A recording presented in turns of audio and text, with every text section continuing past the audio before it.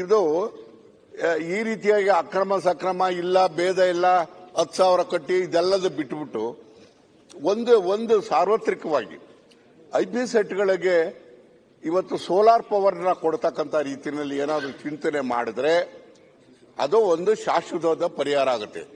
Solar ಕೊಡೋದ್ರಿಂದ ಏನಾಗ್ತದೆ ಅಂದ್ರೆ ಐಪಿ ಸೆಟ್ ನಡೀತದೆ, ಮನೆಗೂ ಕರೆಂಟ್ ಆಗ್ತದೆ. ಈಗಾಗಲೇ ಏನಾಗಿದೆ ಅಂದ್ರೆ ಎಲ್ಲರೂ ಕೂಡ ಜಮೀನುಗಳಲ್ಲಿ ಮನೆ ಕಟ್ಕೊಂಡು ಅಲ್ಲೇ ವಾಸ ಇರುವಂತ ಪರಿಸ್ಥಿತಿ ಇದೆ. ಅವರು ಒತ್ತಾಯ ಮಾಡ್ತಾ ಇರ್ತಕ್ಕಂಥದ್ದು ಏನಂತ ಹೇಳಿದ್ರೆ ನಮಗೆ ಇವತ್ತು ನಿರಂತರ ಕರೆಂಟ್ ಅನ್ನ ಕೊಡಿಸಿ ಅಂತಕ್ಕಂಥ ಒತ್ತಾಯವನ್ನು ಮಾಡ್ತಾ ಇದ್ದಾರೆ. ಆ ಕಾರಣಕ್ಕೋಸ್ಕರ ಈ 2 ಸಲಹೆಯನ್ನು ನಾನು ಕೊಡ್ತಾ ಇದ್ದೀನಿ. ನನ್ನ ಬ್ಯಾಕ್ಲಾಗ್ ಯಾವಾಗ ಕ್ಲಿಯರ್ ಮಾಡ್ತೀರಿ, ಅಕ್ರಮ ಸಕ್ರಮ ಅಂತಕ್ಕಂಥದ್ದು ಭೇದ ಇಲ್ಲದೆ ಇರ್ತಕ್ಕಂಥದ್ದನ್ನ ತೆಗೆದಾಕಿಲ್ಲ ಅಂತಂದ್ರೆ ತೆಗೆದಾಕಿ ಇದನ್ನ ನಾನು ಕೇಳಿದ್ದೀನಿ. ಏನಪ್ಪಾ ಅಂತ ಹೇಳಿದ್ರೆ HVDS high voltage distribution system ಅಂತ, ಅದು ರಾಜ್ಯಕ್ಕೆ ಕೆಲವೇ ಕ್ಷೇತ್ರಗಳಿಗೆ ಸೀಮಿತ ಆಗಿರ್ತಕ್ಕಂಥದ್ದನ್ನ ರಾಜ್ಯದಲ್ಲಿ ಯಾವುದರಲ್ಲೂ ತಗೊಳ್ಳೋದಿಲ್ಲ ಅಂತಕ್ಕಂಥ ಮಾತನ್ನು ಹೇಳಿದ್ರಿ.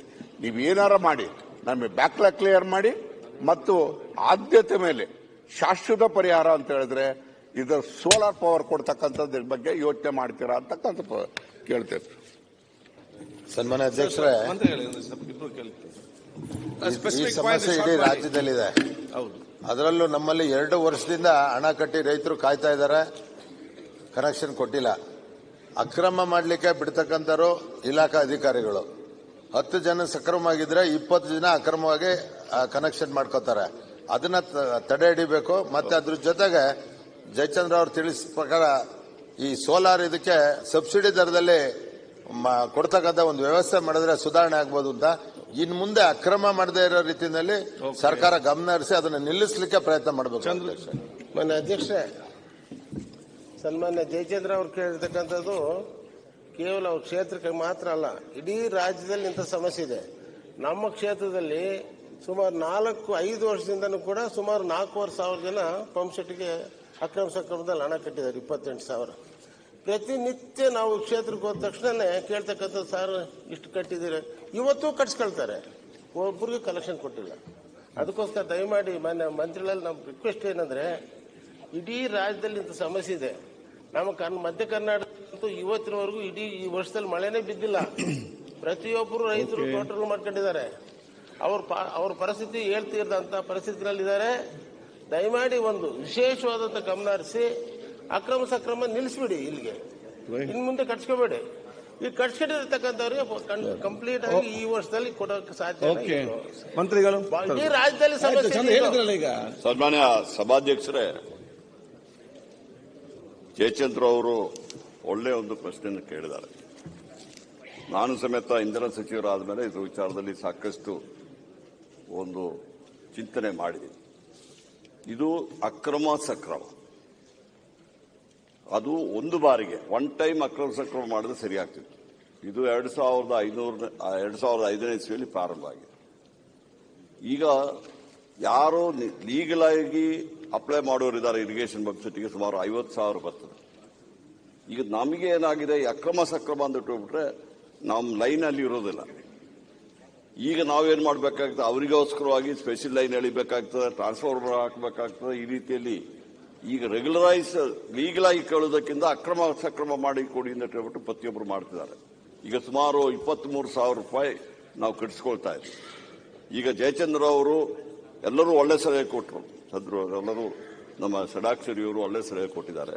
ಬಹುಶಃ ಈಗ ನಾವು ಸೋಲಾರ್ ಸ್ಟ್ಯಾಂಡ್ ಅಲೋನ್ ಪಂಪ್ ಸೆಟ್ಗಳನ್ನ ಪ್ರತಿಯೊಬ್ಬ ಯಾರು ಅಪ್ಲೈ ಮಾಡ್ತಾ ಅವ್ರಿಗೆ ಕೊಟ್ಟರೆ, ಈಗಾಗಲೇ ಸೆಂಟ್ರಲ್ ಗವರ್ಮೆಂಟ್ ಇಂದ ಸುಮಾರು 40% ಸಬ್ಸಿಡಿ ಇದೆ. ಅದೇ ರೀತಿಯಲ್ಲಿ ಸ್ಟೇಟ್ ಗವರ್ಮೆಂಟ್ ಇಂದ 30% ಇದೆ.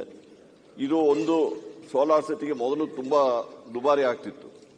ಈಗ ಸುಮಾರು 4.5 ಲಕ್ಷ ರೂಪಾಯಿ ಕೊಟ್ಟರೆ ಈಗ ನಾವು ಸೋಲಾರ್ ಇದನ್ನ ಅಳವಡಿಸ್ಕೋಬಹುದು ಆ ಪಂಪ್ ಸೆಟ್ಗಳಿಗೆ, ಅಂದ್ರೆ ಸೋಲಾರ್ ಎನರ್ಜಿ ತಗೋಬಹುದು. ಈಗ ನಮ್ಮ ರೈತರು ಏನಾದ್ರು, ನಾನೊಬ್ಬ ರೈತನೇ, ನಮಗೆ ಮಲೆನಾಡುಗಳಲ್ಲಿ ಯಾವಾಗಲೂ ಕರೆಂಟ್ ಇರುವುದಿಲ್ಲ, ಕರೆಂಟ್ ಇದ್ದರೂ ಸಮೇತ ಕ್ವಾಲಿಟಿ ಕರೆಂಟ್ ಇರೋದಿಲ್ಲ. ಇದು ಕಂಪ್ಲೇಂಟ್. ಮತ್ತೆ ರಾತ್ರಿ ಹೊತ್ತು ರೈತರಿಗೆ ಕರೆಂಟ್ ಕೊಟ್ಟರು ಅವರಿಗೆ ಅನುಕೂಲ ಆಗೋದಿಲ್ಲ. ಅದರಿಂದ ಈಗ ಹೊಸದಾಗಿ ಒಂದು ಪಾಲಿಸಿ ತಂದುಬಿಟ್ಟು ರೈತರಿಗೆ ಕರೆಂಟ್ ಕೊಡಬೇಕಾಗಿದ್ದು, ಇರಿಗೇಷನ್ ಮಾಡಬೇಕು ನಮ್ಮ ಆದ್ಯತೆ. ರೈತರು ನಮ್ಮ ಒಂದು ಜೀವನಾಡಿ ಅವರು ಇರಬೇಕಾಗುತ್ತೆ. ಅದಕ್ಕೋಸ್ಕರವಾಗಿ ಹೊಸದಾಗಿ ಆದಷ್ಟು ಬೇಗನೆ ಒಂದು ಪಾಲಿಸಿ ತಂದು ಅವರಿಗೆ ಈ ಸಬ್ಸಿಡಿ ನನಗೆ ಗೊತ್ತಿದೆ ಯಾವ ರೀತಿಯಲ್ಲಿ ನಾವು 1 ಲಕ್ಷ ರೂಪಾಯಿ ಎಕ್ಸ್ಟ್ರಾ ಅವ್ರು ಕೊಡಬೇಕಾಗ್ತದೆ. 3.5 ಲಕ್ಷ ರೂಪಾಯಿ ನಾವು ಸಬ್ಸಿಡಿ ಕೊಡ್ತೀವಿ, 1 ಲಕ್ಷ ಕೊಡಬೇಕಾಗ್ತದೆ. ಆ 1 ಲಕ್ಷ ಕೊಡ್ಲಿಕ್ಕೆ ಸಮೇತ ರೈತರಿಗೆ ಕಷ್ಟ ಆಗಬಹುದು.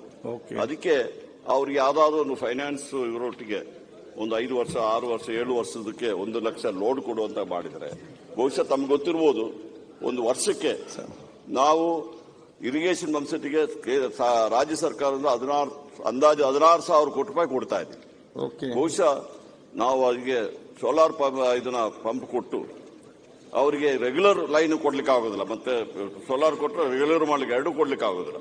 ಅದಕ್ಕೆ ಅದನ್ನು ಕೊಟ್ರೆ ಬಹುಶಃ ಈ ಸಮಸ್ಯೆ ಇಡೀ ರಾಜ್ಯದಲ್ಲಿ ಅವ್ರು ಹೇಳಿದ ಇಡೀ ರಾಜ್ಯದಲ್ಲಿ ಇದೆ, ಒಬ್ಬರಿಗೆಲ್ಲ ಇದಾಗಿದೆ. ಅದಕ್ಕೋಸ್ಕರವಾಗಿ ಅದನ್ನ ಮಾಡೋಣ. ಮತ್ತೆ ಈಗ ತುರ್ತಾಗಿ ನಾವು ಒಂದೇ ಸತಿ ಇದನ್ನು ನಿಲ್ಲಿಸಲಿಕ್ಕೆ ಆಗೋದಿಲ್ಲ. ಅದರಿಂದ ಆದ್ಯತೆ ಮೇಲೆ ಯಾರಿಗೆ ಕೊಡ್ಲಿಕ್ಕೆ ಆಗ್ತದೆ ಅದು ಕೊಡ್ಲಿ.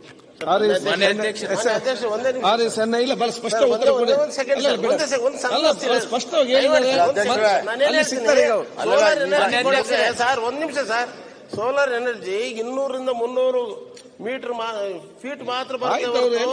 ಅದು ನಮ್ ಕಡೆ ಎಲ್ಲ 1,500 ಪಂಪ್ ಸೆಟ್ ಅಡಿ ಬೋರ್ ಆಗ್ತೀವಿ ಸರ್. ದಯಮಾಡಿ ಸೋಲಾರ್ ವರ್ಕ್ ಆಗಲ್ಲ ನೋಡಿ.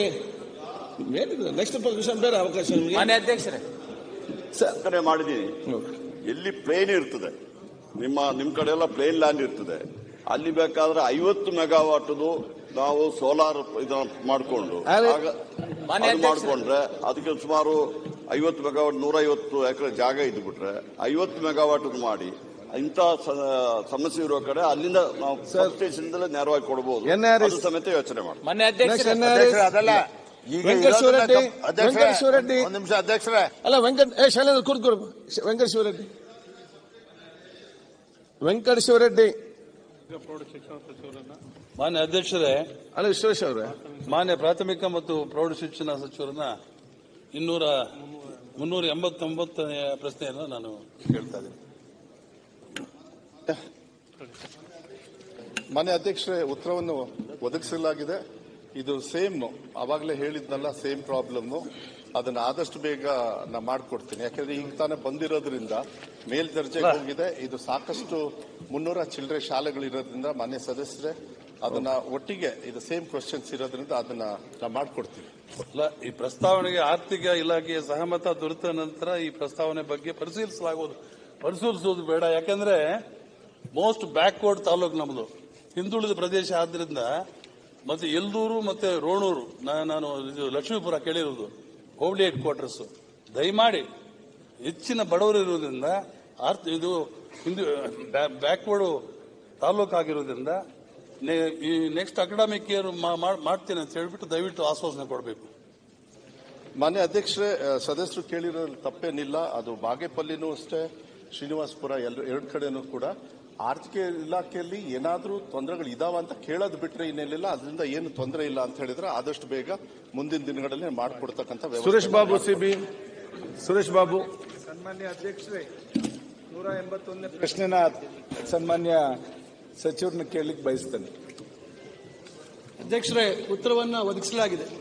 ಸನ್ಮಾನ್ಯ ಅಧ್ಯಕ್ಷರೇ, ಹಿಂದಿನ ಸರ್ಕಾರದಲ್ಲಿ ಚುನಾವಣೆ ಸಂದರ್ಭ ಮುಂಚೆ ಅಲ್ಲಿ ನಾವು ಮಂಜೂರು ಮಾಡಿದೀವಿ ಅಂತ ಸನ್ಮಾನ್ಯ ಮುಖ್ಯಮಂತ್ರಿಗಳನ್ನ ಕರ್ಕೊಂಡ್ಬಂದು ಪೂಜೆ ಮಾಡಿಸ್ಬಿಟ್ಟಿದ್ದಾರೆ. ಇಲ್ಲಿ ಮಂಜೂರಾಗಿಲ್ಲ ಅಂತ ಉತ್ತರ ಕೊಟ್ಟಿದ್ದಾರೆ ಸಚಿವರು. ಅದರಿಂದ ನಾವೊಂದು ಸ್ವಲ್ಪ ಅದರ ಯಾವುದನ್ನು ನಂಬಬೇಕು. ಈಗ ಹಿಂದ್ಗಡೆ ಬಸವರಾಜ ಬೊಮ್ಮಾಯಿ ಅವರು ಮುಖ್ಯಮಂತ್ರಿ ಆಗಿದ್ದಾಗ ಆಗಿನ ಶಾಸಕರು ಕರ್ಕೊಂಡ್ಬಂದು ಪೂಜೆ ಮಾಡಿಸಿದ್ದಾರೆ ಇದಕ್ಕೆ. ಈಗ ಅದು ಮಂಜೂರಾಗಿಲ್ಲ ಅಂತ ಇಲ್ಲಿ ಹೇಳ್ತಾ ಇದ್ದಾರೆ. ಅದನ್ನೇನಾದ್ರು ಚುನಾವಣೆಗೋಸ್ಕರ ಇವರೇನಾದ್ರು ಇದನ್ನ ಪಾಲಿಟೆಕ್ನಿಕ್ ನ ಮಂಜೂರು ಮಾಡಿದ್ರ ಏನು ಅಂತ ನನಗೊಂದು ಸ್ವಲ್ಪ ಸ್ಪಷ್ಟೀಕರಣ ಬೇಕು ಅಧ್ಯಕ್ಷ. ಅಧ್ಯಕ್ಷರೇ, ಸದಸ್ಯರು ಕೇಳ್ತಾ ಇರತಕ್ಕಂಥ ವಿಚಾರ ಕಳೆದ ಸರ್ಕಾರದಲ್ಲಿ ಚುನಾವಣೆಗೆ ಮುಂಚಿತವಾಗಿ ಮಂಡನೆ ಮಾಡಿರ್ತಕ್ಕಂಥ ಆಯವ್ಯಯದಲ್ಲಿ ಪ್ರಸ್ತಾಪ ಆಗಿದೆ. ನಂತರ ಚುನಾವಣೆ ಘೋಷಣೆ ಆದ್ರಿಂದ ನೀತಿ ಸಂಹಿತೆ ಎಲ್ಲ ಜಾರಿಗೆ ಬಂದಿದ್ರಿಂದ ಆ ಆಯವ್ಯಯ ಬದಲು ಈಗ ಹೊಸದಾಗಿ ನಾಳೆ ಆಯವ್ಯಯ ಮಂಡನೆ ಆಗ್ತಾ ಇದೆ. ಅದರ ಆಧಾರದ ಮೇಲೆ ಅದಕ್ಕೆ ಗಮನ ಕೊಡಲಾಗಿದೆ.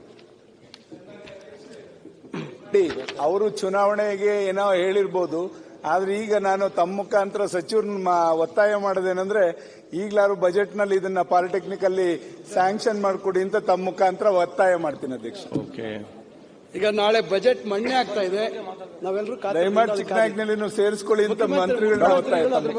ಚಂದ್ರಲಾಮಾನಿ ಮನೆ ಅಧ್ಯಕ್ಷರು ಇದ್ರ ಬಗ್ಗೆ ಒಂದು ಇದ್ರ ಬಗ್ಗೆನೇ ಕಾಲೇಜ್ ಆಫೀಸಲ್ಲಿ ಸಿಗ್ತಾರೆ, ಮಾತಾಡಬಹುದು.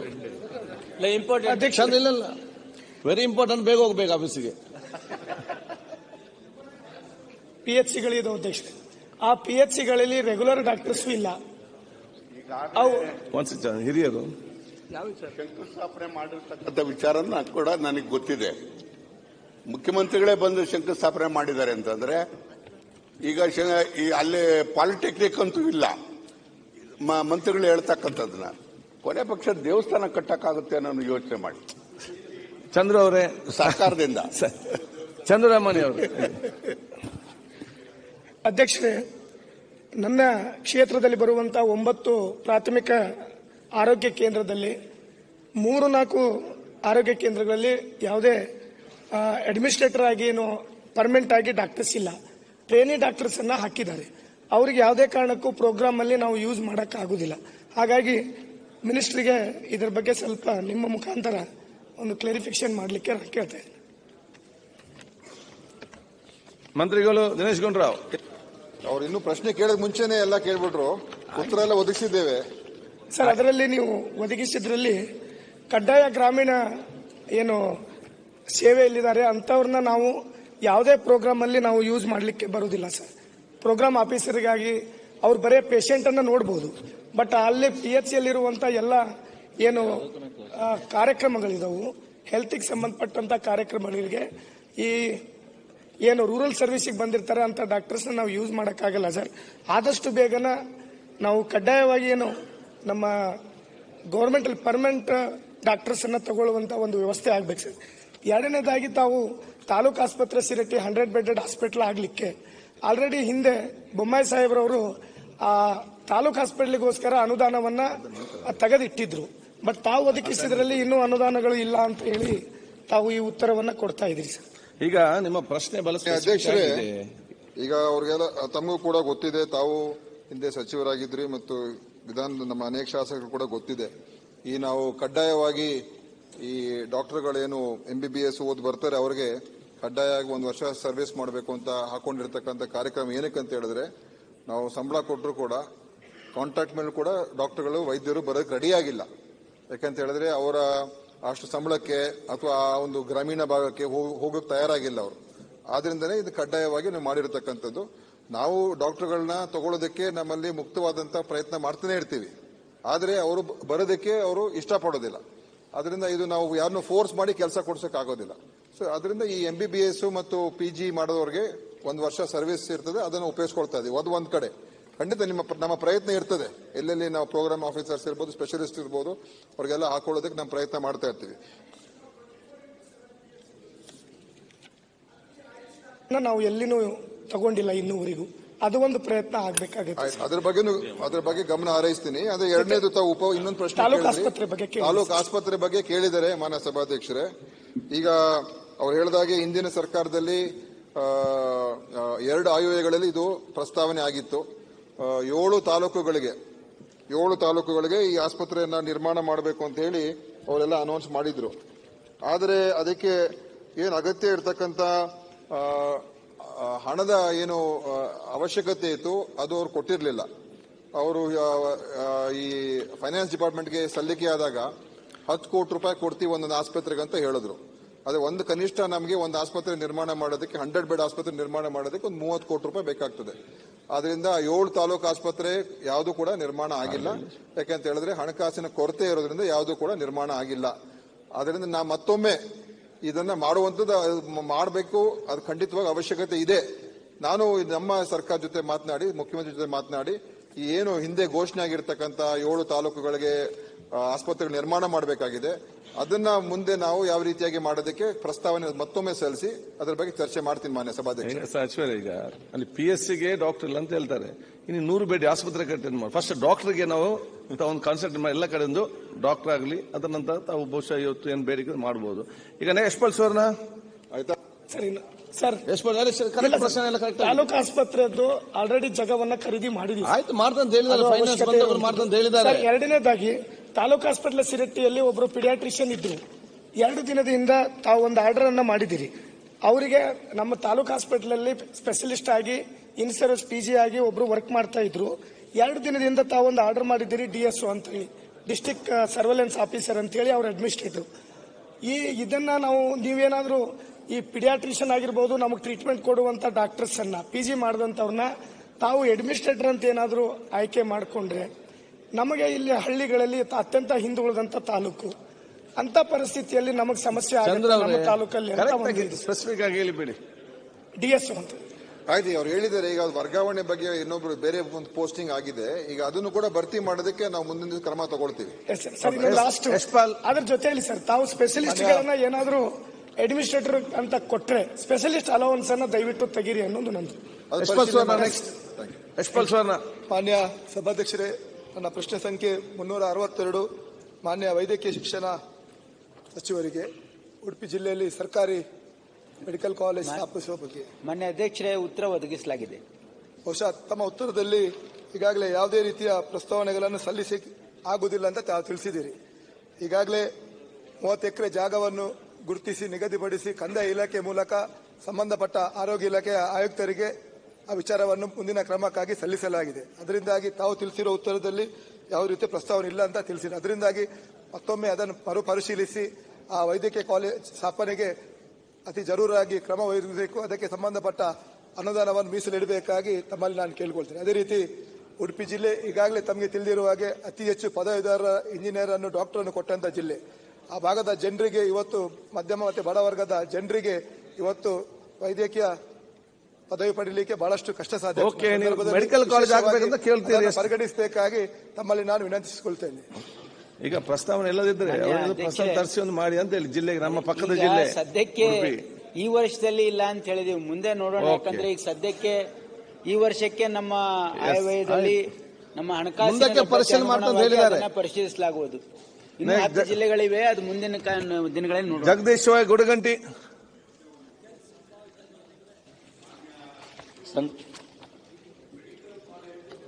ಇಲ್ಲ, ಈ ವರ್ಷಕ್ಕೆ ಇರ್ತಕ್ಕಂಥ ರೀತಿಯಲ್ಲಿ ಹೇಳ್ತಾ ಇದ್ದಾರೆ. ಉಡುಪಿಗಿಲ್ಲ ಅಂತ ಹೇಳಿ, ಉಡುಪಿನಲ್ಲಿ ಅದು ಉಡುಪಿನ ಅಥವಾ ರಾಜ್ಯಕ್ಕೆ ಗೊತ್ತಾಗಲಿಲ್ಲ, ಅದನ್ನು ವಿವರಿಸಿ ಹೇಳಲಿಲ್ಲ ಅವರು. ಈಗ ಒಂದು ವಿಶೇಷವಾದಂತಹ ಒಂದು ಪ್ರಕರಣ ಇದೆ.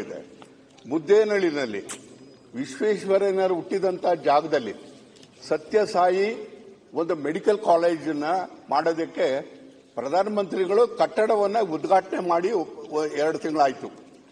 ಆ ಕಾಲೇಜ್ ಪ್ರಸ್ತಾವನ ಕಾಲೇಜ್ ಇದು ಸರ್ಕಾರ ಮುಂದೆ ಇದೆ. ಇನ್ನು 10 ದಿವಸದಲ್ಲಿ ಅಡ್ಮಿಷನ್ಸ್ ಆಗಬೇಕಾಗುತ್ತೆ. ವಿಶೇಷತೆ ಏನು ಅಂತ ಹೇಳಿದ್ರೆ, ಸತ್ಯಸಾಯಿ ಮೆಡಿಕಲ್ ಕಾಲೇಜು ಇಡೀ ಪ್ರಪಂಚದಲ್ಲಿ ಯಾರು ಮಾಡದೇ ಇರತಕ್ಕಂಥದ್ದಲ್ಲಿ ಫ್ರೀ ಎಜುಕೇಶನ್ ಕೊಡಬೇಕು ಅಂತ ತೀರ್ಮಾನ ಮಾಡಿದ್ದಾರೆ. ಅದಕ್ಕಾರ ಕೊಡಕ್ಕಾಗುತ್ತಾ? ನಾನಂತೂ ಮಂತ್ರಿಗಳನ್ನ ಕೇಳಿ ಕೇಳಿ ಕೇಳಿ ಸಾಕಾಗೋಯ್ತು. ಈಗಲಾದ್ರೂ ಕೂಡ ದಯಮಾಡಿ ಈಗಲೂ ಸ್ಪಷ್ಟವಾದಂತ ಉತ್ತರವನ್ನು ಕೊಡಿ.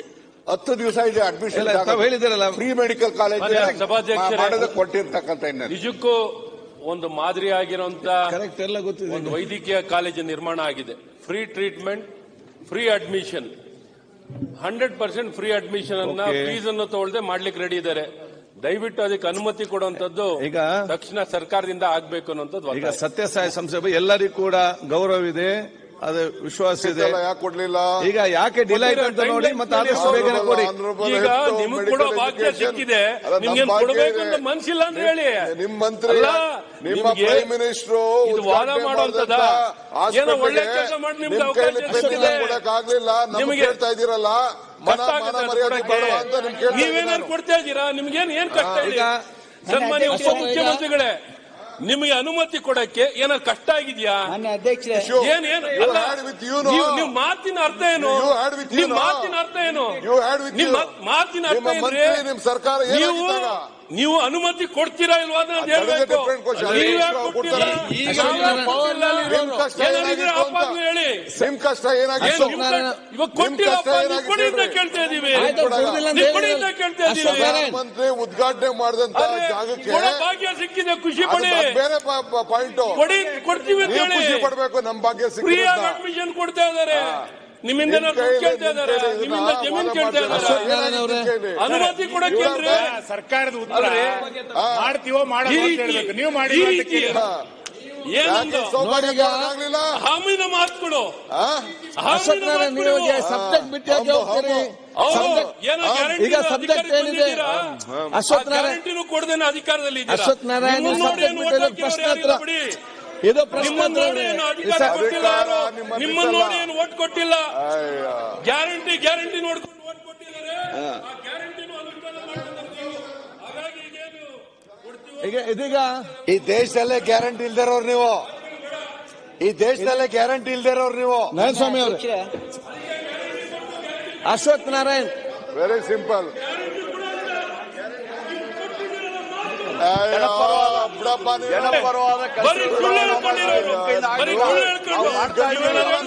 ನಿಮ್ಮ ರೀತಿ ಅಶ್ವಥ್ ನಾರಾಯಣ್ ಅವರೇ, ನಾರಾಯಣಸ್ವಾಮಿ ಈಗ ಸತ್ಯಸಾಯಿ ಸಂಸ್ಥೆ ಬಗ್ಗೆ ಎಲ್ಲರಿಗೆ ಮಂತ್ರಿಗಳೇ, ಸತ್ಯಸಾಯಿ ಎಲ್ಲರಿಗೂ ಕೂಡ ಗೌರವ ಇದೆ.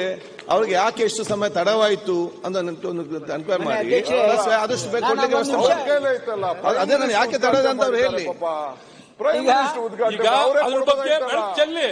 ಸಭಾಧ್ಯಕ್ಷರೇ,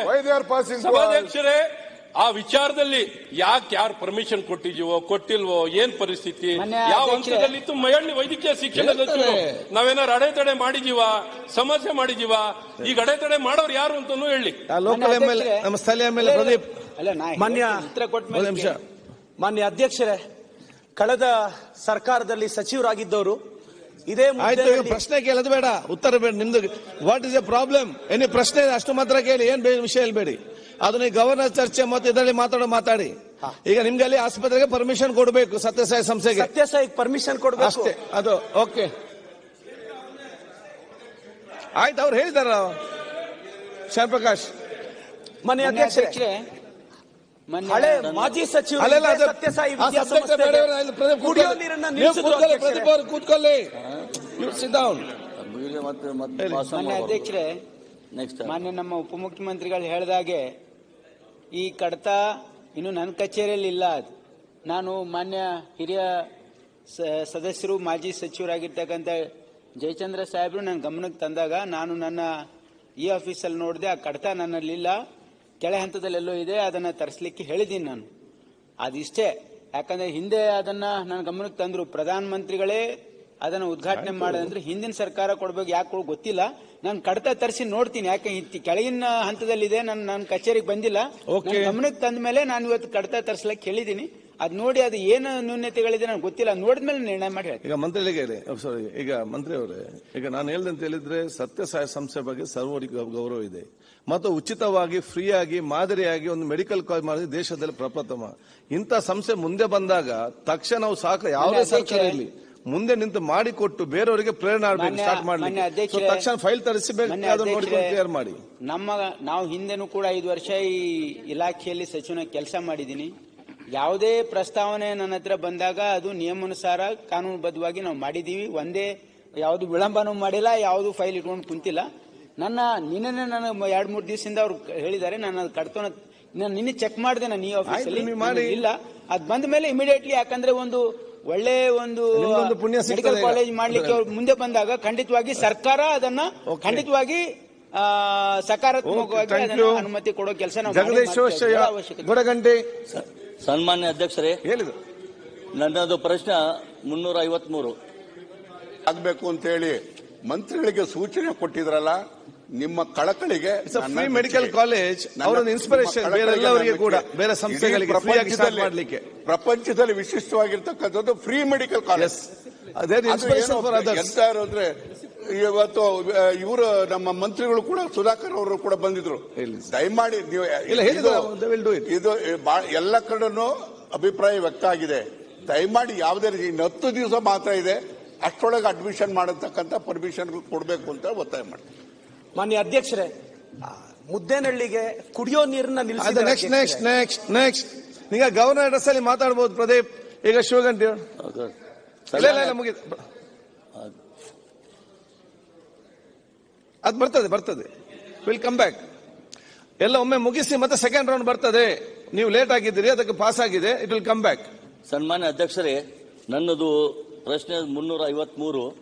ಅದಕ್ಕೆ ಮಾನ್ಯ ಆರೋಗ್ಯ ಮತ್ತು ಕುಟುಂಬ ಕಲ್ಯಾಣ ಸಚಿವರಿಂದ ಉತ್ತರ ಬಂದಿದ್ದು, ತೃಪ್ತಿಕರವಾಗಿರುವ ಕಾರಣ ಈಗ ಆ ಹೊಸ ಶಾಸಕರಿಗೆ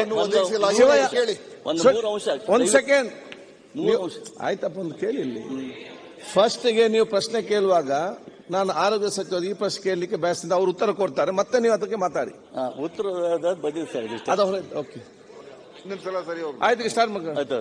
ಈಗ ನಾನು ಒಂದು 3 ವಿಷಯಗಳ ಪ್ರಸ್ತಾವನೆ ಇಲ್ಲಿ ಮಾಡಲಿಕ್ಕೆ ಇಚ್ಛಿಸ್ತಾ ಇದ್ದೆ. ನಾನು 2018ರಲ್ಲಿ ಘನ ಸರ್ಕಾರವು ನ್ಯಾಷನಲ್ ಹೆಲ್ತ್ ಮಿಷನ್ ಮತ್ತು ಪರ್ಫಾರ್ಮೆನ್ಸ್ ಇಂಪ್ರೂವ್ಮೆಂಟ್ ಪ್ಲಾನ್ ಯೋಜನೆಯಲ್ಲಿ ರಾಜ್ಯದ 24 ಪ್ರಾಥಮಿಕ ಆರೋಗ್ಯ ಕೇಂದ್ರ ಸಮುದಾಯ ಆರೋಗ್ಯ ಕೇಂದ್ರಗಳನ್ನಾಗಿ ಮೇಲ್ದರ್ಜೆಗೆ ಏರಿಸಿದ್ದಕ್ಕಾಗಿ ಮತ್ತು ನನ್ನ ಕ್ಷೇತ್ರದ ಬರುವಂತಹ ಬಾಗಲಕೋಟೆ ಜಿಲ್ಲೆಯ ಜಮಖಂಡಿ ತಾಲೂಕಿನ ಸಾವಳಿಗೆ ಪಟ್ಟಣದಲ್ಲಿರುವ ಪ್ರಾಥಮಿಕ ಆರೋಗ್ಯ ಕೇಂದ್ರವನ್ನು ಸಮುದಾಯ ಆರೋಗ್ಯ ಕೇಂದ್ರವನ್ನಾಗಿ ಪರಿಗಣಿಸಿದ್ದಕ್ಕಾಗಿ ಮೊದಲು ಧನ್ಯವಾದಗಳನ್ನು ಹೇಳುತ್ತೇನೆ.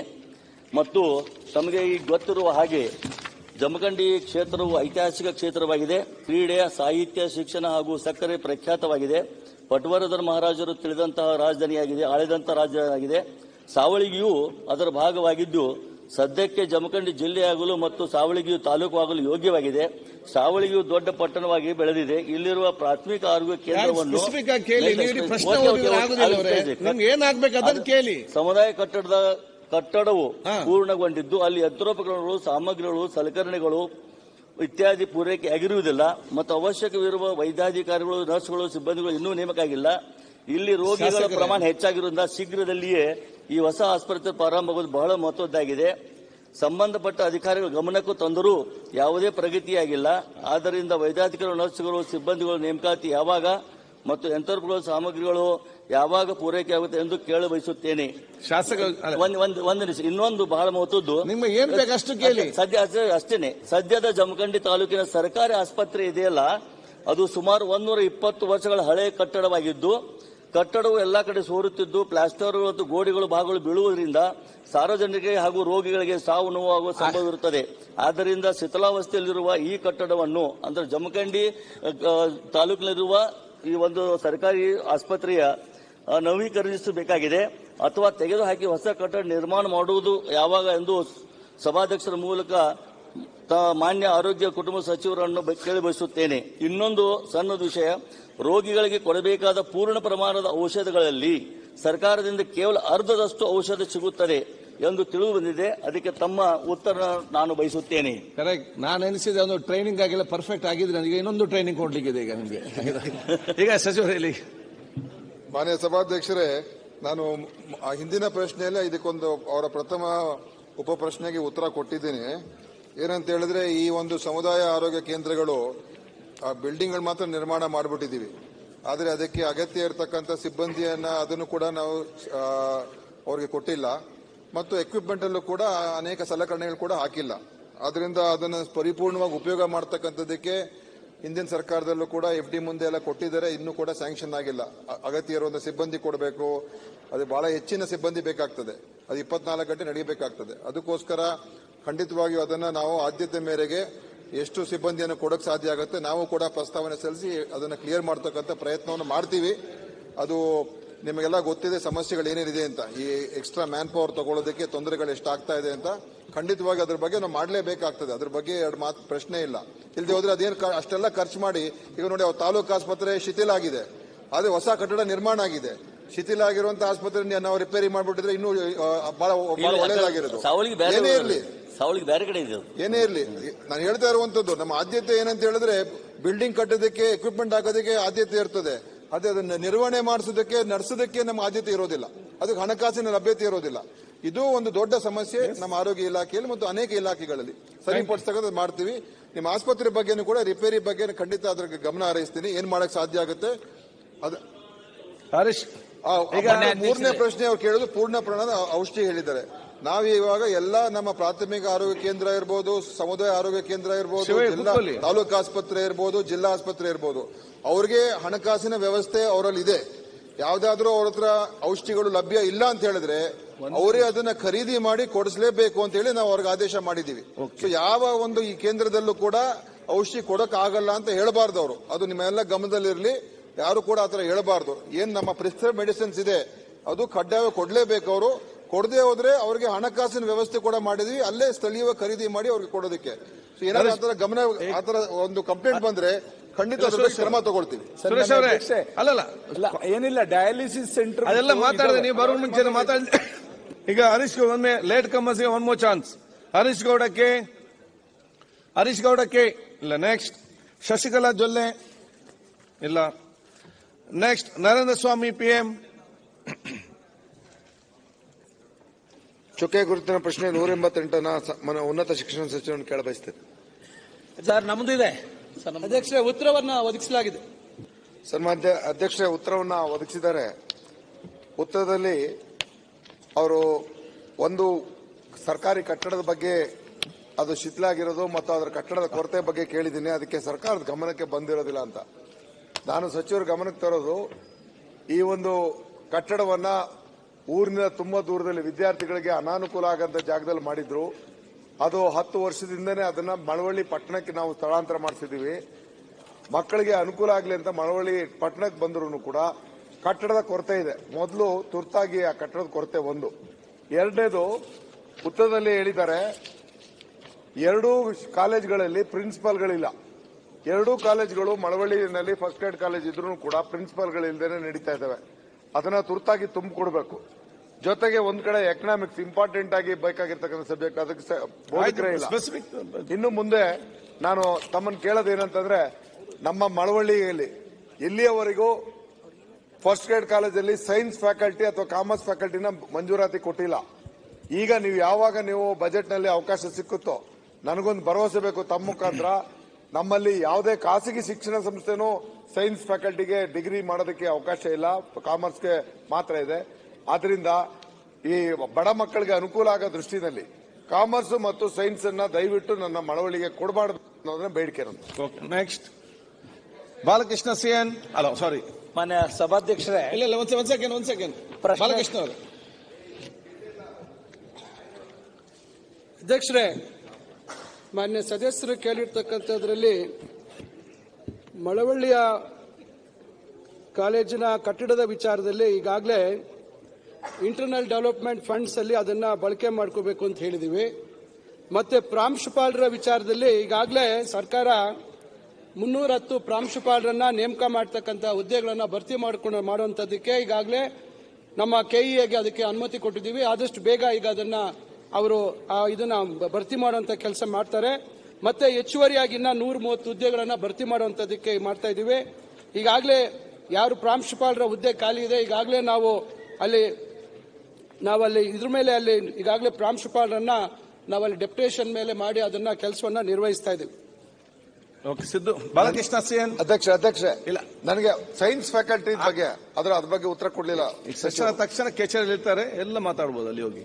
ಇಲ್ಲಿ ಭರವಸೆ ಬರಲಿ ಅಂತ ಸದನದಲ್ಲಿ ನಿಮ್ಮ ಎದುರು ಭರವಸೆ ಬರಲಿ. ಸಭಾಧ್ಯಕ್ಷ ಏನಿಲ್ಲ, ಸಾರ್ವಜನಿಕ ದೃಷ್ಟಿಯಲ್ಲಿ ವಿದ್ಯಾರ್ಥಿಗಳ ದೃಷ್ಟಿಯಲ್ಲಿ ಸೈನ್ಸ್ ಫ್ಯಾಕಲ್ಟಿನ ಮಳವಳ್ಳಿಗೆ ಕೊಡೋದಕ್ಕೆ ತಾವು ಕೂಡ ನನ್ನ ಪರವಾಗಿ ಎಲ್ಲ ಕಡೆ ಗ್ರಾಮೀಣ ಮಟ್ಟಕ್ಕೆ ವಿಜ್ಞಾನ ಕೇಂದ್ರ ಕೂಡಬೇಕು ನಮ್ಮ ಇಚ್ಛೆ ಇದೆ.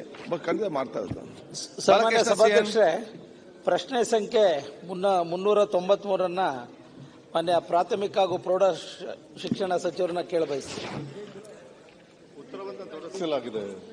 ಮಾನ್ಯ ಸಭಾಧ್ಯಕ್ಷ ಉತ್ತರವನ್ನು ಒದಗಿಸಿದರೆ, ಇವತ್ತು ಪ್ರಾಥಮಿಕ ಶಾಲೆಗಳ ಸ್ಥಿತಿಗತಿ ಏನಾಗಿದೆ ಅನ್ನೋದು ಇತ್ತೀಚೆಗೆ ಎಲ್ಲರಿಗೂ ಕೂಡ ತಿಳಿದಿರುವಂಥ ವಿಚಾರ. ಈ ಹಿಂದಿನ 2 ವರ್ಷಗಳಲ್ಲಿ ಅತಿಯಾದಂಥ ಹೆಚ್ಚಿನ ಮಳೆಯಿಂದ ಎಲ್ಲ ಕಟ್ಟಡಗಳು ಶಿಥಿಲಗೊಂಡಿದ್ದಾವೆ. ಎಲ್ಲ ಮಕ್ಕಳ ತಂದೆ ತಾಯಿಗಳು, ಪೋಷಕ ವರ್ಗ ಭಯದ ವಾತಾವರಣದಲ್ಲಿ ಮಕ್ಕಳನ್ನ ಶಾಲೆಗೆ ಕಳಿಸ್ತಕ್ಕಂಥ ಸ್ಥಿತಿ ನಿರ್ಮಾಣ ಆಗಿದೆ. ಉತ್ತರವನ್ನು ಒದಗಿಸಿದ್ದಾರೆ. ನನ್ನ ವಿಧಾನಸಭಾ ಕ್ಷೇತ್ರಕ್ಕೆ ಸಂಬಂಧಿಸಿದಂತೆ ಸುಮಾರು ಇಲ್ಲಿ ಕೊಟ್ಟಿರ್ತಕ್ಕಂಥ ಮಾಹಿತಿ ತಪ್ಪಿದೆ. ಸುಮಾರು 100ಕ್ಕಿಂತ ಹೆಚ್ಚು ಶಾಲೆಗಳಲ್ಲಿ ಸಮಸ್ಯೆ ಇದೆ. ಕಳೆದ ಸಂದರ್ಭದಲ್ಲಿ ಪ್ರಕೃತಿ ವಿಕೋಪದ ಅಡಿನಲ್ಲಿ ಸುಮಾರು 15 ಕೊಠಡಿಗಳನ್ನು ರಿಪೇರಿ ಮಾಡಿದ್ದಾರೆ. ಅಂದ್ರೆ 2 ಲಕ್ಷ ರೂಪಾಯಿ ಒಂದು ಕೊಠಡಿ ಕೊಟ್ಟಿರ್ತಕ್ಕಂಥದ್ದು. ಬಹುಶಃ ಸುಮಾರು ಈ ಒಂದು ಉತ್ತರ ಕೊಡುವಂತ ಸಂದರ್ಭದಲ್ಲಿ ಯಾವ ಕಾಲಮಿತಿನಲ್ಲಿ ನಾವು ಅದನ್ನ ರಿಪೇರ್ ಮಾಡಿಸ್ತೀವಿ ಅನ್ನೋ ಮಾಹಿತಿನ ಮಾನ್ಯ ಸಚಿವರು ಒದಗಿಸಿಲ್ಲ. ಖಂಡಿತ ಇದು ಪ್ರಾಥಮಿಕ ಶಿಕ್ಷಣ ಮೂಲಭೂತ ಹಕ್ಕಿದೆ. ಇವತ್ತು ಇಂತಹ ಸನ್ನಿವೇಶ ಇರತಕ್ಕಂಥ ಸಂದರ್ಭದಲ್ಲಿ ಸರ್ಕಾರಿ ಶಾಲೆಗಳನ್ನು ಮುಚ್ಚುವಂತ ಸ್ಥಿತಿ ಇವತ್ತು ನಿರ್ಮಾಣ ಆಗ್ತಾ ಇದೆ. ಇದಕ್ಕೆ ಮಾನ್ಯ ಸಭಾಧ್ಯಕ್ಷ, ಮಾನ್ಯ ಸಚಿವರು ಇದಕ್ಕೆ ಹೆಚ್ಚಿನ ಆಸಕ್ತಿ ತೆಗೆದುಕೊಂಡು ಈ ಸಾಲಿನಲ್ಲಿ ಹೆಚ್ಚಿನ ಅನುದಾನವನ್ನು ಕೊಟ್ಟು ಪೂರ್ಣ ಪ್ರಮಾಣದಲ್ಲಿ ಇನ್ಫ್ರಾಸ್ಟ್ರಕ್ಚರ್ ಮೇಲ್ಛಾವಣಿಗಳು ಬೀಳ್ತಾ ಇದ್ದಾವೆ. ಅದನ್ನ ಸರಿಪಡಿಸ್ತಕ್ಕಂಥದಕ್ಕೆ ಆದ್ಯತೆ ದುರಸ್ತಿ ಕೊಡಬೇಕು. ಮಾಡ್ಲಿಕ್ಕೆ ಅನುದಾನ ಕೊಡಬೇಕಂತ ಅವು ಕೇಳುವಂತದ್ದು ಅಷ್ಟೇ. ಶರಣ್ ಪ್ರಕಾಶ್. ಮಾನ್ಯ ಅಧ್ಯಕ್ಷರೇ, ಸದಸ್ಯರು ಹೇಳಿರೋದ್ರಲ್ಲಿ ತಪ್ಪೇನಿಲ್ಲ. ಇಡೀ ರಾಜ್ಯದಲ್ಲೂ ಕೂಡ ಈ ಸಮಸ್ಯೆಗಳಿದೆ. ಅದರಲ್ಲೂ ವಿಶೇಷವಾಗಿ ಮಲೆನಾಡು ಭಾಗದಲ್ಲಿ ಅತಿವೃಷ್ಟಿಯಿಂದ ಆಗಿರ್ತಕ್ಕಂಥದ್ದು ತುಂಬಾ ನಮಗೂ ಕೂಡ ಮಾಹಿತಿಯನ್ನ ಮತ್ತೆ ನಾವು ತರಿಸ್ಕೊಂಡಿದ್ದೀವಿ. ಈ ಒಂದು ಸತಿ ನಮಗೆ ಬಜೆಟ್ ಅನೌನ್ಸ್ ಆದ ಮೇಲೆ ಆದಷ್ಟು ಬೇಗ ಮಕ್ಕಳಿಗೆ ಒಂದೇ ನಿಮಿಷ ಮುಗಿಸ್ಬಿಡ್ತೀನಿ ಸದಸ್ಯರಿಗೆ, ಯಾವುದೇ ತರದ ತೊಂದರೆ ಆಗದೆ ಇರತಕ್ಕಂಥದ್ದು. ಯಾಕಂದ್ರೆ ನನ್ಗೆ ಗೊತ್ತಿದೆ ಕೆಲವು ಏನಾದ್ರು ಮಕ್ಕಳು ಓದಬೇಕಾದ್ರೆ ಅವ್ರಿಗೆ ಅನಾಹುತ ಆದರೆ ತೊಂದರೆ ಆಗ್ತದೆ ಅಂತಕ್ಕಂಥದ್ದನ್ನ ನಾನು ಅದನ್ನು ಬಹಳ ಸ್ಟ್ರಿಕ್ಟ್ ಆಗಿ ನಾನು ಅದನ್ನಾಗಲೇ ಅಧಿಕಾರಿ ವರ್ಗದವ್ರಿಗೂ ಹೇಳಿದ್ದೀನಿ. ಅದು ಆಗದೆ ಇರತಕ್ಕಂಥ ರೀತಿಯಲ್ಲಿ ಯಾವ್ದಾದ್ರು ಬಹಳ ಪ್ರಮುಖವಾಗಿ ನಾವು ತಗೊಳ್ಬೇಕು, ಅದನ್ನ ಆದಷ್ಟು ಬೇಗ ತಗೊಳ್ತೀವಿ. ಮತ್ತೆ ಬೇರೆ ಸಭಾಧ್ಯಕ್ಷರೇ, ಅದನ್ನ ಜರೂರಾಗಿ ಸಮಯ ಅಂತ 4-6 ತಿಂಗಳು ಬೇಡ ಸರ್. ಇಲ್ಲ ಅಷ್ಟೊಂದು ದಿವಸ ಎಲ್ಲ ತಗೊಳ್ಳೋದಿಲ್ಲ. ಈ ಮಳೆಗಾಲದಲ್ಲಿ ಈಗ ಅತಿಥಿ ಶಿಕ್ಷಕರನ್ನ ಕೂಡಲೇ ನೇಮಕ ಮಾಡಿ ಸ್ವಾಗತ ಮಾಡ್ತೀವಿ ಅದನ್ನ. ಬಟ್ ರಿಪೇರ್ಸ್ಗೆ ಸಂಬಂಧಪಟ್ಟಂಗೆ ನೆಗ್ಲೆಕ್ಟ್ ಆಗೋದ್ ಬೇಡ. ಮೊದಲನೇ ಆದ್ಯತೆ ಕೊಟ್ಟು ಅವಕಾಶ ಮಾಡ್ಕೊಡೋದು. ಇಲ್ಲ, ಬಹಳ ತುರ್ತು ರೀತಿಯಲ್ಲಿ ನಾವು ಮಾಡ್ತೀವಿ. ಮಳೆಗಾಲ ಇದ್ರೂ ಕೂಡ ಮಕ್ಕಳಿಗೆ ತೊಂದರೆ ಆಗದೆ ಇರತಕ್ಕಂಥಲ್ಲಿ ಬಹಳ ಎಮರ್ಜೆನ್ಸಿ ಮತ್ತೆ ಬಹಳ ತುರ್ತು ರೀತಿಯಲ್ಲಿ ಯಾವ್ದಾಗಬೇಕು, ಅರ್ಜೆಂಟ್ ಆಗಿ ಆಗ್ಬೇಕು, ಅದನ್ನ ಗಮನ ತಗೊಂಡು ಅನಾಹುತ ಆಗಿದೆ ಮಾನ್ಯ ಸಭಾಧ್ಯಕ್ಷ. ಆದಷ್ಟು ಶೀಘ್ರದಲ್ಲಿ ಮಾಡ್ತಂತ ಹೇಳಿದ್ದಾರೆ. ಸಂಬಂಧಪಟ್ಟ ಹಾಗೆ ಅಂತ ಅಗತ್ಯತೆಯಲ್ಲಿ ನಾಳೆ ಬೀಳ್ತಂತ ಪರಿಸ್ಥಿತಿ ಇದ್ರೆ ಇಲ್ಲಿಂದ ಸ್ವಲ್ಪ ಲೇಟ್ ಆಗ್ತದೆ. ನಿಮ್ಮ ಶಾಸಕ ನಿಧಿಯಲ್ಲಿ ತಕ್ಷಣ ಮಾಡಿಸಬೇಕು ಅದನ್ನು. ಸರ್ ನಾವು ಪ್ರಿಕಾಷನರಿ ಇದನ್ನ ತಗೊಂಡಿದೀವಿ. ಇಲ್ಲಿ 100 ಶಾಲೆಗಳಿರೋದ್ರಿಂದ ಏಕಕಾಲದಲ್ಲಿ ಮಾಡ್ಲಿಕ್ಕಾಗಲ್ಲ. ಅದಕ್ಕೆ ತಮ್ಮ ಗಮನಕ್ಕೆ ನಾವು ಗಮನ ಹರಿಸಿದೀವಿ. ಅವ್ರು ಹೇಳ್ತಾರೆ, ಡೋಂಟ್ ವರಿ. ಸಿದ್ದು ಪಾಟೀಲ್. ಮಾನ್ಯ ಅಧ್ಯಕ್ಷರೇ, ಚುಕ್ಕೆ ಗುರುತಿನ ಸಂಖ್ಯೆ 349 ಉತ್ತರಿಸಬೇಕಾದ ಸಚಿವರು ಮಾನ್ಯ ಅರಣ್ಯ ಜೀವಿ ಪರಿಸ್ಥಿತಿ ಮತ್ತು ಪರಿಸರ ಸಚಿವರು. ಸನ್ಮಾನ್ಯ ಸಭಾಧ್ಯಕ್ಷರೇ, ಉತ್ತರವನ್ನು ಒದಗಿಸಲಾಗಿದೆ. ಓಕೆ. ಮಾನ್ಯ ಅಧ್ಯಕ್ಷರೇ, ಉತ್ತರ ಕೊಟ್ಟಿದ್ದಾರೆ. ಅದರ ಹಾಗೆ ಏನು ಉತ್ತರ ಕೊಟ್ಟಿದ್ದಾರೆ ಅದರ ರೀತಿಯಲ್ಲಿ ಅಲ್ಲಿ ಯಾವುದೇ ಆಫೀಸರ್ಸ್ಗಳು ಕೆಲಸ ಮಾಡ್ತಾ ಇಲ್ಲ. ಯಾಕೆಂತಂದ್ರೆ ದಿನನಿತ್ಯದ ಇದು ಕಾಟ ಆಗಿದೆ. ಸುಮಾರು ಈ ಕಾರ್ಖಾನೆ ಸುತ್ತಮುತ್ತ ಒಂದು 5 ಹಳ್ಳಿಗಳು ಇದೆ. ಗಡಂತಿ, ಮಾಣಿನಗರ್, ಬಸಂತಪುರ್, ಮುಳ್ಕೇರ. ಅದರ ಹಾಗೆ ಒಂದು 2 ಕಿಲೋಮೀಟರ್ ನಲ್ಲಿ ಹುಮ್ನಾಬಾದ್ ಪಟ್ಟಣ ಕೂಡ ಇದೆ. ಆ ರಾತ್ರಿ ಬರ್ತಂತ ಗ್ಯಾಸು ಮತ್ತು ಈ ನೀರಿಂದು ಏನು ಎಫ್ಲೆಂಟ್ ಬಿಟ್ಟು ಹಳ್ಳಗಳಿಗೆ ಹೋಗ್ತಾ ಇದೆ. ಆ ಹಳ್ಳಗಳಿಗೆ ಹೋಗದ ಮುಖಾಂತರ ನಮ್ಮ ಹುಮ್ನಾಬಾದ್ ಪಟ್ಟಣ, ಹಳಿಕೇಡು, ಚುಡುಗುಪ್ಪಕ್ಕ ಅದೇ ಕುಡಿತಂತ ನೀರು ಬರ್ತಾ ಇದೆ. ಅದರಲ್ಲಿ ಮತ್ತ ಕುಡಿತಂತ ನೀರು ಕೂಡ ಫಿಲ್ಟರ್ ಆಗ್ತಾ ಇಲ್ಲ. ಆದ್ರೆ ಈಗ ಅನೇಕ ಸಮಸ್ಯೆಗಳು ಬರ್ತಾ ಇದೆ ನೀರಿನಿಂದ ಮತ್ತೆ ಇದು ಮಾಲಿನ್ಯದಿಂದ. ಮೊನ್ನೆ ರಾತ್ರಿ 12 ಗಂಟೆಗೆ ಮಾಲಿನ್ಯದಿಂದ ಬಹಳಷ್ಟು ಜನರು ಭಯಭೀತರಾಗಿದ್ರು. ಎಲ್ಲರೂ ಮನೆ ಹೊರಗೆ ಬಂದು ಬಹಳಷ್ಟು ಜನ ಗಲಾಟೆ ಮಾಡ್ತಾ ಇದ್ರು. ಅವಾಗ ನಾನು ಪೊಲೀಸರಿಗೆ ಹೇಳಿದೆ. ಅದರಲ್ಲಿ ವಿಶೇಷ ಏನಿದೆ, ನಮ್ಮ ಬೀದರ್ ಜಿಲ್ಲೆಗೆ ಈ ಪರಿಸರ ಏನು ಅಧಿಕಾರಿಗಳು ಇರಬೇಕು, ಯಾರೂ ಇಲ್ಲ. ಒಬ್ಬರು ಎಒ ಇದ್ದಾರೆ, ಆದ್ರೆ 3 ಎಒ ಇರಬೇಕು, ಒಬ್ಬರು ಇಒ ಇರಬೇಕು, ಆದ್ರೆ ಒಬ್ಬರೇ ಎಒ ಇದ್ದಾರ. ಅದಕ್ಕಾಗಿ ತಾವು ಈ ಅಧಿಕಾರಿಗಳನ್ನು ಇದು ಮಾಡಬೇಕು. ಅದೇ ರೀತಿ ಈ ಮಾಲಿನ್ಯ ಏನ್ ಬಿಡ್ತಂತ ಈ ಫ್ಯಾಕ್ಟರಿಗಳಿದೆ, ಸುಮಾರು ಒಂದು 8 ಕೆಮಿಕಲ್ ಫ್ಯಾಕ್ಟರಿಗಳಿದೆ ನಮ್ಮ ಹತ್ರ. ಅವಕ್ಕ ನೋಟಿಸ್ ಕೊಟ್ಟು ಮುಚ್ಚುವಂತ ಕಾರ್ಯ ಮಾಡಬೇಕಂತ ನಾನು ತಮ್ಮಲ್ಲಿ ಮನವಿ ಮಾಡ್ತೀನಿ. ಸನ್ಮಾನ್ಯ ಸಭಾಧ್ಯಕ್ಷರೇ, ಹುಮ್ನಾಬಾದ್ ಕೈಗಾರಿಕಾ ಪ್ರದೇಶದಲ್ಲಿ ಸುಮಾರು 25 ಕೆಂಪು ವರ್ಗದ ಕೈಗಾರಿಕೆಗಳಿದ್ದಾವೆ.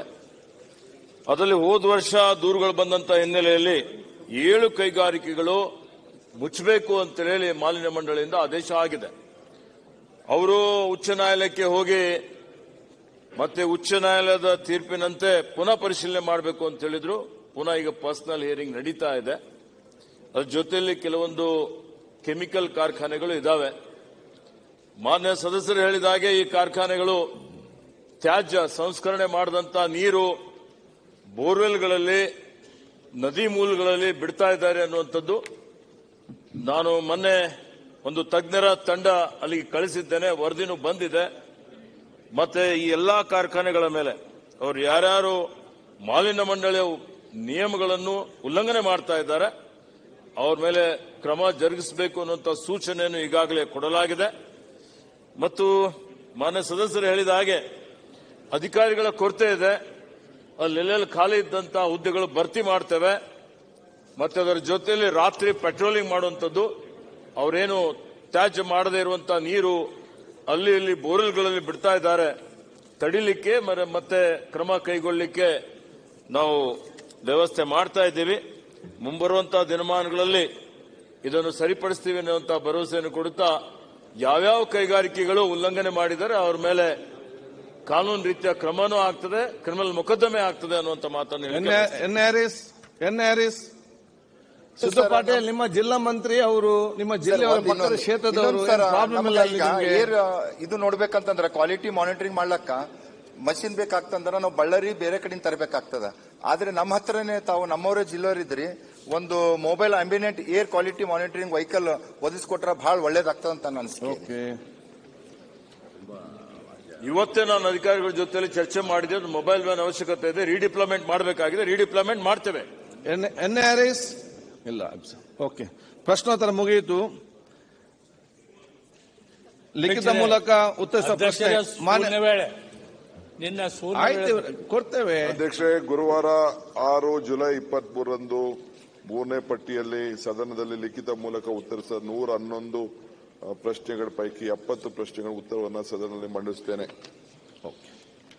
ಈಗ 0 ಅವರ್ ಮುಂಚೆ ನಮ್ದೊಂದು ಉಪಾಧ್ಯಕ್ಷ, ನಮ್ಮ ಉಪಸಭಾಪತಿಗಳ ಸಭಾಧ್ಯಕ್ಷರ ಚುನಾವಣೆ ಇದೆ, ಕೊಡ್ತೇವೆ.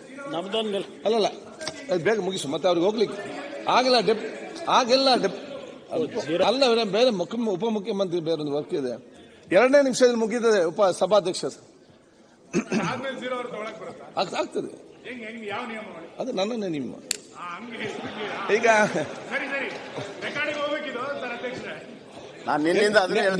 ನಿಯಮ ಏನಿಲ್ಲ ಅಂತ ಹೇಳಿ ನಾನು ನಿಯಮ ತಪ್ಪಲಿಲ್ಲ, ನಿಯಮ ವ್ಯಾಪ್ತಿಯಲ್ಲಿದ್ದೇನೆ. ಈಗ ಉಪಸಭಾಧ್ಯಕ್ಷರ ಉಪಚುನಾವಣೆ, ಯಾಕಂದ್ರೆ ನನಗೆ ಅವ್ರು ಅತಿ ಆಗತ್ತೆ. ಉಪಸಭಾಧ್ಯಕ್ಷ ನನಗೊಂದು ಬೇಕು.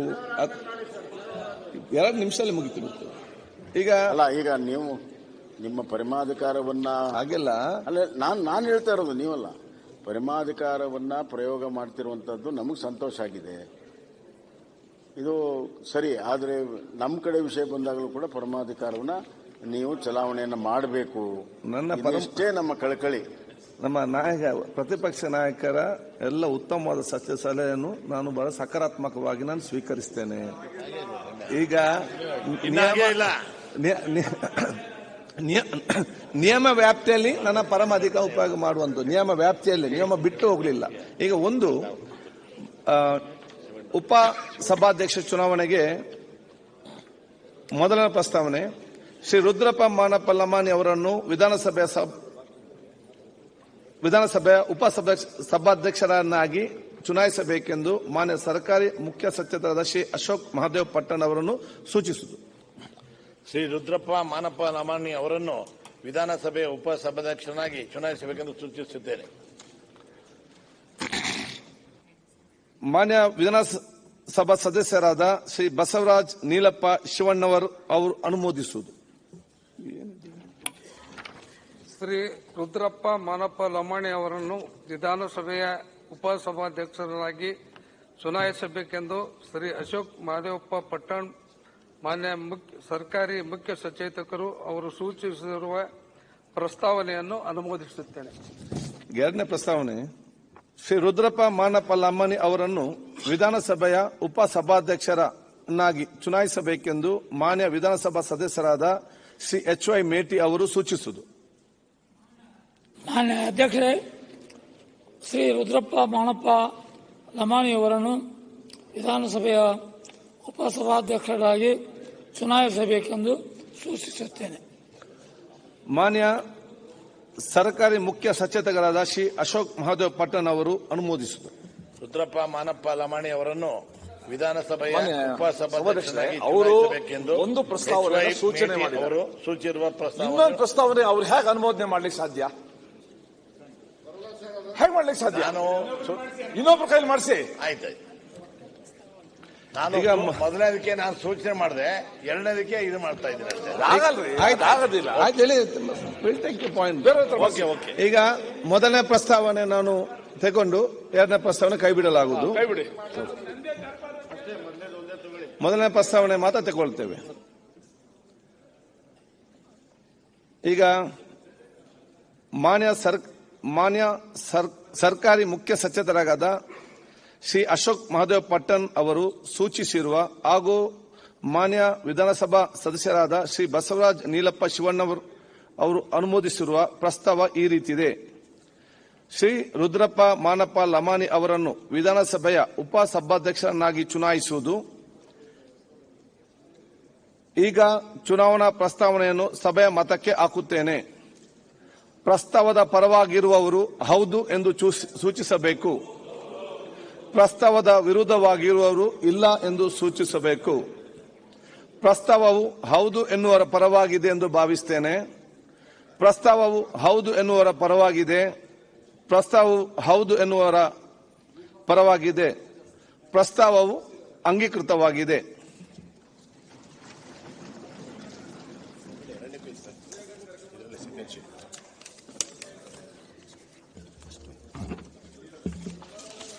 ಈಗ ಒಂದು ನಿಮಿಷ.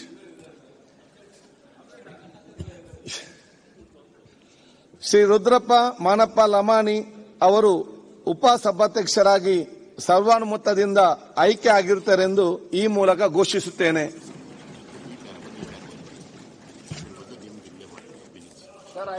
ಸರ್ ಅವಿರೋಧ ಅಂತ ಮಾಡಿ, ಸರ್ವಾನುಮತ ಅಂತ ಮಾಡಬೇಡಿ. ಅಲ್ಲ,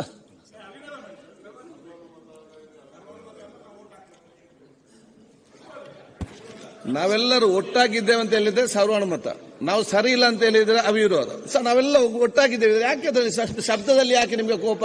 ಇಲ್ಲಾಂದ್ರೆ ಸರ್ವಾನುಮತದಿಂದ ಅವಿರೋಧವಾಗಿ ಆಯ್ಕೆ. ನಾವೆಲ್ಲ ಒಗ್ಗಟ್ಟಾಗಿ ಸಂದೇಶವನ್ನು ಕೊಡಿ, ಅದ್ರಲ್ಲಿ ಏನಿದೆ ಪಾಪ ಇದರಲ್ಲಿ. ಓಕೆ,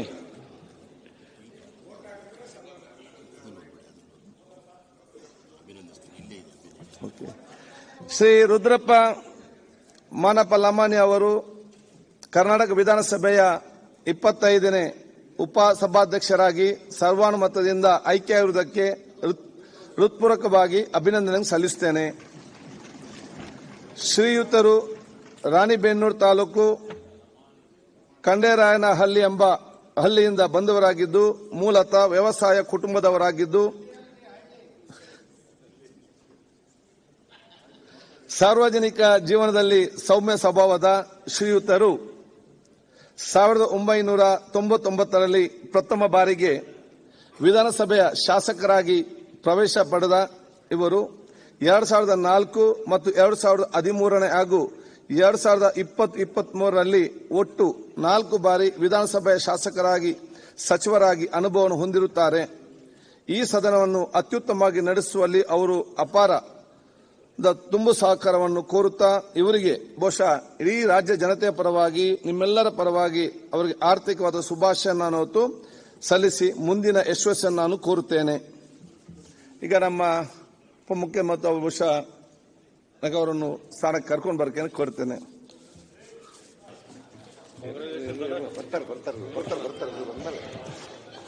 ನಮ್ಮ ಬರ್ಬೇಕಿರೋ ಚೇರಿಂದ ಕರ್ಕೊಂಡು ಹೋಗ್ತಾರೆ. ಇಲ್ಲಿ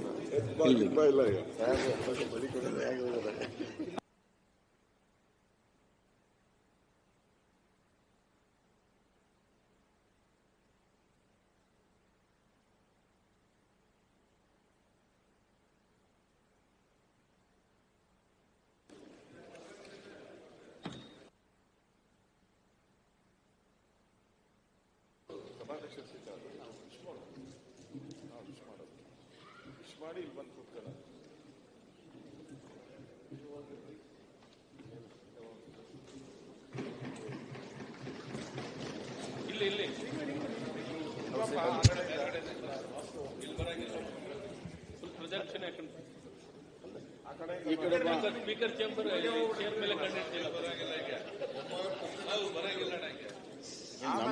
ನಮ್ಮ ಜಿಲ್ಲೆಯವರು ನಮ್ಮ ಮಾತೆ ಕೇಳ್ತಾರೆ. ನಮ್ಮ ಕಡೆ ಬಂದಿದ್ದೀರಿ ನೀವು, ಅವ್ರ ಕಡೆಯಿಂದ ವೆಲ್ಕಮ್ ಬನ್ರಿ. Welcome to our. ಕೂತ್ಕೊಳ್ಳಿ, ಸ್ವಾಗತ. ಈಗ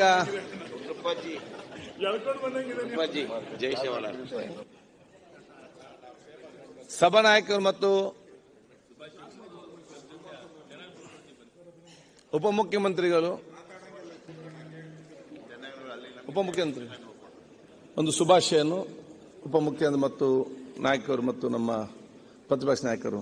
ಈ ಮಧ್ಯೆ ಒಂದೇ ನಿಮಿಷ, ನಾನು ಯತ್ನಾಳ್ ಅವರಿಗೆ ಕೃತಜ್ಞತೆ ಸಲ್ಲಿಸ್ತೇನೆ. ಆಗಿಂದಾಗಿ ನನ್ನ ಕನ್ನಡದ ಭಾಷೆಯನ್ನು ಅವರು ಸರಿಪಡಿಸಿದ್ದಾರೆ.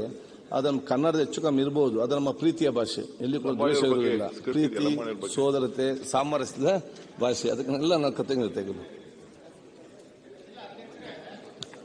ಸಮಸ್ಯೆ ಏನಂದ್ರೆ ನಮ್ಮ ಕನ್ನಡ ಬೇರೆ, ಮಂಗಳೂರು ಕನ್ನಡ ಬಹಳ ಒಳ್ಳೆ ಭಾಷೆ, ಬಹಳ ಸುಂದರ ಭಾಷೆ. ಮೈಸೂರು ಕನ್ನಡ ಬೇರೆ, ಹೈದರಾಬಾದ್ ಕರ್ನಾಟಕ ಬೇರೆ, ಮುಂಬೈ ಕರ್ನಾಟಕ ಬೇರೆ. ಅವೆಲ್ಲ ತಿಳಿತಾವ ನಮಗೆ. ನಮಗೇನ್ ಬೇಕಾಗಿದೆ ಅಂದ್ರೆ ನಿಮ್ಮ ಭಾಷೆಯನ್ನ ಒಂದು ಆ್ಯಪ್ ಹಾಕಿ ಕೊಟ್ಬಿಡ್ರಿ ಇದರಲ್ಲಿ. ನಮಗೆ ತಿಳಿಯಂಗ ಆಗ್ಬೇಕಲ್ಲ. ಈಗ ಹೆಂಗ ಈ ಮೊಬೈಲ್ದಲ್ಲಿ ಇಂಗ್ಲಿಷ್ನಲ್ಲಿ US English, England English, Indian English, English, ಹಂಗ ನಮಗೆ 4 ಭಾಷೆದ ಕನ್ನಡದ ಅರ್ಥ ಇದೆ. ತಮ್ಮ ಸಲುವಾಗಿ ಹೆಂಗ ಲೋಕಸಭೆಯಲ್ಲಿ ಹಿಂದಿ ಟು ಕನ್ನಡ, ಕನ್ನಡ ಟು ಹಿಂದಿ ಹಿಂಗೇನ್ ಮಾಡ್ತಾರಲ್ಲ, ಹಂಗ ಸ್ಪೀಕರ್ ಟು ಕನ್ನಡ. ಅದಕ್ಕಾಗಿ ಇಡೀ ಅಸೆಂಬ್ಲಿಯನ್ನು ನಾವೀಗ ಮುಂದಿನದಲ್ಲೇ ಡಿಜಿಟಲೈಸೇಷನ್ ಮಾಡ್ತಾ ಇದ್ದೇವೆ. ಇದೆಲ್ಲ ಪ್ರಯೋಜನ ಆಗಲಿ ಅಂತ ಹೇಳಿ. ಅಧ್ಯಕ್ಷೆ,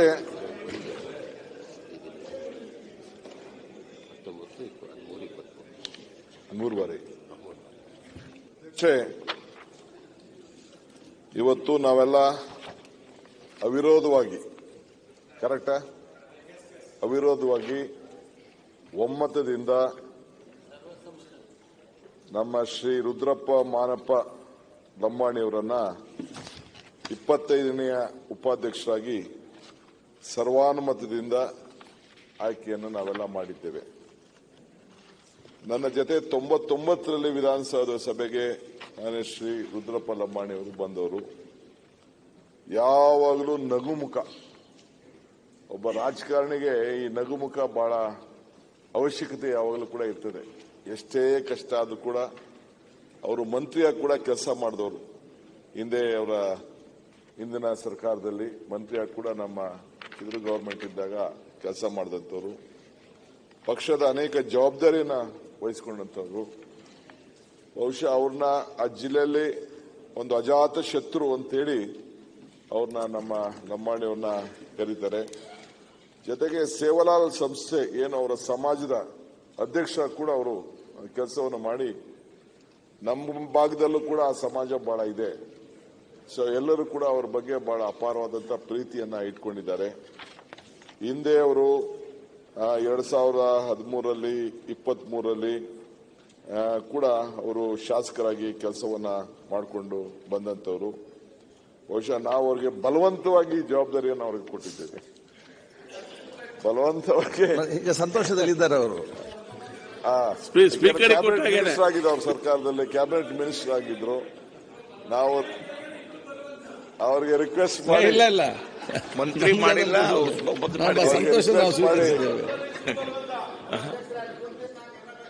ಆಮೇಲೆ ಅವರು ಪಾಪ ಪಕ್ಷದ ಆದೇಶಕ್ಕೆ ಅವರು ತಲೆಬಾಗಿ ಕೆಲವು ಸಲ ಈಗ ನೋಡಿ ಶೆಟ್ಟರ್ ಸಾಹೇಬ್ರು ಆದೇಶ ಹಿಂದೆ ಎಲ್ಲ ಸ್ಪೀಕರ್ ಆಗಿದ್ದಾರಲ್ಲ, ಬೇರೆ ಬೇರೆಲ್ಲ ಸ್ಪೀಕರ್ ಆಗಿದ್ದೆಲ್ಲ ಇದೆ. ಸೊ ಅವರು ಮಿನಿಸ್ಟರ್ ಆಗಿರ್ತಾರೆ, ಕೆಲವರೆಲ್ಲ ಚೀಫ್ ಮಿನಿಸ್ಟರ್ ಆಗಿದ್ದವರು ಸ್ಪೀಕರ್ ಆಗಿದ್ದು ನೋಡಿದ್ದೀವಿ, ಸೆಂಟ್ರಲ್ ಮಿನಿಸ್ಟರ್ ಆಗಿದ್ದವರು ಸ್ಪೀಕರ್ ಆಗಿ ನೋಡಿದ್ವಿ. ಅಂತ ರಾಜಕಾರಣದಲ್ಲಿ ಅನಿವಾರ್ಯತೆ. ಈಗ ಮಹಾರಾಷ್ಟ್ರದಲ್ಲಿ ತಾವೆಲ್ಲ ನೋಡ್ತಾ ಇದ್ದೀರಲ್ಲ, ಸಿಎಂ ಆಗಿದ್ದವರೆಲ್ಲ ಡೆಪ್ಯೂಟಿ ಸಿಎಂ ಆಗಿ ಕೆಲಸ ಮಾಡಿದಂಥದ್ದು ಬೇಕಾದಷ್ಟು ಉದಾಹರಣೆಗಳು ಈ ದೇಶದಲ್ಲೆಲ್ಲ ಇದೆ. ರಾಜಕಾರಣದಲ್ಲಿ ಯಾವುದೂ ಶಾಶ್ವತ ಇಲ್ಲ. ಯಾರು ಕೆಳಕ್ ಬೇಕಾದ್ರೆ ಹೋಗ್ಬೋದು, ಯಾರು ಮೇಲಕ್ಕೆ ಹೋಗ್ಬೋದು. ನೀವು ಅಲ್ಲಿಗೆ ಬರ್ಬೋದು, ನಾನು ಇಲ್ಲಿಗೆ ಬರ್ಬೋದು, ಏನ್ ಬೇಕಾದ್ರೂ ರಾಜಕಾರಣದಲ್ಲಿ ಆಗ್ಬೋದು ಅನ್ನೋದಕ್ಕೆ ಇವೆಲ್ಲ ಉದಾಹರಣೆಗಳು ಬೇಕು. ನಥಿಂಗ್ ನಾನು ಇಲ್ಲ ಅಂತ ಹೇಳಲಿಕ್ಕೆ ಸಾಧ್ಯ ಇಲ್ಲ. I have seen life. ನಾನು ಬಹಳ 85ರಿಂದ ಅಸೆಂಬ್ಲಿಗೆ ನಿಂತ್ಕೊಂಡು ಬಂದವನು. ನನಗೂ ಸುಮಾರು 89 ಎಲ್ಲ ನೋಡ್ಕೊಂಡು ಅವತ್ತಿಂದ ಬಂದಿದ್ದೀನಿ. ಪಾಲಿಟಿಕ್ಸ್ ಅಲ್ಲಿ nothing is permanent. It is an art of possibility. ಸಾಧ್ಯತೆಗಳ ಕಲೆ. ಯಾರು ವೈರಿ, ಯಾರು ಸ್ನೇಹ, ಯಾರು ಏನು ಅಂತ ಹೇಳಲಿಕ್ಕೆ enemy become friends. Enemy become friends.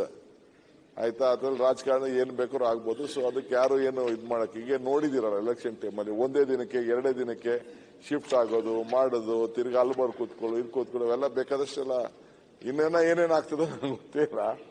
But ಇವತ್ತು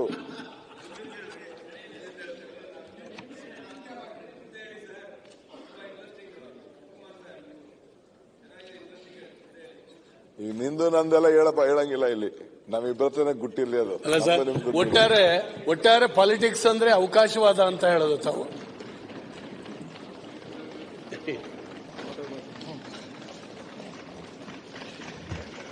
ಸೊ ಉಪಾಧ್ಯಕ್ಷರೇ, ರಾಜಕಾರಣದಲ್ಲಿ ಏನು ಶಾಶ್ವತ ಇಲ್ಲ.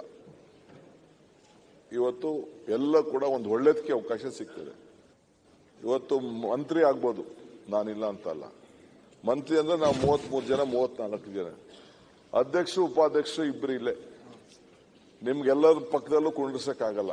ನಿಮ್ಗೆ ಆದಂತ ನಿಗದಿ ಆದಂತ ಒಂದು ಸ್ಥಾನ ಇವತ್ತು ಅಲ್ಲಿ ಕುಡಿಸಿದೆ. ಸೊ ಚೀಫ್ ಮಿನಿಸ್ಟರ್ ಕೂಡ ನಿಮ್ಮ ಹತ್ರಕ್ಕೆ ಬರಬೇಕು, ಮಂತ್ರಿಗಳು ನಿಮ್ಮ ಹತ್ರಕ್ಕೆ ಬರಬೇಕು. ಬಹಳ ಸಂತೋಷದಿಂದ ಸ್ವೀಕಾರ ಮಾಡಿ. ನೀವೇನು ಒಂದೇ ಕಡೆ ವಾಲಿ ಅಂತ ನಾವು ಯಾವತ್ತೂ ಹೇಳೋದಿಲ್ಲ. ಅದಕ್ಕೋಸ್ಕರನೇ ಈ ಸ್ಥಾನನ ಮಾಡುವಾಗ ಅಪೋಸಿಷನ್ ಲೀಡರ್ ಪಕ್ಕದಲ್ಲೇ ಕುಣಿಸಿರ್ತಾರೆ. ಸೊ ಎಲ್ಲರಿಗೂ ನ್ಯಾಯ ಸಿಕ್ಲಿ, ಹೊಸ ನಾಯಕರುಗಳನ್ನ ತಯಾರು ಮಾಡಿ. ಹೊಸ ನಾಯಕರನ್ನ ಈ ಸ್ಥಾನದಲ್ಲಿ ಕೂತಂತ ಸಂದರ್ಭದಲ್ಲಿ injustice should not be ಫ್ಲೋನ್ from the seat of justice. ಆ ನ್ಯಾಯದ ಸ್ಥಾನದಲ್ಲಿ ಕೂತ್ಕೊಂಡು ಎಲ್ಲ ಹೊಸಬ್ರು ಶಾಸಕರುಗಳಿಗೆ ಬಂದಿದ್ದಾರೆ, ಅವರಿಗೆಲ್ಲ ಮಾತಾಡಕ್ಕೆ ಅವಕಾಶ ಮಾಡಿಕೊಡಿ. ನಾಯಕರುಗಳನ್ನ ತಯಾರು ಮಾಡಿ. A leader is one create leaders. ಬೇರೆಯವ್ರಿಗಾದ್ರೆ ಅವ್ರಿಗೆ ರಾಜಕೀಯ ನಾವು ರಾಜೀನಾಮೆ ತಗೊಂಡ್ಬಿಟ್ಟಿರ್ತೀವಿ ಸ್ಪೀಕರ್ಗೆ. ನಿಮ್ಗೇನಿಲ್ಲ, politically you are bound. But ultimately ನಿಮ್ಗೊಂದು ಅವಕಾಶ ಏನಂದ್ರೆ, ಈ ಬಂದಂತ ಸಂದರ್ಭದಲ್ಲಿ ನೀವು ಅತಿ ಹೃದಯವನ್ನ ಗೆಲ್ಲಂತ ಒಂದು ಅವಕಾಶ ನಿಮ್ಗೆ ಸಿಕ್ಕಿದೆ. ಗಾಂಧೀಜಿ ಒಂದು ಮಾತು ಹೇಳ್ತಾರೆ, if you want to control yourself use your brain, if you want to control others use your heart ಅಂತ. ಹಂಗೆ ಈ ದೊಡ್ಡ ಸ್ಥಾನದಲ್ಲಿ ಕೂತ್ಕೊಂಡು ಎಲ್ಲರ ಹೃದಯವನ್ನ ಗೆದ್ದು ಒಳ್ಳೇದಾಗ್ಲಿ. ನಿಮ್ಮ ಜೊತೆ ವಿರೋಧ ಪಕ್ಷನೂ ಇರ್ತದೆ, ನಾವು ಕೂಡ ಇರ್ತೀವಿ. ಇದು ನೀವು ಕ್ಯಾಬಿನೆಟ್ ಮಿನಿಸ್ಟರ್ ಆಗಿದ್ದವರು ನಾವು ಡೆಪ್ಟಿ ಸ್ಪೀಕರ್ ಆಗೋಗಿದ್ದೀನಲ್ಲ ಅಂತ ನೀವು ಬೇಜಾರು ಮಾಡ್ಕೊಳ್ಕೋಬೇಡಿ. ರಾಜಕಾರಣದಲ್ಲಿ ಮತ್ತೆ ಬೇಕಾದಷ್ಟು ಅವಕಾಶಗಳು ಸಿಗ್ತದೆ. ನಮ್ಮಂತವರೆಲ್ಲ ನಿಮ್ಮ ಜೊತೆ ಇರಲಿ. ನಿಮ್ಗೆ ಶುಭವಾಗ್ಲಿ.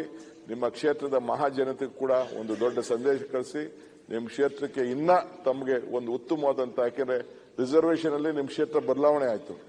ನಿಮ್ಮ ನೋವು ಅರ್ಥ ಇದೆ. ನಿಮ್ಮನ್ನು ನಂಬ್ಕೊಂಡು ನಿಮ್ಮ ಸಮಾಜ ಇದೆ, ನಿಮ್ಮ ಪಾರ್ಟಿ ಇದೆ, ಎಲ್ಲರಿಗೂ ಕೂಡ ಸೇವೆ ಮಾಡಕ್ ಒಂದು ಅವಕಾಶ ಇದೆ. ಅದಕ್ಕೆ ಬಹುಶಃ ಎಲ್ಲ ಸರ್ಕಾರದ ಎಲ್ಲರೂ ಕೂಡ ನಿಮ್ಮ ಜೊತೆ ಇರ್ತಾರೆ, ವಿರೋಧ ಪಾರ್ಟಿಯವರು ನಿಮ್ಮ ಜೊತೆ ಇರ್ತಾರೆ. ತಮಗೆ ಶುಭವಾಗಲಿ ಅಂತೇಳಿ ಈ ಸಂದರ್ಭದಲ್ಲಿ ತಾವು ಬಹಳ ಸಂತೋಷದಿಂದ ನಮ್ಮ ಈ ಜವಾಬ್ದಾರಿಯನ್ನು ಸ್ವೀಕಾರ ಮಾಡೋದಕ್ಕೆ, ಸರ್ವಾನುಮತದಿಂದ ಆಯ್ಕೆ ಆಗೋದಕ್ಕೆ ನಿಮಗೆ ನಾನು ಅಭಿನಂದಿಸ್ತೇನೆ. ಧನ್ಯವಾದಗಳು ಸರ್.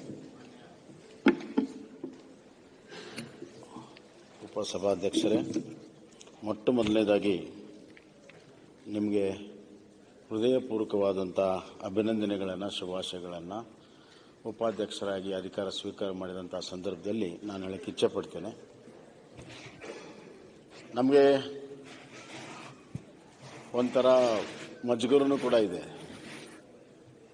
ಚುನಾವಣೆಯ ಫಲಿತಾಂಶ ಬಂದ ಮೇಲೆ ಹಾವೇರಿ ಜಿಲ್ಲೆಯಲ್ಲಿ ನೀವು 1-2-3 ಜನ ಸೀನಿಯರ್ಸ್ ಇದ್ರಿ.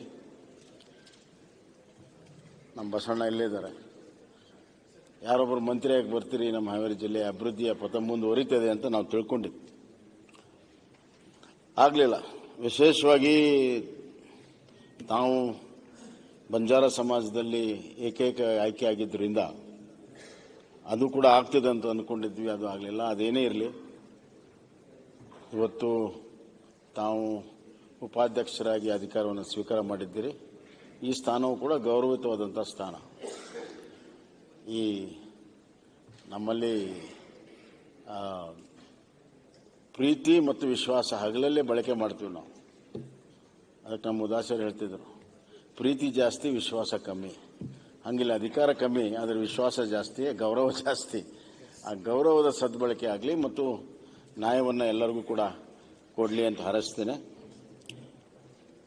ತಮ್ಮ ಸ್ವಭಾವ ನಮ್ಗೆ ಗೊತ್ತಿದೆ. ಭಾಳ ಅತ್ಯಂತ ಸಜ್ಜನಿಕೆಯ ಬದುಕನ್ನು ತಾವು ಮಾಡಿದ್ದೀರಿ. ಅತ್ಯಂತ ಕಷ್ಟಪಟ್ಟು ತಾವೆಲ್ಲ ಮೇಲೆ ಬಂದಿದ್ದೀರಿ. ನಾನು ನಿಮ್ಮ ತಾಂಡಕ್ಕೆ ಬಂದಿದ್ದೆ, ನಿಮ್ಮ ಮನೆಗೆ ಬಂದಿದ್ದೆ, ನಿಮ್ಮ ಹಟ್ಟಿಗೆ ಬಂದಿದ್ದೆ. ಇದೆಲ್ಲವೂ ಕೂಡ ನಾನು ನೋಡಿದ್ದೇನೆ. ಎಷ್ಟು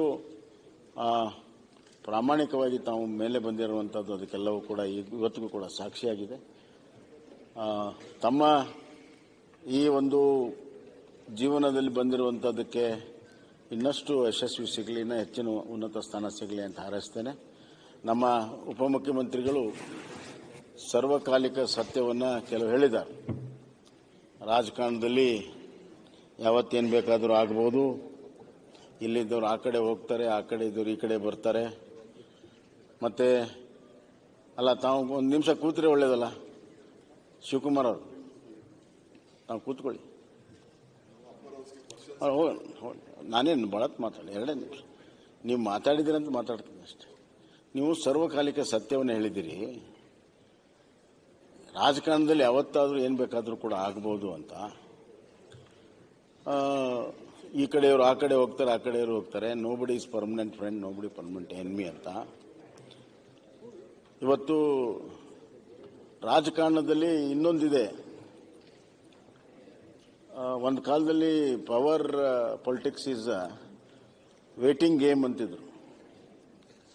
it is no more a waiting game. ಅಧಿಕಾರ ಯಾರು ಕೊಡೋದಿಲ್ಲ. ಅಧಿಕಾರ ಯಾರಿಗೂ ಕೊಡೋದಿಲ್ಲ. ಅವಕಾಶ ಬಂದಾಗ ಅದನ್ನು ಪಡ್ಕೋಬೇಕಾಗ್ತದೆ. ಸರಿಯಾದ ರೀತಿಯಲ್ಲಿ ಪಡ್ಕೊಳ್ಳಂದ್ರೆ ಅದು ಇಲೆಕ್ಷನ್ ಅಂತಾರೆ. ಇಲ್ದಿದ್ರೂ ಕೂಡ ಪಡ್ಕೊಳ್ಳುವಂಥದ್ದು ಇವು ನಾವು ದಿನನಿತ್ಯ ನೋಡ್ತಾ ಇದ್ದೇವೆ. ಶಕ್ತಿ ಇದ್ದವನು ಮಾಡ್ತಾನೆ ಇದನ್ನು, ಶಕ್ತಿ ಇಲ್ದವ್ರು ಮಾಡೋಕ್ಕಾಗಲ್ಲ. ಶಕ್ತಿ ಇದ್ದವ್ರು ಯಾರಿದ್ದಾರೆ ಅದು ಮಾಡ್ತಾರೆ. ಅಧಿಕಾರವನ್ನು ಪಡ್ಕೊಳ್ಳುವ ಶಕ್ತಿ ಯಾರಿಗಿದೆ ಅವರು ಅಪರ್ಚುನಿಟಿನ ಸೀಸ್ ಮಾಡ್ತಾರೆ. ಮತ್ತೆ ಈಗಾಗಲೇ ಗೊತ್ತಿದೆ, ಕೊಟ್ಟ ಕುದುರೆಯನ್ನು ಏರಿದವನು ಶೂರನೂ ಅಲ್ಲ, ಧೀರನೂ ಅಲ್ಲ ಅಂತ ನಮ್ಮ ಸರ್ವಜ್ಞನೇ ಹೇಳಿದ್ದಾನೆ. ಹೀಗಾಗಿ ನಾವು ಶಿವಕುಮಾರ್ ಬಗ್ಗೆ ಹೇಳಬೇಕಾದ್ರೆ ಅವರು ಎಲ್ಲ ಕೊಟ್ಟ ಕುದುರೆಗಳನ್ನು ಸರಿಯಾಗಿ ಏರಿದ್ದಾರೆ, ಅದರಲ್ಲೇನು ಸಂಶಯನೇ ಇಲ್ಲ. ಅವರು ಪವರ್ ಇಲಾಖೆಯನ್ನು ತಗೊಂಡಿದ್ರು. ಪವರ್ ಜೊತೆಗೆ ಪವರ್ ಪೊಲಿಟಿಕ್ಸ್ನು ಕೂಡ ಅದರಲ್ಲಿ ಮಾಡಿದರು. ಹೀಗಾಗಿ ಕೊಟ್ಟ ಕುದುರೆನ ಅವ್ರು ಏರಿದ್ದಾರೆ. ಈಗ ಮುಂದೆ ಯಾವ ಕುದುರೆ ಸಿಗ್ತದೆ ನೋಡೋಣ. One thing is, nothing is permanent in this world. ಜಗತ್ತಿನಲ್ಲಿ ಯಾವುದೂ ಕೂಡ ಪರ್ಮನೆಂಟ್ ಇಲ್ಲ. Change is permanent. ಬದಲಾವಣೆಯೇ ಶಾಶ್ವತ. ಹೀಗಿರುವಾಗ ಬರುವಂಥ ದಿನಗಳು ಈ ವಿಧಾನಸಭೆ ಅವರೇ ಹೇಳಿದಂತೆ ಹಲವಾರು ಬದಲಾವಣೆಗಳನ್ನು, ಏರುಪೇರುಗಳನ್ನು ಎಲ್ಲವನ್ನು ಕೂಡ ನೋಡಿದೆ ಈ ವಿಧಾನಸಭೆ. ಬರುವಂಥ ದಿನಗಳಲ್ಲಿ ಅತಿ ಶೀಘ್ರದಲ್ಲಿಯೇ ಇನ್ನಷ್ಟು ಈ ಥರದ ಬದಲಾವಣೆಗಳು ನಾವು ನೋಡಕ್ಕೆ ಸಿಗ್ತವೆ ನಿಮ್ಮ ಉಪಾಧ್ಯಕ್ಷತೆಯಲ್ಲಿ ಅಂತ ನಾನು ಹೇಳಕ್ಕೆ ಇಚ್ಛಪಡ್ತೀನಿ.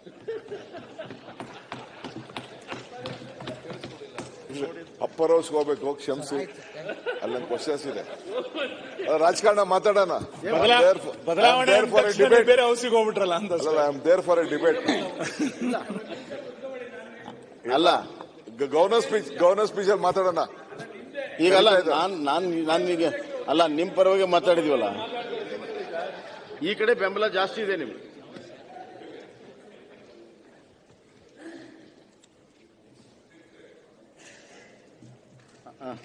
ಇದು ತಗೊಳ್ರಿ, ನೀವು ಮಾತಾಡಿ, ತಡ್ರಿ, ಅವ್ರು ಮಾತಾಡ್ಲಿ.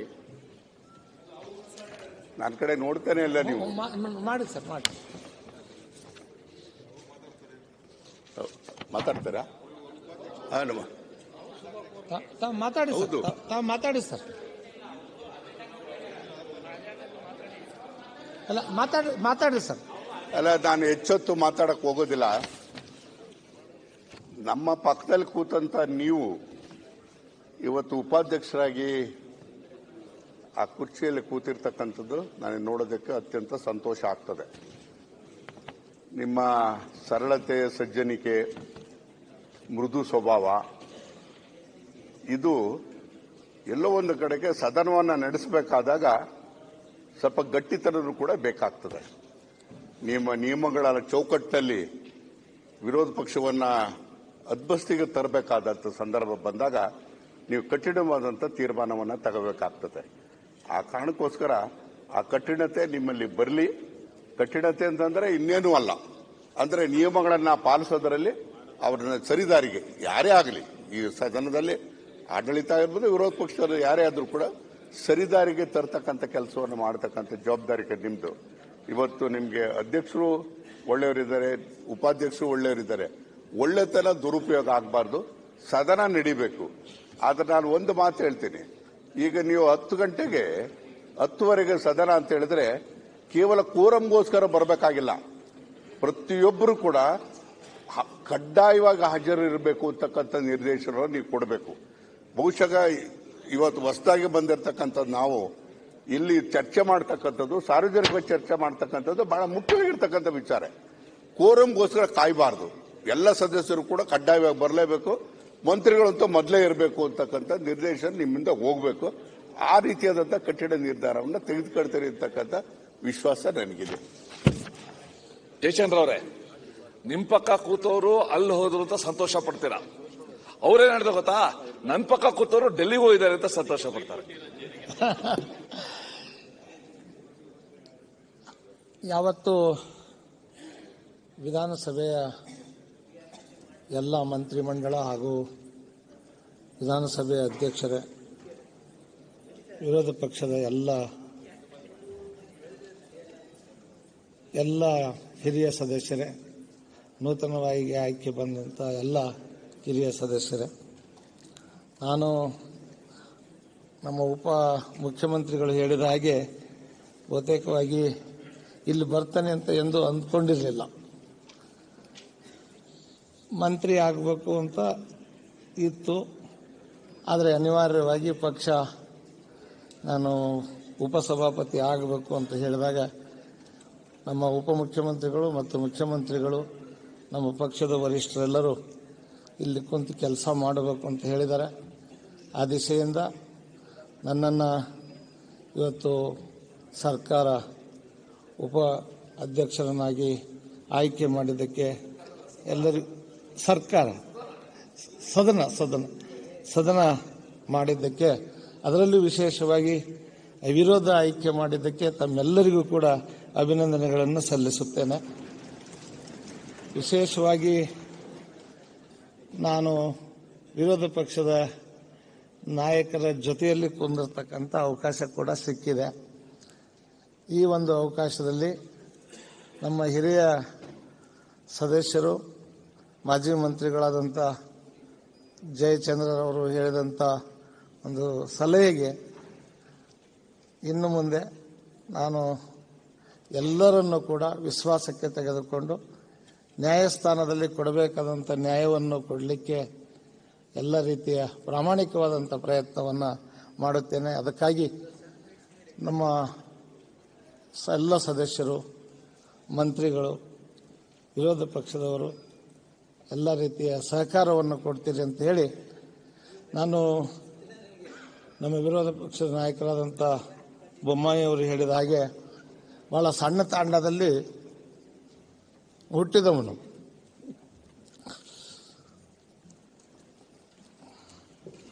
ಇವತ್ತು 3 ಸಾರಿ ಶಾಸಕರಾಗಿ, ಮಂತ್ರಿಯಾಗಿ ಈ ಸ್ಥಾನದಲ್ಲಿ ಬಂದು ಕುಳಿತಿದ್ದೇನೆ. ಇದು ನಮಗೆ ಬಹಳ ಸಂತೋಷವಂತಿದೆ.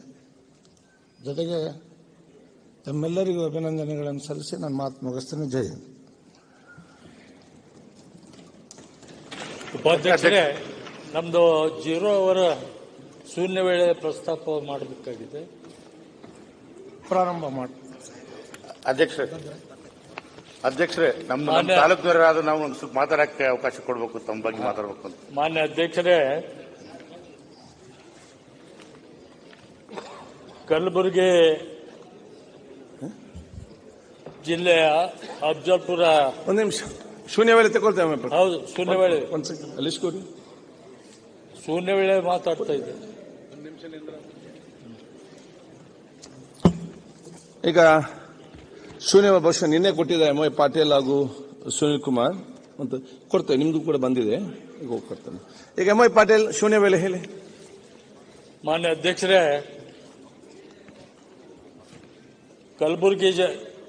ಕಲಬುರಗಿ ಜಿಲ್ಲೆಯ ಅಫಜಲ್ಪುರ ಕ್ಷೇತ್ರದ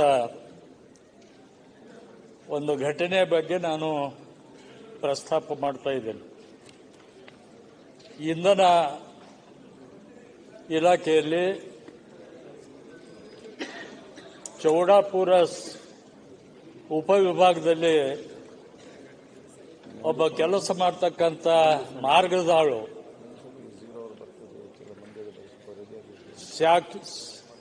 ಶಾಖಾಧಿಕಾರಿಗಳ ಅನುಮತಿ ಪಡ್ಕೊಂಡು ಕೆಟ್ಟು ಹೋದಂತ ಏನು ಪರಿವರ್ತಕವನ್ನ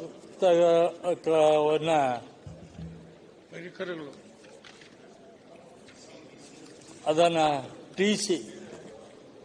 ಟಿಸಿಯನ್ನ ಕೆಟ್ಟು ಹೋದಂತ ಟಿಸಿಯನ್ನ ರಿಪೇರಿ ಮಾಡುವ ಸಲುವಾಗಿ ಅನುಮತಿ ಪಡ್ಕೊಂಡು ಕಂಬವನ್ನು ಏರಿದ್ದಾನೆ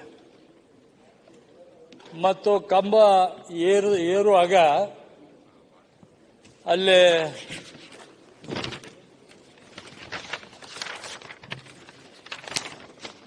ಕನೆಕ್ಷನ್ ಕೂಡ ತೆಗಿಯಂತೂ ಕೂಡ ರಿಕ್ವೆಸ್ಟ್ ಮಾಡ್ಕೊಂಡಿದ್ದಾನೆ ಶಾಖಾಧಿಕಾರಿಗಳಿಗೆ.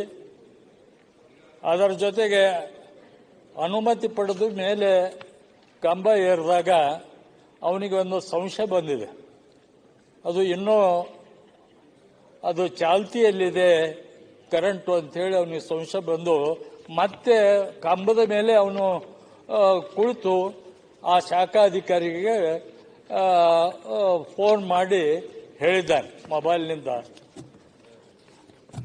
ಆದರೂ ಕೂಡ ಆ ಎಲೆಕ್ಟ್ರಿಕ್ ಶಾಕ್ನಿಂದ ಏನು ಕರೆಂಟ್ ಕನೆಕ್ಷನ್ ತೆಗೆದೇ ಇರೋದ್ರಿಂದ ಅವನು ಮೇಲಿಂದ ಚೀರಿ ಕೆಳಗೆ ಬಿದ್ದಿದ್ದಾನೆ, ಮರಣ ಹೊಂದಿದ ಮೇಲೆ ಕೆಳಗೆ ಬಿದ್ದಿದ್ದಾನೆ. ಆದರೆ ಇಲ್ಲಿ ಮಾನ್ಯ ಮಂತ್ರಿಗಳು ಹೇಳೋದೇನಂತಂದ್ರೆ ತೆಳಗೆ ಬಿದ್ದು ಕಂಬದಿಂದ ತೆಳಗೆ ಬಿದ್ದು ಸತ್ತಿದ್ದಾನೆ ಅಂತ ಹೇಳಿದ್ದಾರೆ. ಅದು ಸತ್ಯಕ್ಕೆ ದೂರವಾದಂತ ಪ್ರಶ್ನೆ ಅಂತ ಹೇಳಿ ನಾನು ತಮ್ಮ ಮೂಲಕ ಹೇಳಿ ಬಯಸ್ತಾ ಇದ್ದೇನೆ. ಅವನು ಕಂಬ ಏರಿದ ಮೇಲೆ ಆ ಕರೆಂಟ್ ತೆಗೆದೇ ಇರೋದರಿಂದ ಇವತ್ತು ಅವನು ಬಿದ್ದಿದ್ದಾನೆ ಅಂತ ಹೇಳಿ ನಾನು ಹೇಳ್ತಾ ಇದ್ದೇನೆ. ಈಗಾಗಲೇ ಸರ್ಕಾರ ಏನು ಶಾಖಾ ಅಧಿಕಾರಿಗಳಿಗೆ ಅಮಾನತು ಮಾಡಿದ್ದಾರೆ ಮತ್ತು ಅವರ ಕುಟುಂಬಕ್ಕೆ 5 ಲಕ್ಷ ರೂಪಾಯಿ ಘೋಷಣೆ ಮಾಡಿದ್ದಾರೆ. ನಾವು ಏನು ಮೆಡಿಕಲ್ ರಿಲೀಫ್ ಮುಖ್ಯಮಂತ್ರಿಯವರ ಮೆಡಿಕಲ್ ರಿಲೀಫಿಗಾಗಿ 15-20 ಲಕ್ಷ ಮಂಜೂರಾಗ್ತದೆ. ಆದರೆ ಈ ಇಲಾಖೆಯ ತಪ್ಪಿನಿಂದ ಇವತ್ತು ಅವನ ಮರಣ ಹೊಂದಿದ್ದಾನೆ. ಅವನಿಗೆ ನೀವು 5 ಲಕ್ಷ ಅಂತಂದ್ರೆ ಅವನ ಮುಂದಿನ ಅವರ ಏನು ಕುಟುಂಬಕ್ಕೆ ಯಾವ ರೀತಿಯಿಂದ ನೆರವು ಆಗ್ತದೆ ಅದು ಹೇಳ್ರಿ. ಅದಕ್ಕೆ ನಾನು ವಿನಂತಿ ಮಾಡಿ ತಮ್ಮ ಮೂಲಕ ಮಾಡುವುದನ್ನು ಸರ್ಕಾರಕ್ಕೆ 50 ಲಕ್ಷ ರೂಪಾಯಿ ಆ ಕುಟುಂಬಕ್ಕೆ ನೆರವಿಗೆ ಬರಬೇಕು ಅಂತೇಳಿ ಮಾನ್ಯ ಸಚಿವರಲ್ಲಿ ವಿನಂತಿ ಮಾಡ್ತಾ ಇದ್ದೀನಿ. ಮತ್ತು ಸಚಿವರಿಗೆ ಈಗಾಗಲೇ ನಾನು ಮಾತಾಡಿದ್ದೇನೆ, ಅವ್ರು ಹೇಳ್ತಾರ ನಿಯಮದಲ್ಲಿ ಇಲ್ಲ ಅಂತ ಹೇಳಿ ಉತ್ತರ ಕೊಡ್ತಾರೆ. ಸನ್ಮಾನ್ಯ ಸಭಾಧ್ಯಕ್ಷರೇ, ಇದು ಬಹಳ ದುರದೃಷ್ಟಕರ ಘಟನೆ. ಅವರು ಲೈನ್ ಮ್ಯಾನ್ ಅವರು ಮೇಲೆ ಹೋಗಿದ್ದಾರೆ, ಅವರು ಲೈನ್ ಆಫ್ ಮಾಡ್ಲಿಕ್ಕೆ ಹೇಳಿದ್ರು ಸಮೇತ ಕರೆಂಟ್ ಬದ್ದುಬಿಟ್ಟು ಅವರು ಕೆಳಗಡೆ ಬಿದ್ದುಬಿಟ್ಟು ಪ್ರಾಣವನ್ನು ಬರೆದಿದ್ದಾರೆ. ಬಹುಶಃ ಈಗಾಗಲೇ ನಾವು ಅದು ಸೆಕ್ಷನ್ ಆಫೀಸರ್ಗಳನ್ನ ಸಸ್ಪೆಂಡ್ ಮಾಡಿದ್ವಿ. ಎಲೆಕ್ಟ್ರಿಕಲ್ ಇನ್ಸ್ಪೆಕ್ಟರೇಟ್ ಇಂದ ಈಗಾಗಲೇ ತನಿಖೆ ಮಾಡಲಿಕ್ಕೆ ಸನ್ಮಾನ್ಯ ಸದಸ್ಯರು ಹೇಳೋದೆಲ್ಲ ವಿಚಾರಗಳು ತನಿಖೆಯಲ್ಲಿ ಬಂದರೆ ಆ ಸಂದರ್ಭದಲ್ಲಿ ಯಾವ ರೀತಿಯಲ್ಲಿ ಅವರಿಗೆ ಕ್ರಮ ತಗೋಬೇಕು ಮತ್ತೆ ಯಾವ ರೀತಿಯಲ್ಲಿ ಕಾಂಪನ್ಸೇಷನ್ ಕೊಡಬೇಕು ಅಂತ ತನಿಖೆ ಬಂದ ಮೇಲೆ ಮಾಡ್ತೀವಿ. ಈಗಾಗಲೇ ನಮ್ಮ ಇಲಾಖೆ ಇದರಲ್ಲಿ ಅನುಕಂಪದ ಆಧಾರದ ಮೇಲೆ ಕುಟುಂಬದವರಿಗೆ ಕೊಡ್ತೀವಿ. ಮತ್ತೆ ಇನ್ಶೂರೆನ್ಸು 5 ಲಕ್ಷ ಅದು ಕೊಡಲಿಕ್ಕಿದೆ. ಮತ್ತೆ ಅವರಿಗೆ ವರ್ಕ್ಮೆನ್ ಕಾಂಪನ್ಸೇಷನ್ ಆಕ್ಟ್ ಪ್ರಕಾರ ಎಷ್ಟು ಬರ್ತದೆ ಅದು ಕೊಡ್ತೀವಿ. ಮತ್ತೆ ತನಿಖೆ ಬಂದ ಮೇಲೆ ಅವ್ರದ್ದು ಹೆಚ್ಚಿಗೆ ಏನೋ ಮಾಡ್ಲಿಕ್ಕೆ ಆಗ್ತದೆ, ತನಿಖೆ ರಿಪೋರ್ಟ್ ಮೇಲೆ ನಾವು ಅದನ್ನು ಸುನಿಲ್ ಕುಮಾರ್ ಆಯ್ತು ತನಿಖೆ ಮಾಡಿ ಅಂತ ಹೇಳಿದಾರಲ್ಲ. ನನ್ ಬೇರೆ ಇದೆ, ನನ್ ಬೇರೆ okay thank you Sunil Kumar. ಈಗ ಪೋಸ್ಟ್ ಮಾರ್ಟಮ್ ರಿಪೋರ್ಟ್ ಇರ್ತದಲ್ಲ, ಪೋಸ್ಟ್ ಮಾರ್ಟಮ್ ರಿಪೋರ್ಟ್ ಅದಕ್ಕೆ 1 ವೀಕ್ ಬೇಕಾಗ್ತದೆ. ಪೋಸ್ಟ್ ಮಾರ್ಟಮ್ ರಿಪೋರ್ಟ್ ಡಾಕ್ಟರ್ ಅವರೇ ನಿಮಗೆ ಅದು ಕರೆಕ್ಟ್ ಆಗ್ತದೆ. ನನಗೆ ಗೊತ್ತಾಗಬೇಕಾದ್ರೆ ಇನ್ಸ್ಪೆಕ್ಟರೇಟ್ ಇಂದ ತನಿಖೆ ನಿಮಗೆ ಏನು ಗೊತ್ತಾಗದೆ ಅವರು ರಿಪೋರ್ಟ್ ಕರೆಕ್ಟ್ ಎಲ್ಲ ಇರ್ತದೆ. ಅದು ಇದ್ದ ಮೇಲೆ ಇನ್ಸ್ಪೆಕ್ಟರೇಟ್ ಅವರು ತನಿಖೆ ಮಾಡಿದ ಮೇಲೆ ರಿಪೋರ್ಟ್ ಬಂದ ಮೇಲೆ ಆಕ್ಷನ್ ತಗೊಳ್ಳಿ. ನೆಕ್ಸ್ಟ್ ಅಶ್ವಿನಿ ಕುಮಾರ್. ಮಾನ್ಯ ಅಧ್ಯಕ್ಷರೇ, ಮಧುಬಂಗಾರಪ್ಪ. ದಕ್ಷಿಣ ಕನ್ನಡದ 3-4 ಜಿಲ್ಲೆಗಳಲ್ಲಿ ದೈವಾರಾಧನೆಯನ್ನ ನಂಬಿಕೊಂಡು ಬಂದಂತ ಸಾವಿರಾರು ಕುಟುಂಬಗಳು ಇವತ್ತಿಗೂ ಕೂಡ ಆರಾಧನಾ ಪದ್ಧತಿಯ ರೂಪದಲ್ಲಿ ಬೆಳೆದು ಬಂದಿದೆ. ಶಿಕ್ಷಣ ಇಲಾಖೆಯಲ್ಲಿ ಪ್ರತಿಭಾ ಕಾರಂಜಿ ಒಂದು ವಿಶೇಷವಾದಂತಹ ಕಾರ್ಯಕ್ರಮ, ಅದನ್ನು ನಾನು ಸ್ವಾಗತಿಸ್ತೇನೆ. ಆದರೆ ಆ ಪ್ರತಿಭಾ ಕಾರಂಜಿಯ ಕಾರ್ಯಕ್ರಮದಲ್ಲಿ ಜಾನಪದದ ಚಟುವಟಿಕೆಗಳನ್ನು ಮಾಡೋದ್ರ ಜೊತೆಯಲ್ಲಿ ದೈವದ ಕೋಲವನ್ನು ಮಾಡಬಹುದು ಅಂತೇಳಿ ಆದೇಶದಲ್ಲಿ ಶಿಕ್ಷಣ ಇಲಾಖೆ ಸೇರಿಸಿದೆ. ದೈವದ ಕೋಲ ಪ್ರದರ್ಶನದ ವಸ್ತು ಅಲ್ಲ, ಅದೊಂದು ದೈವಾರಾಧನೆ. ಕೈ ಬಿಡಬೇಕಂತ ಹಿನ್ನೆಲೆಯಲ್ಲಿ ದೈವದ ಕೋಲವನ್ನ ಪ್ರತಿಭಾ ಕಾರಂಜಿನಲ್ಲಿ ನೀವು ಆದೇಶದಲ್ಲಿ ಏನ್ ಮಾಡಿದಿರಿ ಅದನ್ನು ಕೈ ಬಿಡಬೇಕು ಅಂತೇಳಿ ನಾನು ಮಾನ್ಯ ಶಿಕ್ಷಣ ಸಚಿವರನ್ನ ಒತ್ತಾಯಿಸ್ತೇನೆ. ಅದನ್ನ ಪರಿಶೀಲಿಸಿ ನಾನು ಮಾಡ್ತೀನಿ. ನಾನು ಆಕ್ಚುಲಿ ಡಾಕ್ಟರ್ ಮಂತರ್ಗೌಡ ಹೇಳಿದ್ದಾರೆ, ಸುನಿಲ್ ಮಾಡ್ತೀನಿ. ದಕ್ಷಿಣ ಕನ್ನಡ ಬಹಳ ಚೆನ್ನಾಗಿ ಅವ್ರಿಗೆ ಗೊತ್ತಿದೆ. ಮಂತರ್ಗೌಡ ಸರ್, ಮಾನ್ಯ ಅಧ್ಯಕ್ಷರೇ, ಮಡಿಕೇರಿ ಕ್ಷೇತ್ರದಲ್ಲಿ ನೀವು ಪ್ರವಾಸ ಮಾಡಿದಂಥ ರೋಡಲ್ಲೇ ಮಂಗಳೂರು ಹೋಗಂತ ದಾರಿಲಿ ತಡೆಗೋಡೆ ಡಿಸಿ ಕಚೇರಿ ಮುಂದೆ ಕಳೆದು 2021 ಒಂದು ಟೆಂಡರ್ ಅಗ್ರಿಮೆಂಟ್ ಆಗುತ್ತೆ. ಶ್ರೀ ಅಯ್ಯಪ್ಪ ಕನ್ಸ್ಟ್ರಕ್ಷನ್ಸ್ ಅಂತ ಒಂದು ತಡೆಗೋಡೆ ಡಿಸಿ ಕಚೇರಿ ಎದುರುಗಡೆಗೆ ಒಂದು ತಡೆಗೋಡೆಗೆ 7,70,00,000 ಟೆಂಡರ್ ಕರೆದಂತ ನಂತರ 2021 22 2 ವರ್ಷದಲ್ಲಿ ಜೋರ್ ಮಳೆ ಬಂದಿರೋದ್ರಿಂದ ಆ ಕನ್ಸ್ಟ್ರಕ್ಷನ್ ಫಾಲ್ಟಿ ಆಗಿ ಆ ಟೆಕ್ನಾಲಜಿ ತಪ್ಪು ಅಂತ ಬಂದಿಂದ ಒಂದು ಮಾಹಿತಿ ಬಂದಿದೆ. ಅದರಲ್ಲಂತರೂ that company has removed the construction ಗೋಡೆ ಕಟ್ಟಿರೋದಂತ ತಡೆಗೋಡೆನ ಇನ್ನೊಂದ್ಸಲಿ ತೆಗೆದು ಇನ್ನೊಂದ್ಸಲಿ ಹೊಸ ಕನ್ಸ್ಟ್ರಕ್ಷನ್ ಶುರು ಮಾಡಿದ್ದಾರೆ. IISc ಅಲ್ಲಿ ಒಂದು ರಿಪೋರ್ಟ್ ಕೊಟ್ಟಿದ್ದಾರೆ. That is the technology used is correct, but ಸ್ವಲ್ಪ ತಿದ್ದುಪಡಿ ಮಾಡ್ಕೊಳ್ಳಿ ಅಂತ. ಎಮರ್ಜೆನ್ಸಿ ಆಗಿ ಏನ್ ಹೇಳಿ ಸರ್. ಎಮರ್ಜೆನ್ಸಿ ಬೀಳುವಂತ ಪರಿಸ್ಥಿತಿಯಲ್ಲಿದೆ. ರೋಡ್ ಅಲ್ಲ ಸರ್, ಇಡೀ ತಡೆಗೋಡೆ 40 ಮೀಟರ್ ಬರಂತ ಮಣ್ಣು ಪ್ಲಸ್ ಡಿಸಿ ಕಚೇರಿನೇ ಬೀಳಂತ ಪರಿಸ್ಥಿತಿ ಇದೆ. ಅದನ್ನ ತಡೆಗಟ್ಟಬೇಕೀಗ. ಅದನ್ನ ತನಿಖೆ ಮಾಡಿ ಅದನ್ನ ಒಂದು ಸಂಬಂಧಪಟ್ಟ ಅಧಿಕಾರಿಗಳು ಹಾಗೂ ಕಾಂಟ್ರಾಕ್ಟರ್ಗಳಿಗೆ ಒಂದು ಲೋಕೋಪಯೋಗ ಸಚಿವರು ಅದನ್ನ ಒಂದು ತನಿಖೆ ಮಾಡಲೇಬೇಕು ಅಂತ ನಾನು ಥ್ಯಾಂಕ್ ಯು ಸರ್. ಮನೆ ಅಧ್ಯಕ್ಷರೇ, ಅವ್ರ ಜೊತೆ ನಾನು ಪ್ರತ್ಯೇಕವಾಗಿ ಚರ್ಚೆ ಮಾಡ್ತೀನಿ ಮತ್ತು ಅವ್ರ ಉತ್ತರ ಕೂಡ ಕೊಡಿಸ್ತೀನಿ, ಉತ್ತರ ತರಿಸ್ಕೊಡ್ತೀನಿ. Okay, next Srinivas. Doctor Srinivas MT ಕೊಡ್ಲಿಗೆ.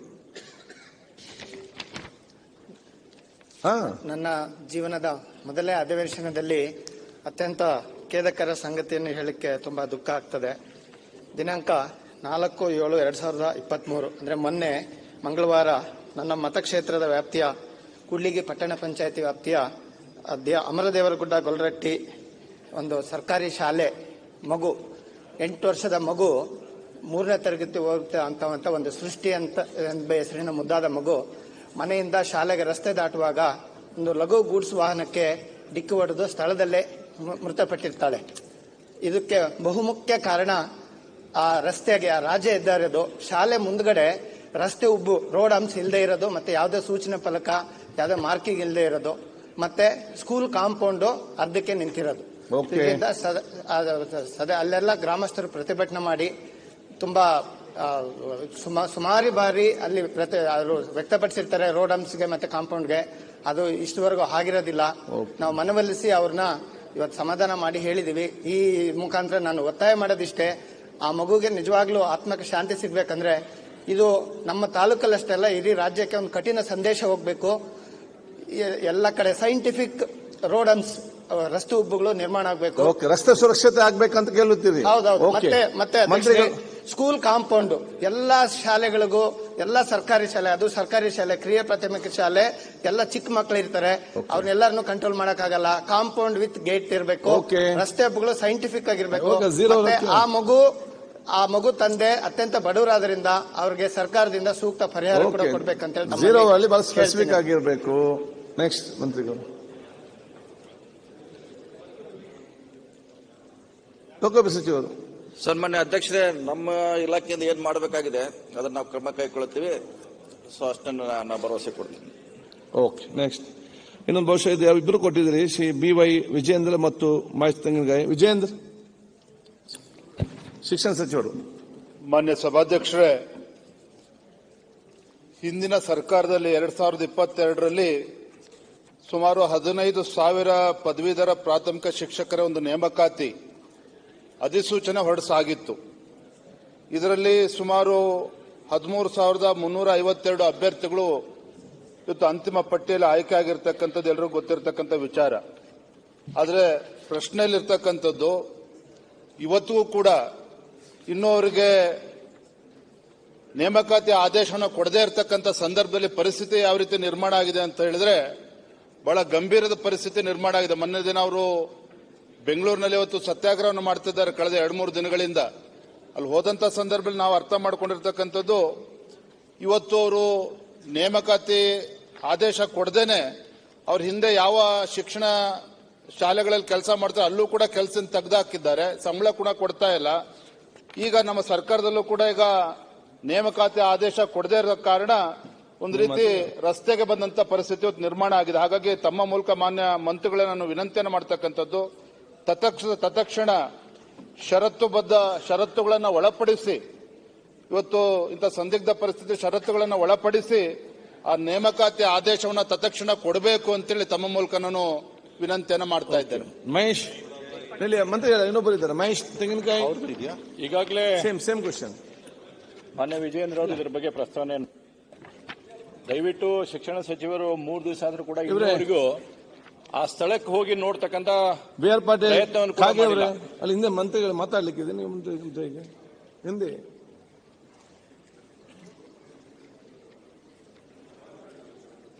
ಅಲ್ಲಿರ್ತಕ್ಕಂಥ ಏನಿವತ್ತು ಸಾವಿರಾರು ಸಂಖ್ಯೆಯಲ್ಲಿ ಶಿಕ್ಷಕರು ಬಂದು ಅಲ್ಲಿ ಪ್ರತಿಭಟನೆ ಮಾಡ್ತಕ್ಕಂಥ ಸಂದರ್ಭದಲ್ಲಿ ಮಕ್ಕಳನ್ನ ಕುತ್ಕೊಂಡು ಚಿಕ್ಕ ಮಕ್ಕಳನ್ನ 3 ತಿಂಗಳ 6 ತಿಂಗಳ ಮಕ್ಕಳು ಕರ್ಕೊಂಡು ಅವ್ರು ಕುತ್ಕೊಂಡಂಥದ್ದು ಅಲ್ಲೇ ನೋಡಿದರೆ ಯಾರಿಗಾದ್ರೂ ಕೂಡ ಬಹಳ ಭಾವನಾತ್ಮಕವಾಗಿ ಸಮಸ್ಯೆ ಆಗ್ತಾ ಇದೆ.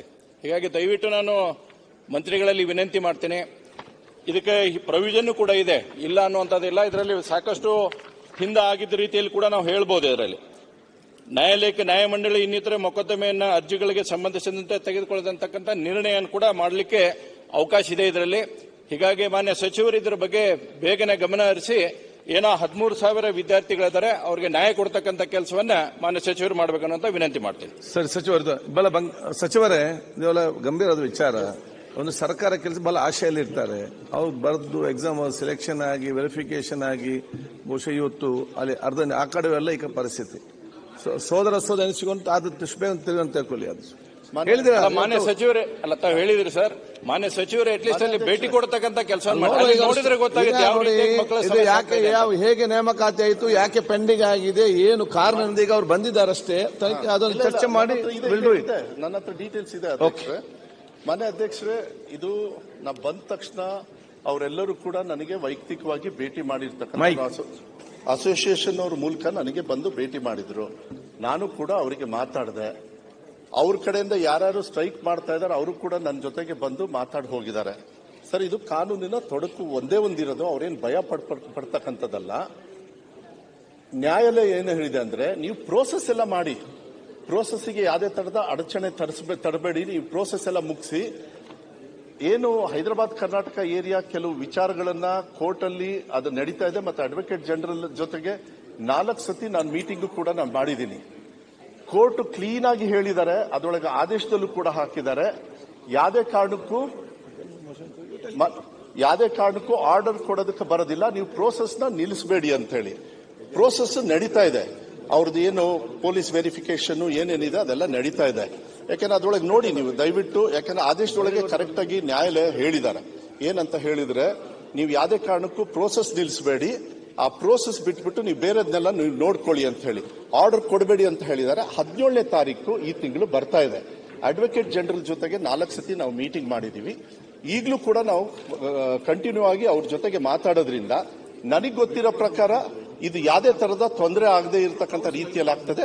ಒಂದೇ ಒಂದು ಕೇಸಲ್ಲಿ ಇರೋದು, ಅದು ಏನು ಯಜಮಾನ್ರದ್ದು ಇನ್ಕಮ್ ತಗೊಳ್ಬೇಕೋ ಇಲ್ಲ ತಂದೆಯವ್ರು ತಗೊಳ್ಬೇಕೋ ಅದು ನಾನು ಇಲ್ಲಿ ಚರ್ಚೆ ಮಾಡಕ್ ಹೋಗಲ್ಲ, ಯಾಕಂದ್ರೆ ನ್ಯಾಯಾಲಯದಲ್ಲಿದೆ, ಅದು ನನ್ನ ಸಂಪೂರ್ಣವಾಗಿರ್ತಕ್ಕಂಥ ಗಮನದಲ್ಲಿದೆ. ಸರ್ಕಾರ ಈ 13,000 ಜನರಿಗೂ ಕೂಡ ಏನು ಆ ಹುದ್ದೆಯನ್ನ ಕೊಡಬೇಕು ಆದಷ್ಟು ಬೇಗ ಕೊಡ್ತಕ್ಕಂಥದ್ದಕ್ಕೆ 100ಕ್ಕೆ 100 ಪ್ರಯತ್ನವನ್ನ ಮಾಡಿ ಕೊಡ್ತಕ್ಕಂಥದ್ದು ವ್ಯವಸ್ಥೆನ ನಾವು ಮಾಡ್ತೀವಿ.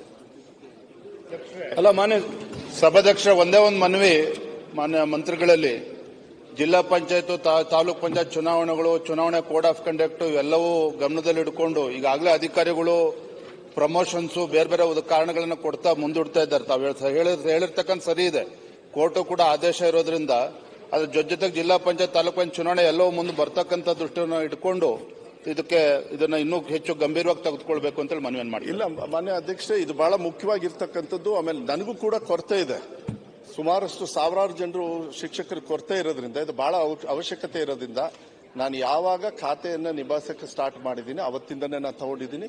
ವಿಶ್ವಾಸ ಇಟ್ಕೊಳ್ಳಿ, ದಯವಿಟ್ಟು ಅವರು ಕೂಡ ಈ ಸದನದ ಮೂಲಕ ವಿಶ್ವಾಸ ಇಟ್ಕೊಳ್ಳಿ. ನ್ಯಾಯಾಲಯದಲ್ಲಿ ಇದ್ದಾಗ ನಾವು ಯಾವುದೇ ತರದ ಒಂದು ನ್ಯಾಯಾಲಯದ ಮಾರ್ಗದರ್ಶನವನ್ನು ಬಿಟ್ಟು ಮಾಡೋದಕ್ಕೆ ತೊಂದರೆ ಆಗುತ್ತೆ, ಅದು ನಿಮಗೆ ಚೆನ್ನಾಗಿ ಗೊತ್ತಿದೆ. ಆದಷ್ಟು ಬೇಗ ಮಾಡ್ತೀವಿ. ಪ್ರೋಸೆಸ್ ಮಾತ್ರ ಬಹಳ ಫಾಸ್ಟ್ ಆಗಿ ಮಾಡಿ ಅಂತ ಹೇಳಿ ಎಲ್ಲಾ ಅಧಿಕಾರಿಗಳಿಗೂ ಕೂಡ ಹೇಳಿದೀವಿ. ಒಂದು ಸತಿ ನ್ಯಾಯಾಲಯ ನಮಗೆ ಹೇಳಿದ ತಕ್ಷಣ ಆರ್ಡರ್ ಕೊಡಿ ಅಂದ್ರೆ ಕಣ್ಣು ಮುಚ್ಕೊಂಡು ಕೊಟ್ಟು ಬಿಡ್ತೀವಿ. ಅದೇನು ಎಲ್ಲ ರೆಡಿ ಆಗಿದೆ, ಏನು ತೊಂದರೆ ಏನಿಲ್ಲ. ಸಭಾಧ್ಯಕ್ಷರೇ, ಇದಕ್ಕೆ ಸಂಬಂಧಪಟ್ಟಾಗಿ 2 ಕಡೆ ನಾವು ಕರ್ನಾಟಕ ವಸತಿ ಶಿಕ್ಷಣ ಸಂಸ್ಥೆ ಮತ್ತು PWD ಇದೇ ರೀತಿಯಾದಂತಹ ಸಮಸ್ಯೆ ಬಂದಾಗ ನ್ಯಾಯಾಲಯ ಅಂತಿಮ ತೀರ್ಪಿನ ಷರತ್ತುಗೊಳಪಟ್ಟಿ ಅಂತ ಹೇಳಿ ಅಲ್ಲಿನೂ ಕೂಡ ಕೊಟ್ಟಿದ್ದಾರೆ. ಕೊಟ್ಟಿಲ್ಲ ಅಂತಲ್ಲ, ಕೊಟ್ಟಿದ್ದಾರೆ, ಪ್ರೊವಿಷನ್ ಇದೆ ಅಲ್ಲಿ ಕೊಡ್ಲಿಕ್ಕೆ. ಹೀಗಾಗಿ ದಯವಿಟ್ಟು ತಾವು ಇದನ್ನು ಪರಿಶೀಲನೆ ಮಾಡಿ ಇದನ್ನು ಕ್ಲಿಯರ್ ಮಾಡುವಂತದನ್ನು ಮಾಡಬೇಕು. ನಾನು ಅಡ್ವೊಕೇಟ್ ಜನರಲ್ ಜೊತೆಗೆ ಮಾತಾಡಿ ಈ ತರ ಏನಾದ್ರು ಪ್ರಾವಿಷನ್ ಇದ್ರೆ ಬೇಗ ಮಾಡ್ತೀವಿ. 17ನೇ ತಾರೀಕೊಳಗೆ ಅದನ್ನ ಚರ್ಚೆ ಮಾಡಿ 17ನೇ ತಾರೀಕಿಗೆ ಅವರಿಗೆ ನ್ಯಾಯಾಲಯಕ್ಕೆ ಆ ಪರ್ಮಿಷನ್ ತಗೊಳ್ಳೋದಕ್ಕೆ ಹೇಳ್ತೀನಿ. Okay, good. Shri Alam Prabhu Patel, mic. ನನ್ನ ಶೂನ್ಯ ವೇಳೆದ ಪ್ರಶ್ನೆ ಬಹಳ ಗಂಭೀರವಾಗಿರ್ತಕ್ಕಂಥ ಪ್ರಶ್ನೆ. ಅದಕ್ಕೆ ಶೂನ್ಯ ವೇಳೆ ಅಡಿಯಲ್ಲಿ ಚರ್ಚೆ ಕೊಡಬೇಕು. ಆದರೂ ತಮಗೆ ಕೊಟ್ಟಿರ್ತಕ್ಕಂಥದ್ದನ್ನು ನಾನು ಓದಿ ಹೇಳ್ತಿದ್ದೇನೆ. ನಮ್ಮ ಜಿಲ್ಲೆಯಲ್ಲಿ ಮತ್ತು ನಮ್ಮ ಮತಕ್ಷೇತ್ರದಲ್ಲಿ ಬಹಳಷ್ಟು ಮಳೆ ತೀವ್ರ ಕೊರತೆಯಿಂದ ಬತ್ತಿ ಹೋಗಿ ಭೀಮಾ ನದಿ ಕೂಡ ಬತ್ತಿ ಹೋಗಿದೆ. ತೊಗರಿ ಮತ್ತು ಬೇರೆ ಉದ್ದು ಹೆಸರು ಬೆಳೀತಕ್ಕಂಥದ್ದು ಕೂಡ 1 ತಿಂಗಳ ಮಳೆ ಇಲ್ಲದೆ ಇವತ್ತು ಬೆಳೆ ಹಾನಿಯಾಗಿದೆ. ಸನ್ಮಾನ್ಯ ಅಧ್ಯಕ್ಷರೇ, ನಮ್ಮಲ್ಲಿ ಸುಮಾರು 74 ಮಿಲಿಮೀಟರ್ ಮಳೆ ಆಗಬೇಕಾಗಿತ್ತು. ಈಗ ಆಗಿದ್ದು 24 ಮಿಲಿಮೀಟರ್ ಮಳೆ. ಒಟ್ಟು ರೈತರು 8.87 ಲಕ್ಷ ಬಿತ್ತನೆ ಆಗಬೇಕಾಗಿತ್ತು. ಆದರೆ ಮಳೆ ಕೊರತೆಯಿಂದ ಕೇವಲ 25,000 ಬಿತ್ತನೆ ಆಗಿದೆ ಅಧ್ಯಕ್ಷರೇ. ಆ ಬಿತ್ತನೆ ಆಗಿದ್ದು ಕೂಡ ಇವತ್ತು ಹಂದಿ ಕಾಟ. ಆ ಹಂದಿ ಕಾಟದಿಂದ 25 ಎಕರೆನಲ್ಲಿ ಬಿತ್ತಿರ್ತಕ್ಕಂಥ ಬೀಜಗಳನ್ನು ಕೂಡ ತಿಂದು ಹಾಳಾಗ್ತಿದೆ. ಮಂಗಮಕ್ಕು ಹಂದಿ ಕಾಟ. ಅದಕ್ಕೆ ಅರಣ್ಯ ಸಚಿವರು ದಯಮಾಡಿ ಇದನ್ನು ಯಾವ ರೀತಿ ಕಂಟ್ರೋಲ್ ಮಾಡ್ತಾರಂತ ಅದನ್ನು ನೋಡಬೇಕು. ಹೋದ ಸಲ ಕೂಡ ತೊಗರಿ ನೆಟ್ಟೆ ಹಾಯ್ದು ಬರಗಾಲ ಬಿತ್ತು. ಈ ಸಲ ಕೂಡ ಮಳೆ ಇಲ್ಲದೆ ತತ್ತರಿಸಿ ಹೋಗಿದ್ದಾರೆ. ಸರ್ಕಾರಕ್ಕೆ ಅಗ್ರಿಕಲ್ಚರ್ ಕೃಷಿ ಸಚಿವರ ಮೂಲಕ ನಾನು ಒತ್ತಾಯಿಸ್ತೇನೆ, ದಯಮಾಡಿ ಬರಗಾಲ ಘೋಷಣೆ ಮಾಡಿ ಬಡವರ ರೈತರನ್ನ ಬದುಕಿಸ್ತಕ್ಕಂಥ ಕೆಲಸ ಆಗಬೇಕು. ಇದನ್ನ ಬೇರೆ ನಿಯಮದ ಅಡಿಯಲ್ಲಿ ಅವಕಾಶ ಮಾಡಿಕೊಡಿ. ಅಧ್ಯಕ್ಷರೇ, ತಮ್ಮ ಅನುಮತಿ ಪಡೆದು ನಾನು ಇದೇ ವಿಷಯಕ್ಕೆ ನಾನು ಒಂದು ತಮಗೆ ಕೊಡಿಸಿದ್ದೇನೆ ವಿನಂತಿ, ಬರಗಾಲ ವಿಷಯಕ್ಕೆ. ಈಗ ಅಲ್ಲಂ ಪ್ರಭು ಪಾಟೀಲ್ ಎತ್ತಿದಂತಹ ವಿಷಯನ ನಾನು ಕೂಡ ಕೊಟ್ಟಿದ್ದೇನೆ. ಒಂದು ನಿಮಿಷ ಮುಗಿದು. ಬಹಳ ಗಂಭೀರವಾದಂತಹ ಸಮಸ್ಯೆ ಅಂದ್ರೆ ಕುಡಿಯುವ ನೀರಿನ ಸಮಸ್ಯೆ. ಈಗ ನಮ್ಮ ಕಂದಾಯ ಸಚಿವರು ಇಲ್ಲಿದ್ದಾರೆ, ಅವರು ಹೇಳಿಕೆಯನ್ನು ನಾನು ಪತ್ರಿಕೆಯಲ್ಲಿ ಓದಿದ್ದೀನಿ. ಎಲ್ಲ ಜಿಲ್ಲಾಧಿಕಾರಿಗಳಿಗೆ ನಾವು ನಿರ್ದೇಶನ ಕೊಟ್ಟಿದ್ದೀವಿ ಮತ್ತು ಯಾವುದೋ ಹಣದ ಕೊರತೆ ಇಲ್ಲ ಅಂತೇಳಿ. ಆದರೆ ವಾಸ್ತವಿಕ ರೂಪದಲ್ಲಿ ಎಲ್ಲೆಲ್ಲಿ ಕುಡಿಯುವ ನೀರಿನ ಸಮಸ್ಯೆ ಇದೆ ಅಲ್ಲಿ ಪರಿಹಾರ ಕೊಡಕ್ಕಾಗ್ತಾ ಇಲ್ಲ. ಕೆಲವರು ಹೇಳ್ತಾರೆ ದುಡ್ಡಿಲ್ಲ ಅಂತ ಹೇಳ್ತಾರೆ, ಕೆಲವರು ಹತ್ರ ನೀರಿಲ್ಲ ಅಂತ ಹೇಳ್ತಾರೆ. ಈಗ ಇದಕ್ಕೇನಾದರೂ ಒಂದು ಸೂಕ್ತವಾದಂತಹ ದಾರಿಯನ್ನು ಕಂಡು ಹಿಡಿದು ನಾವು ಕುಡಿಯುವ ನೀರಿನ ವ್ಯವಸ್ಥೆಯನ್ನ ಮನುಷ್ಯರಿಗೆ, ದನಕರುಗಳಿಗೆ ಮಾಡಲೇಬೇಕು. ಮಾಡದೆ ಹೋಗಿದ್ರೆ ಭಾರಿ ಭಯಂಕರವಾದ ಸಮಸ್ಯೆ ಇದೆ ಅಂತ ಹೇಳಿ ಸರ್ಕಾರಕ್ಕೆ ನಾನು ಗಮನ ತರಲಿಕ್ಕೆ ಬಯಸ್ತೀನಿ. ದಯಮಾಡಿ ತಾವು ಕಂದಾಯ ಸಚಿವರು ಕೆಬಿಜಿ.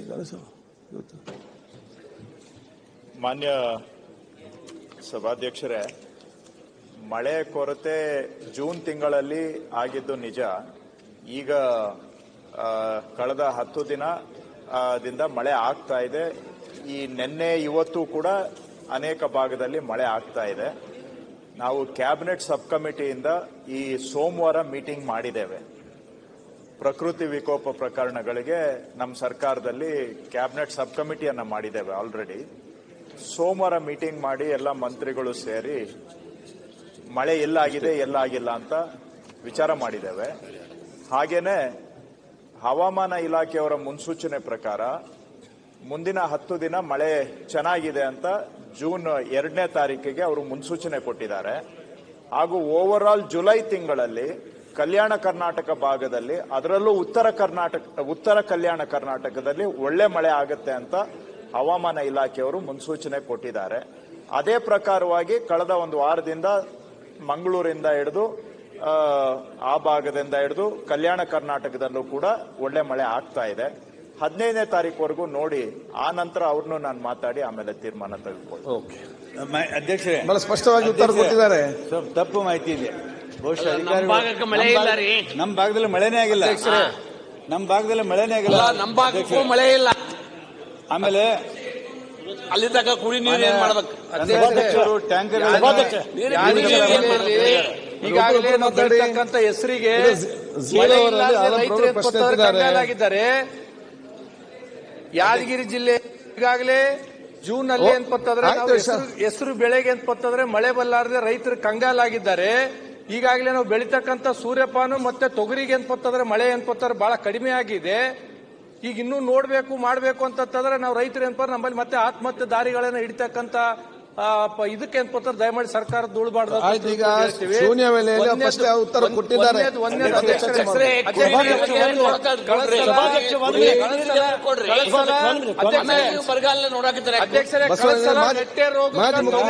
ಎಲ್ಲರ ಪರವಾಗಿ ಅವ್ರು ಮಾತಾಡ್ತಾರೆ. ಈಗ ಅಧಿಕಾರಿಗಳು ಸರಿಯಾದ ಮಾಹಿತಿ ಕೊಟ್ಟಿಲ್ಲ. ಅಧಿಕಾರಿಗಳು ಸರಿಯಾದಂತ ಮಾಹಿತಿ ಸಚಿವರಿಗೆ ಕೊಟ್ಟಿಲ್ಲ. ನಮ್ಮಲ್ಲಿ ಮಳೆನೇ ಇಲ್ಲ. ಆಮೇಲೆ ಟ್ಯಾಂಕರ್ಗಳಿಂದ ನೀರು ಕೊಡುವಂತ ಕೂತ್ಕೊಳ್ಳಿ, ಪ್ರಾಪರ್ ಆಗಿ ತಗೊಂಡಿಲ್ಲ ಅಂತ ಹೇಳಕ್ ಬಯಸ್ತೀರಾ? ಮಾನ್ಯ ಅಧ್ಯಕ್ಷರೇ, ಒಂದು ಮಳೆ ಬಿತ್ತು, ಒಂದೇ ಮಳೆ ಬಿತ್ತು, ಟ್ಯಾಂಕರ್ ನಿಲ್ಲಿಸ್ಬಿಟ್ರು. ಒಂದೇ ಮಳೆಗೆ ಅಂತರ್ಜಲ ಜಾಸ್ತಿ ಕುಡಿಯಕ್ಕೆ ನೀರು ಸಿಗ್ತದ? ಈ ತರ ನಡೆದಿದೆ. ಸರಿ. ಮಾನ್ಯ ಸಭಾಧ್ಯಕ್ಷ, ಈ ಬಾರಿ ಮುಂಗಾರು ಸಮಯಕ್ಕೆ ಬಂದಿಲ್ಲ ಅನ್ನೋಂಥದ್ದು ಸತ್ಯ. ಯಾವಾಗ ಮುಂಗಾರು ಒಂದು ವಾರ 10 ದಿವಸ ತಡಾಗಿ ಬಂದರೆ ಕೃಷಿ ಮೇಲೆ ಬಹಳ ವ್ಯಾಪಕವಾದಂಥ ಪರಿಣಾಮ ಆಗ್ತದೆ. ಹಾಗೆ ನೋಡಿದರೆ ಮುಂಗಾರಕ್ಕಿಂತ ಮುಂಚೆ ಬರುವಂಥ ಪ್ರೀ ಮನ್ಸೂನ್ ಏನಿದೆ ಅದು ಬಹಳ ಇಂಪಾರ್ಟೆಂಟ್. ಅದು ಬಿದ್ದರೇ ನಮಗೆ ಬಿತ್ತನೆಯನ್ನು ನಮಗೆ ಮಾಡೋದಕ್ಕೆ ಅನುಕೂಲ ಆಗ್ತದೆ. ಆದರೂ ಕೂಡ ಕೆಲವರು ಆಸೆ ಬಿದ್ದಿಗೆಲ್ಲ ಬಿತ್ತನೆಯನ್ನು ಮಾಡಿದ್ದಾರೆ, ಮುಂಗಾರು ಬಂದಿಲ್ಲ. ಹೀಗಾಗಿ ವಿಶೇಷವಾಗಿ ಉತ್ತರ ಕರ್ನಾಟಕದ ಒಳನಾಡಿನಲ್ಲಿ ಇವತ್ತು ಮಳೆಯ ಕೊರತೆ ಇದೆ, ಬೆಳೆಗೂ ಕೊರತೆ ಇದೆ. ಮತ್ತು ಕಳೆದ 2 ವರ್ಷ ಒಳ್ಳೆ ಮಳೆ ಆದರೂ ಕೂಡ ಅಂತರ್ಜಲ ನಿಂತಿಲ್ಲ. ನಮ್ಗೆ ಆಶ್ಚರ್ಯ ಆಗಿರುವಂಥದ್ದು, ನಿಲ್ಲಬೇಕಾಯಿತು, ನಿಂತಿಲ್ಲ. ಅದು ಕೂಡ ಕುಸಿತೋಗಿದೆ. ಕುಡಿಯೋ ನೀರಿಗೆ ಸಮಸ್ಯೆ ಆಗಿದೆ. ಮತ್ತು ಈ ಹವಾಮಾನ ಇಲಾಖೆ ನೀವು ನಂಬಿಕೊಂಡು ದಯವಿಟ್ಟು ಆಕ್ಷನ್ ಪ್ಲಾನ್ ಮಾಡಕ್ಕೆ ಹೋಗಬೇಡಿ. ನಾನು ನೋಡ್ತಾನೆ ಇದ್ದೀನಿ ಕಳೆದ 1 ತಿಂಗಳಿನಿಂದ. ಮುಂದಿನ 5 ದಿವಸ ವ್ಯಾಪಕ ಮಳೆ, ಇಡೀ ಕರ್ನಾಟಕದಲ್ಲಿ ಮಳೆ. Orange alert, red alert.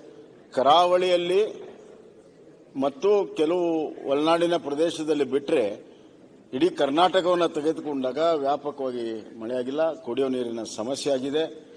ನನ್ನ ಸರ್ಕಾರಕ್ಕೆ ಮನವಿ, ಡಿಸಾಸ್ಟರ್ ಮ್ಯಾನೇಜ್ಮೆಂಟ್ ಅವ್ರ ಕಡೆ ಇದೆ, ಕೃಷ್ಣ ಅವ್ರ ಕಡೆ ಇದೆ. ನನ್ನ ಮನವಿ, ಫಸ್ಟ್ ಪ್ರಯಾರಿಟಿ ಕುಡಿಯೋ ನೀರಿಗೆ ಕೊಡಿ. ಕುಡಿಯೋ ನೀರಿಗೆ ಇವತ್ತು ಸಾಕಷ್ಟು ಬೋರ್ವೆಲ್ಗಳು ರೀಚಾರ್ಜ್ ಮಾಡಬೇಕಾಗಿದೆ. ಮತ್ತು ಅವಶ್ಯಕತೆ ಬಿದ್ದಲ್ಲಿ ಮಾತ್ರ ನೀವು ಹೊಸ ಬೋರ್ವೆಲ್ ತೆಗಿಬೇಕು. ಮತ್ತು ಪೈಪ್ಲೈನನ್ನು ಹಾಕಬೇಕು. ಕೆಲವು ಕಡೆ ಎಲ್ಲ ಹೊಸ ಬೋರ್ವೆಲ್ ತೆಗೆದಲ್ಲಿ ಪೈಪ್ಲೈನ್ ಹಾಕಬೇಕು. ಈಗ ಏನಾಗಿದೆ ಅಂದರೆ ಈಗಾಗಲೇ ನಮ್ಮ ಕಡೆ ಎಲ್ಲ ಈ ಟ್ಯಾಂಕರ್ಗಳ ಲಾಬಿ ಶುರುವಾಗಿಬಿಡ್ತದೆ. ಅದಕ್ಕಾಗಿ ನೀವು ಕೂಡಲೇ ಕುಡಿಯೋ ನೀರಿಗಾಗಿ ಪ್ರತಿಯೊಂದು ತಾಲೂಕಿಗೆ ಕನಿಷ್ಠ 50 ಲಕ್ಷ ರೂಪಾಯಿ ಬಿಡುಗಡೆ ಮಾಡಿ. ನಾನು 1 ಕೋಟಿ ಅಂತ ನಾನು ಹೇಳ್ತಾ ಇಲ್ಲ, ಮಿನಿಮಮ್ 50 ಲಕ್ಷ ಬಿಡುಗಡೆ ಮಾಡಿ. ಈಗೇನಾಗಿದೆ ಅಂದ್ರೆ ಪರಿಸ್ಥಿತಿ ಏನಿದೆ ಅಂತಂದ್ರೆ ಜಿಲ್ಲಾ ಪಂಚಾಯತಿಯಲ್ಲಿ ಸ್ವಲ್ಪ ಹಣ ಇದೆ, ಆದರೆ ಎಲ್ಲ ತಾಲೂಕಿಗೂ ಸಾಲೋದಿಲ್ಲ. ಆದ್ದರಿಂದ ಕೂಡಲೇ ನಿಮ್ಮ ಇದರಿಂದ ಡಿಸಾಸ್ಟರ್ ಮ್ಯಾನೇಜ್ಮೆಂಟ್ ಇದರಿಂದ ಇಲಾಖೆಯಿಂದ ಕೂಡಲೇ ಕುಡಿಯೋ ನೀರಿಗಾಗಿ ಮೊದಲು ಬಿಡುಗಡೆ ಮಾಡಿ. ಎಲ್ಲೆಲ್ಲಿ ತೀವ್ರವಾಗಿ ಮಳೆ ಕೊರತೆ ಇದೆ ಆ ಎಲ್ಲ ತಾಲೂಕುಗಳಿಗೆ 50 ಲಕ್ಷ ರೂಪಾಯಿ ಕುಡಿಯೋ ನೀರು ಬಿಡುಗಡೆ ಮಾಡಿ. ಮತ್ತೆ ನನಗನ್ನಿಸ್ತಾ ಇದೆ ಈ ಇತ್ತೀಚಿನ ವರ್ಷಗಳಲ್ಲಿ ಒಂದು ಪರ್ಮನೆಂಟ್ ಟಾಸ್ಕ್ ಫೋರ್ಸ್ ಬೇಕು. ನಾವೇನು ಮಾಡ್ತೀವಿ, ಬರಗಾಲ ಅಂತ ಘೋಷಣೆ ಆದ ಮೇಲೆ ಟಾಸ್ಕ್ ಫೋರ್ಸ್ ಮಾಡ್ತೀವಿ, ಆಮೇಲೆ ಅದಕ್ಕೆ ದುಡ್ಡು ಕೊಡ್ತೀವಿ, ಆಮೇಲೆ ಕ್ರಿಯಾ ಯೋಜನೆ, ಆ ಕ್ರಿಯಾ ಯೋಜನೆ ಒಪ್ಪಿಗೆ, ಆಮೇಲೆ ಕೆಲಸ. ಇಷ್ಟು ಮಾಡೋಷ್ಟರಲ್ಲಿ ಒಂದು ಸೀಸನ್ ಹೋಗ್ಬಿಡ್ತೀವಿ. ಅದಕ್ಕಾಗಿ ಪರ್ಮನೆಂಟ್ ಅಂಡ್ ಟಾಸ್ಕ್ ಫೋರ್ಸ್ ಮಾಡಿ ಎಲ್ಲ ತಾಲೂಕುಗಳಿಗೆ ಆಸ್ ಅಂಡ್ ವೆನ್ ಎಮರ್ಜೆನ್ಸಿ ಏನು ನೀಡ್ ಆಗುತ್ತೆ ಆವಾಗ ಕೆಲಸ ಮಾಡೋಕೆ ಅನುಕೂಲ ಆಗುತ್ತೆ. ಟಾಸ್ಕ್ ಫೋರ್ಸ್ ಸಿದ್ಧವಾಗಿದ್ದರೆ ಕೂಡಲೇ ಕೆಲಸ ಮಾಡೋಕೆ ಅನುಕೂಲ ಆಗುತ್ತೆ.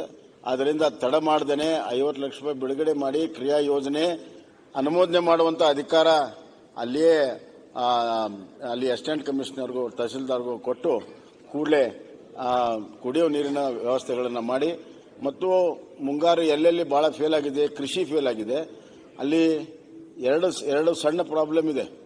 ಒಂದು, ಬಿತ್ತಿರುವ ಬೀಜ ನಷ್ಟ ಆಗಿದೆ. ಬೇರೆ ಬೇರೆ ಭಾಗದಲ್ಲಿ ಬೇರೆ ಬೇರೆ ನಮ್ಮ ಬೆಳೆಗಳನ್ನು ಬಿತ್ತನೆ ಮಾಡಿದ್ದಾರೆ. ಕೆಲವು ಕಡೆ ಗೋವಿನ ಜೋಳ ಇದೆ, ಸೋಯಾ ಇದೆ, ಇನ್ನೊಂದಿದೆ. ಆದ್ದರಿಂದ ಯಾವ್ಯಾವ ಭಾಗದಲ್ಲಿ ಯಾವ್ಯಾವ ಬೀಜದ ಕೊರತೆ ಯಾಕೆ ಬಿತ್ತಿದ್ದಾರೆ ಅದು 20% ಇರ್ಬೋದು, 24% ಇರ್ಬೋದು, ಅಷ್ಟನ್ನು ರಿಪ್ಲೇಸ್ ಮಾಡೋದಕ್ಕೆ ಕಂಟಿಂಜೆನ್ಸಿ ಪ್ಲಾನ್ ಅನ್ನು ಮಾಡಿ ಕೂಡಲೇ ಕೃಷಿ ಇಲಾಖೆಯವ್ರಿಗೆ ಮಾತನಾಡಿ ಆ ವ್ಯವಸ್ಥೆಗಳನ್ನು ಮಾಡಬೇಕು. ಇನ್ನು ಎರಡನೇದ್ದು ಕ್ರಾಪ್ ಇನ್ಶೂರೆನ್ಸ್. ಕ್ರಾಪ್ ಇನ್ಶೂರೆನ್ಸ್ ಏನಾಗ್ತದೆ, ಅದು ಬಿತ್ತಿದ್ರೆ ಅದು ಮೊಳಕೆನೆ ಹೊಡಿಲಿಲ್ಲ ಅಂದ್ರೆ ಕ್ರಾಪ್ ಇನ್ಶೂರೆನ್ಸ್ಗೆ ಅದು ಕವರ್ ಆಗೋಲ್ಲ. ಆದರೆ ಬಿತ್ತನೆ ಆಗಿರ್ತದೆ, ಬಿತ್ತನೆಗೆ ಬೇಕಾಗಿರುವಂಥ ಎಲ್ಲ ಖರ್ಚುಗಳಾಗಿರ್ತದೆ. ಈ ಎರಡು ಸಮಸ್ಯೆ ಆಗ್ತದೆ ಮಳೆ ಕೊರತೆ ಆದಾಗ.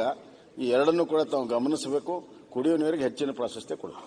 ಈಗ ನಿಮಿಷ 1 ಮಿನಿಟ್ ಸಭಾಧ್ಯಕ್ಷ. ಅಲ್ಲ ಈಗ ಇದರಲ್ಲಿ ಬಹಳಷ್ಟು ಜನರಿಗೆ ಮಾತಾಡ್ಲಿಕ್ಕೆ ಇರಬಹುದು. ಈಗ ಮಂತ್ರಿಗಳು ಉತ್ತರ ಕೊಡ್ತಾರೆ, ಮತ್ತೆ ನೆಕ್ಸ್ಟ್ ವೀಕ್ ಇದಕ್ಕೆ ಬಹುಶಃ ಅರ್ಧ ಗಂಟೆ ಚರ್ಚೆ ನಾವು ಇಟ್ಕೊಳ್ಳುವ. ಸಭಾಧ್ಯಕ್ಷ 1 ಮಿನಿಟ್ ನಾನು ಗಮನ ಡೆಪ್ಯೂಟಿ ಸ್ಪೀಕರ್ ಒಬ್ಬರು ಮಾತಾಡ್ತಾರೆ. ಸಭಾಧ್ಯಕ್ಷ deputy leader sir next week ಬೇಡ ಸರ್, ಅರ್ಧ ಗಂಟೆ ಚರ್ಚೆ ಸೋಮವಾರ ನೆಕ್ಸ್ಟ್ ವೀಕ್ ಬೇಡ, ನಾಳೆಗೆ ಹಾಕೊಂಡ್ರೆ ಮಾತಾಡ್ತಾರೆ ಮಂತ್ರಿ ಮಾತಾಡ್ಕೊಂಡು. ಅಲ್ಲಂ ಪ್ರಭು ಪಾಟೀಲ್ ಅವರ ಶೂನ್ಯ ವೇಳೆಯ ಸೂಚನೆಗೆ BR ಪಾಟೀಲ್ ಅವರು ಏನು ಪ್ರಸ್ತಾಪ ಮಾಡಿದ್ದಾರೆ, ಅದಕ್ಕೆ ನಾನು ಅವರಿಗೆ ವಿವರವಾಗಿ ಲಿಖಿತವಾಗಿ ಉತ್ತರನೂ ಸಹ ಇವತ್ತಿನ ಸಂಜೆ ಒಳಗಡೆ ಅವರಿಗೆ ಉತ್ತರವನ್ನ ಒದಗಿಸಿಕೊಡ್ತೇನೆ. ಇನ್ನು ಮಾನ್ಯ ಹಿಂದಿನ ಮುಖ್ಯಮಂತ್ರಿಗಳು ಹೇಳಿದಂತಹ ವಿಚಾರಗಳಲ್ಲಿ ಈಗ ನಾವು ಸದ್ಯಕ್ಕೆ ಗ್ರಾಮೀಣಾಭಿವೃದ್ಧಿ ಇಲಾಖೆ RDPR ಇಂದ ಪ್ರತಿ ಜಿಲ್ಲೆಗೆ 1 ಕೋಟಿ ರೂಪಾಯಿಯನ್ನ ಬಿಡುಗಡೆ ಮಾಡಿದ್ದೇವೆ, ಆಲ್ರೆಡಿ ಮಾಡಿದ್ದೇವೆ. ಹಾಗೂ ಅದರಲ್ಲಿ ಟ್ಯಾಂಕರ್ ಸಪ್ಲೈಗೆ ಅವಕಾಶವನ್ನ ಮಾಡಿಕೊಟ್ಟಿದ್ದೇವೆ. ಅದನ್ನ ಗ್ರಾಮ ಪಂಚಾಯಿತಿಗಳು ಹಣ ಪಾವತಿ ಮಾಡೋದಕ್ಕೆ ಅವರು ಒಪ್ಪೋದಿಲ್ಲ ಅಂತೇಳಿ ಸರ್ಕಾರದಿಂದನೇ ಪ್ರತಿ ಜಿಲ್ಲೆಗೆ 1 ಕೋಟಿ ರೂಪಾಯಿ ಕುಡಿಯೋ ನೀರು ಟ್ಯಾಂಕರ್ ಮುಖಾಂತರ ಸರಬರಾಜಿಗೆ ಖಾಸಗಿ ಬೋರ್ವೆಲ್ನ ತೆಗೆದುಕೊಳ್ಳಿಕ್ಕೆ ಕೊಟ್ಟಿದ್ದೇವೆ. ಈಗ ರಾಜ್ಯದಲ್ಲಿ 193 ಗ್ರಾಮದಲ್ಲಿ ಟ್ಯಾಂಕರ್ ಮುಖಾಂತರ ನೀರು ಸರಬರಾಜು ಆಗ್ತಾ ಇದೆ. 339 ಗ್ರಾಮದಲ್ಲಿ ಖಾಸಗಿ ಬೋರ್ವೆಲ್ ಅನ್ನ ತೆಗೆದುಕೊಂಡು ನೀರು ಸರಬರಾಜು ಮಾಡ್ತಾ ಇದ್ದೇವೆ. ಮುಖ್ಯಮಂತ್ರಿಗಳು ನಾವು ಎಲ್ಲರೂ ಕೂಡ ಒಂದು ಮೀಟಿಂಗ್ ಅನ್ನ ಮಾಡಿ ಡಿಸಿಗಳ ಜೊತೆಗೆ ಯಾವುದೇ ಊರಿನಲ್ಲಿ ಕುಡಿಯೋ ನೀರು ಸಮಸ್ಯೆ ಬಂದ್ರೆ 24 ಗಂಟೆ ಒಳಗಡೆ ಅದನ್ನ ಟ್ಯಾಂಕರ್ ಸಪ್ಲೈಯನ್ನ ಆರಂಭ ಮಾಡಬೇಕು ಅಂತ ಸ್ಪಷ್ಟವಾಗಿ ಸೂಚನೆಯನ್ನು ಕೊಟ್ಟಿದ್ದೇನೆ. ನಾನು ಬೆಳಗಾವಿಯಲ್ಲಿ ಆ ಇಡೀ ವಿಭಾಗದ ಎಲ್ಲ ತಹಶೀಲ್ದಾರರು AC DCಗಳನ್ನ ಕರೆದು ಮೀಟಿಂಗ್ ಮಾಡಿ ಅಲ್ಲೂ ಸೂಚನೆ ಕೊಟ್ಟಿದ್ದೇನೆ. ಅನುಷ್ಠಾನದಲ್ಲಿ ಸ್ವಲ್ಪ ವಿಳಂಬ ಇರಬಹುದು, ನಾನು ಇಲ್ಲ ಅಂತಲ್ಲ. ಅದನ್ನ ಅಧಿಕಾರಿಗಳಿಗೆ ನಾವು ಸ್ವಲ್ಪ ಇನ್ನೂ ಬಿಸಿ ಮುಟ್ಟಿಸಿ ತಾಕೀತು ಮಾಡಿ ತಕ್ಷಣ ಕುಡಿಯೋ ನೀರು ಚಾಲನೆ ಮಾಡಲಿಕ್ಕೆ ಟ್ಯಾಂಕರ್ ಆಗಲಿ ಬೋರ್ವೆಲ್ ಆಗಲಿ ತೆಗೆದುಕೊಂಡು ಮಾಡಲಿಕ್ಕೆ ವ್ಯವಸ್ಥೆ ಮಾಡ್ತೇವೆ. ಎಲ್ಲಾದ್ರೂ ನ್ಯೂನ್ಯತೆ ಆಗಿದ್ರೆ ನಮ್ಮ ಗಮನಕ್ಕೆ ತಗೊಂಡು ಬಂದ್ರೆ RDPR ಸಚಿವರಾಗ್ಲಿ ಅಥವಾ ನಾನಾಗ್ಲಿ ಜವಾಬ್ದಾರಿ ತಗೊಂಡು ಅದನ್ನ ಸರಿಪಡಿಸ್ತೇವೆ. ಒಂದು, ಬರಗಾಲ ಘೋಷಣೆ ಮಾಡುವಂತದ್ದು ನಾನು ಆಗ್ಲೇ ಹೇಳಿದಾಗೆ ನಾವು ರಾಜ್ಯದಲ್ಲಿ ಈಗ ಪ್ರತಿಯೊಂದು ಒಂದೊಂದು ಹೋಬಳಿ ಮಟ್ಟದಲ್ಲಿ ಮಳೆ, ಒಂದು ಹೋಬಳಿಯಲ್ಲಿ ಮಳೆ ಬಿದ್ದರೆ ಪಕ್ಕದ ಹೋಬಳಿಯಲ್ಲಿ ಮಳೆ ಬಿದ್ದಿರೋದಿಲ್ಲ. ನಾನು ಹೇಳಿದ್ದು ಸರಾಸರಿ ಮಳೆ ಕಳೆದ 10 ದಿನದಿಂದ ರಾಜ್ಯದಲ್ಲಿ ಮುಂಗಾರು ಚುರುಕಾಗಿದೆ. ಪತ್ರಿಕೆಯಲ್ಲಿ ನೋಡಿದ್ರೂ ಕೂಡ ರಾಜ್ಯದ ಅನೇಕ ಭಾಗದಲ್ಲಿ ಮಳೆ ಆಗ್ತಾ ಇರುವಂತ ವರದಿಗಳು ಬಂದಿದ್ದಾವೆ. ಹಾಗಂತ ಹೇಳಿದ ಕೂಡಲೇ ಪ್ರತಿಯೊಂದು ಹೋಬಳಿಯಲ್ಲೂ ಮಳೆ ಆಗಿದೆ ಅಂತ ನಾನು ಹೇಳಲಿಲ್ಲ. ರಾಜ್ಯದಲ್ಲಿ ಮುಂಗಾರು ಚುರುಕಾಗಿದೆ. ಜೂನ್ನಲ್ಲಿ ಕೊರತೆ ಆಗಿದ್ದು ಈಗ ಸ್ವಲ್ಪ ಸುಧಾರಣೆ ಆಗ್ತಾ ಇದೆ. ಇನ್ನ 10 ದಿನದವರೆಗೆ ಮಳೆ ಇದೆ ಅನ್ನುವಂತ ಮುನ್ಸೂಚನೆನೂ ಇದೆ. ಅವರು ಹೇಳಿದ್ದೇ ಫೈನಲ್ ಅಲ್ಲ, ನಿಜವಾಗಿ ಏನಾಗುತ್ತೆ, ಮಳೆ ಎಷ್ಟಾಗುತ್ತೆ ಅದು ಮುಖ್ಯ ಆಗತ್ತೆ. ಆದ್ರೆ ನಾವು ಇದನ್ನೆಲ್ಲ ವಾಚ್ ಮಾಡ್ತಾ ಇದ್ದೇವೆ ಅನ್ನೋ ಕಾರಣಕ್ಕೆ ಅಷ್ಟು ವಿಚಾರವನ್ನ ಹೇಳಿದ್ದೇನೆ.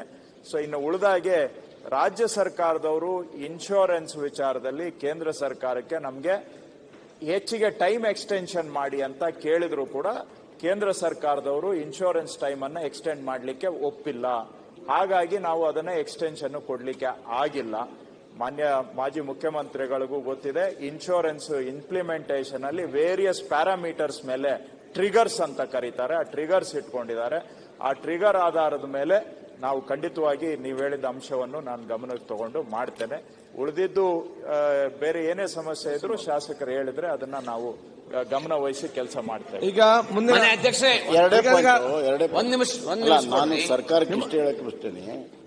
ಪರಿಸ್ಥಿತಿ ಗಂಭೀರತೆ ಅರ್ಥ ಆಗಿದ್ರೆ ಕೇವಲ ಟ್ಯಾಂಕರ್ಗೆ ದುಡ್ಡು ಕೊಟ್ಟರೆ ಪರಿಸ್ಥಿತಿ ನಿಭಾಯಿಸಕ್ಕೆ ಸಾಧ್ಯ ಇಲ್ಲ. ಅಲ್ಲಿ ಬೋರ್ವೆಲ್ಗಳನ್ನ ಚಾರ್ಜ್ ಮಾಡಬೇಕು, ಬೇರೆ ಬೋರ್ವೆಲ್ ತಗೋಬೇಕು, ಮತ್ತು ಅವಶ್ಯಕತೆ ಬಿದ್ದರೆ ಬೋರ್ವೆಲ್ ಹಾಕಬೇಕು. ನಾನು ಹೇಳ್ತಾ ಇದ್ದು ಅನಿರೀಕ್ಷಿತವಾಗಿ 2 ವರ್ಷ ಒಳ್ಳೆ ಮಳೆ ಬಂದರೂ ಕೂಡ 300-400 ಫೀಟ್ ಕೆಳಗಡೆ ಹೋಗಿದ್ದಾವೆ. ಮತ್ತೆ ನಾವು ಬರಗಾಲದ ಸ್ಥಿತಿಗಳಿರುವಂತಹ ಬೋರ್ವೆಲ್ಗಳ ಸ್ಥಿತಿಯನ್ನು ನಾವು ನೋಡ್ತಾ ಇದ್ದೇವೆ. ಹೀಗಾಗಿ ನೀವು ಪ್ರತಿಯೊಂದು ಕ್ಷೇತ್ರಕ್ಕೆ 50 ಲಕ್ಷ ರೂಪಾಯಿಯನ್ನ ಟಾಸ್ಕ್ ಫೋರ್ಸ್ ಅಲ್ಲಿ ಅಡಿಯಲ್ಲಿ ಕೊಟ್ಟರೆ ಅವ್ರು ಡಿಸ್ಕ್ರಿಷನರಿ ಕೊಡಿ, ಅವ್ರು ಬೋರ್ವೆಲ್ ಹಾಕ್ಲಿ, ಎಲೆಕ್ಟ್ರಿಕಲ್ ಕನೆಕ್ಷನ್ ಮಾಡಲಿ, ಅಥವಾ ಪೈಪ್ ಲೈನ್ ಹಾಕ್ಲಿ, ಅಥವಾ ಅಂತಿಮವಾಗಿ ನಿಮ್ಮ ಟ್ಯಾಂಕರ್ ಯಾವಾಗ ಇರ್ತದೆ, ದಟ್ಸ್ ಎ ಲಾಸ್ಟ್ ರಿಸಾರ್ಟ್. ಈಗ ನೀವು ಟ್ಯಾಂಕರ್ಗೋಸ್ಕರನೇ ಮೊದಲು ಕೊಟ್ಬಿಟ್ರೆ ನಾವು ಅದು ಟ್ಯಾಂಕರ್ಗಳು ಕೆಲವು ದಿವಸ ಆಗ್ತದೆ, ಆಮೇಲೆ ಮತ್ತೆ ಕುಡಿಯೋ ನೀರಿನ ಸಮಸ್ಯೆ ಆಗುತ್ತೆ. ಕುಡಿಯೋ ನೀರಿನ ಸಮಸ್ಯೆ ಯಾವುದು ಸ್ಟ್ಯಾಟಿಕ್ ಅಲ್ಲ, ಡೈನಾಮಿಕ್ ಇರ್ತದೆ. ಆ ಡೈನಾಮಿಕ್ ಸಿಚುವೇಶನ್ ಮಾಡಬೇಕಾದ್ರೆ ಈ ತರ ಸೊಲ್ಯೂಷನ್ ಮಾಡಬೇಕಾಗುತ್ತೆ. ಇದು ಒಂದು 50 ಲಕ್ಷ ರೂಪಾಯಿ ಕೊಡೋದಕ್ಕೆ ತಾವು ತೀರ್ಮಾನವನ್ನು ಮಾಡಲೇಬೇಕು. ಎರಡನೇದಾಗಿ ಇನ್ಶೂರೆನ್ಸ್ ಅನ್ನು ಮುಂಚೆನೆ ನೀವು ಕೃಷಿ ಅಧಿಕಾರಿಗಳಿಗೆ ಮತ್ತು ಸಂಬಂಧಪಟ್ಟವ್ರಿಗೆ ಹೇಳಿದ್ರೆ ಈ ತರದ ಅವಾಂತರ ಆಗೋದಿಲ್ಲ. ಇಲ್ಲ ಒಂದ್ಸತಿ ಅವರು ಡಿಸೈಡ್ ಆದ್ಮೇಲೆ ನೀವು ಮತ್ತೆ ಮೀಟಿಂಗ್ಗಳು ಮಾಡಿದ್ರೆ ಏನೂ ಪ್ರಯೋಜನ ಆಗಲ್ಲ. ಅದರಿಂದ ತಾವು ಇದನ್ನು ಗಮನಿಸಬೇಕು. ಸಭಾಧ್ಯಕ್ಷ ಒಂದು ಜಿಲ್ಲೆಗೆ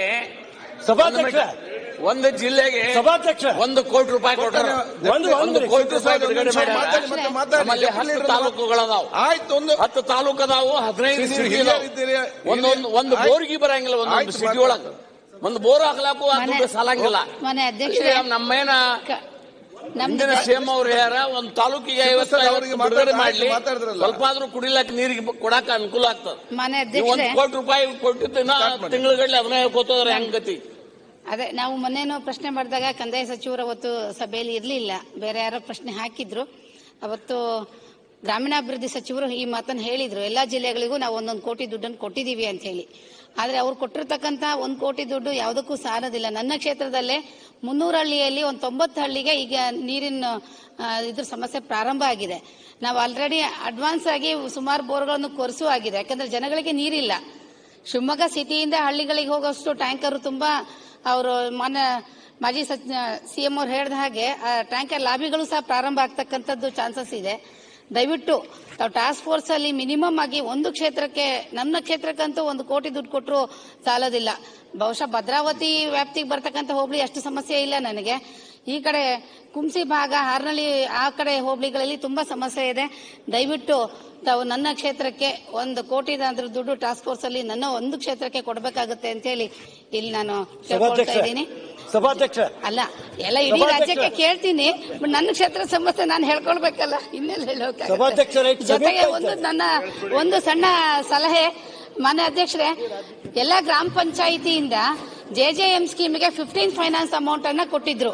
ಆ 15 ಫೈನಾನ್ಸ್ ಅಮೌಂಟ್ ಅನ್ನ ಇದಕ್ಕೆ ಬಳಸ್ಕೊಳ್ಳೋಕ್ಕಾಗಿ ಒಂದು ಆದೇಶ ಮಾಡಿದ್ರೆ ತುಂಬಾ ಒಳ್ಳೇದಾಗುತ್ತೆ. ಇದಕ್ಕೆ ಸಂಬಂಧಪಟ್ಟ ಕೊಟ್ರೆ ನಮ್ಮ ಟಾಸ್ಕ್ ಫೋರ್ಸ್ ಅಲ್ಲಿ ಪೈಪ್ಲೈನ್ ಮತ್ತು ಬರಗಾಲ ಸಂಬಂಧಪಟ್ಟ ಹಾಗೆ ಮುಂದಿನ ವಾರ ನಮ್ಮ ಸಮಸ್ಯೆ ಸಂದರ್ಭದಲ್ಲಿ ಅರ್ಧ ಗಂಟೆ ಅವಕಾಶ ಮಾಡಿಕೊಡ್ತೇವೆ. ಅದಕ್ಕೆ ಹೇಳಿದ್ರಲ್ಲ ಈಗ ಪ್ರಾರಂಭ ಆಗೋದಲ್ಲ ಸರ್, ಅದಕ್ಕಾಗಿನ ಇದಕ್ಕೊಂದು ಹೇಳಿ.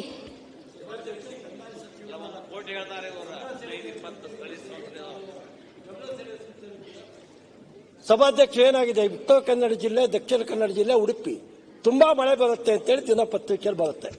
ಆದ ಉತ್ತರ ಕನ್ನಡ ಜಿಲ್ಲೆ ಮೇಲ್ಭಾಗ ದೇಶಪಾಂಡೆ ಕ್ಷೇತ್ರ, ನನ್ನ ಕ್ಷೇತ್ರ, ಇವೆಲ್ಲ ವಾಡಿಕೆ ಮಳೆಗಿಂತ ನಮ್ಮ ಕಂದಾಯ ಸಚಿವರು ಗಮನಿಸಬೇಕು. ಕಂದಾಯ ಸಚಿವರು ಕೃಷ್ಣ ಬೈರೇಗೌಡರು, ಕಂದಾಯ ಸಚಿವರು ಕೇಳ್ತಿದ್ದಾರೆ, ಕಂದಾಯ ಸಚಿವರು ಸ್ವಲ್ಪ ಗಮನಿಸಬೇಕು ಅಂತ ಹೇಳ್ತಾರೆ. ನೀವು ಉತ್ತರ ಕಡೆ ಸಿಕ್ಕಿದ್ರೆ ಆಯ್ತಲ್ಲ, ನೀವು ಹೇಳಿ. ಘಟ್ಟದ ಕೆಳಗಿನ ಪ್ರದೇಶದಲ್ಲಿ ಮಳೆ ಬರ್ತಾ ಇದೆ, ಘಟ್ಟದ ಮೇಲೆ ಪ್ರದೇಶ ನಂದು ಹಳಿಯಾಳನೋ, ದೇಶಪಾಂಡೆ ಕ್ಷೇತ್ರನೋ, ಭೀಮಣ್ಣ ನಾಯಕ ಕ್ಷೇತ್ರನೋ, ಈ 3 ಕ್ಷೇತ್ರವನ್ನು ಎಲ್ಲ ಅಧಿಕಾರಿಗಳು ಸಭೆ ಮಾಡಿದಾಗ 70% ಹೆಚ್ಚು ಕೊರತೆ ಇದೆ. ಪ್ರತಿ ವಾಡಿಕೆ ಮಳೆಗಿಂತ 70% ಹೆಚ್ಚು ಕೊರತೆ ಇದೆ.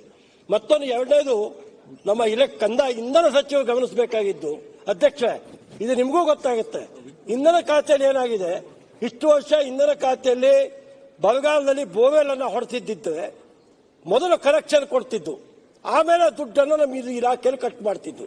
ಮೊನ್ನೆಯಿಂದ ಇಂಧನ ಇಲಾಖೆ ಹೊಸ ಆದೇಶ ಮಾಡಿದೆ. ಒಂದು ಕರೆಂಟ್ ಕೊಡಬೇಕಾದ್ರೆ 6,70,000 ಇಂಧನ ಇಲಾಖೆ ಖರ್ಚು ಬರುತ್ತೆ. ಆ ಇಂಧನ ಇಲಾಖೆ 6,70,000 ತುಂಬಿದ ಮೇಲೆ ಕನೆಕ್ಷನ್ ಕೊಡುತ್ತೆ ಅಂತ ಹೇಳ್ತಾರೆ.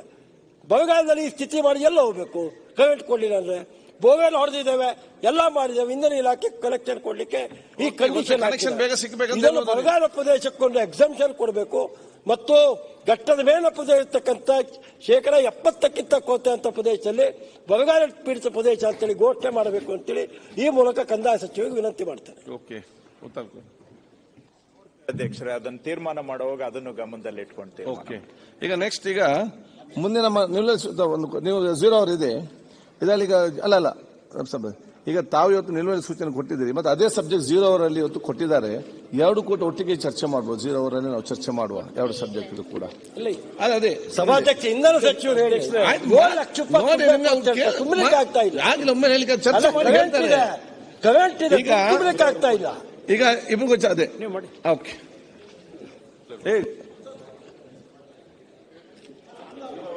ಅದೇ ಬಸವರಾಜ ಬೊಮ್ಮಾಯಿ. ಮಾನ್ಯ ಸಭಾಧ್ಯಕ್ಷರೇ, ನಮ್ಮ ಒಂದು ನಿಮಿಷ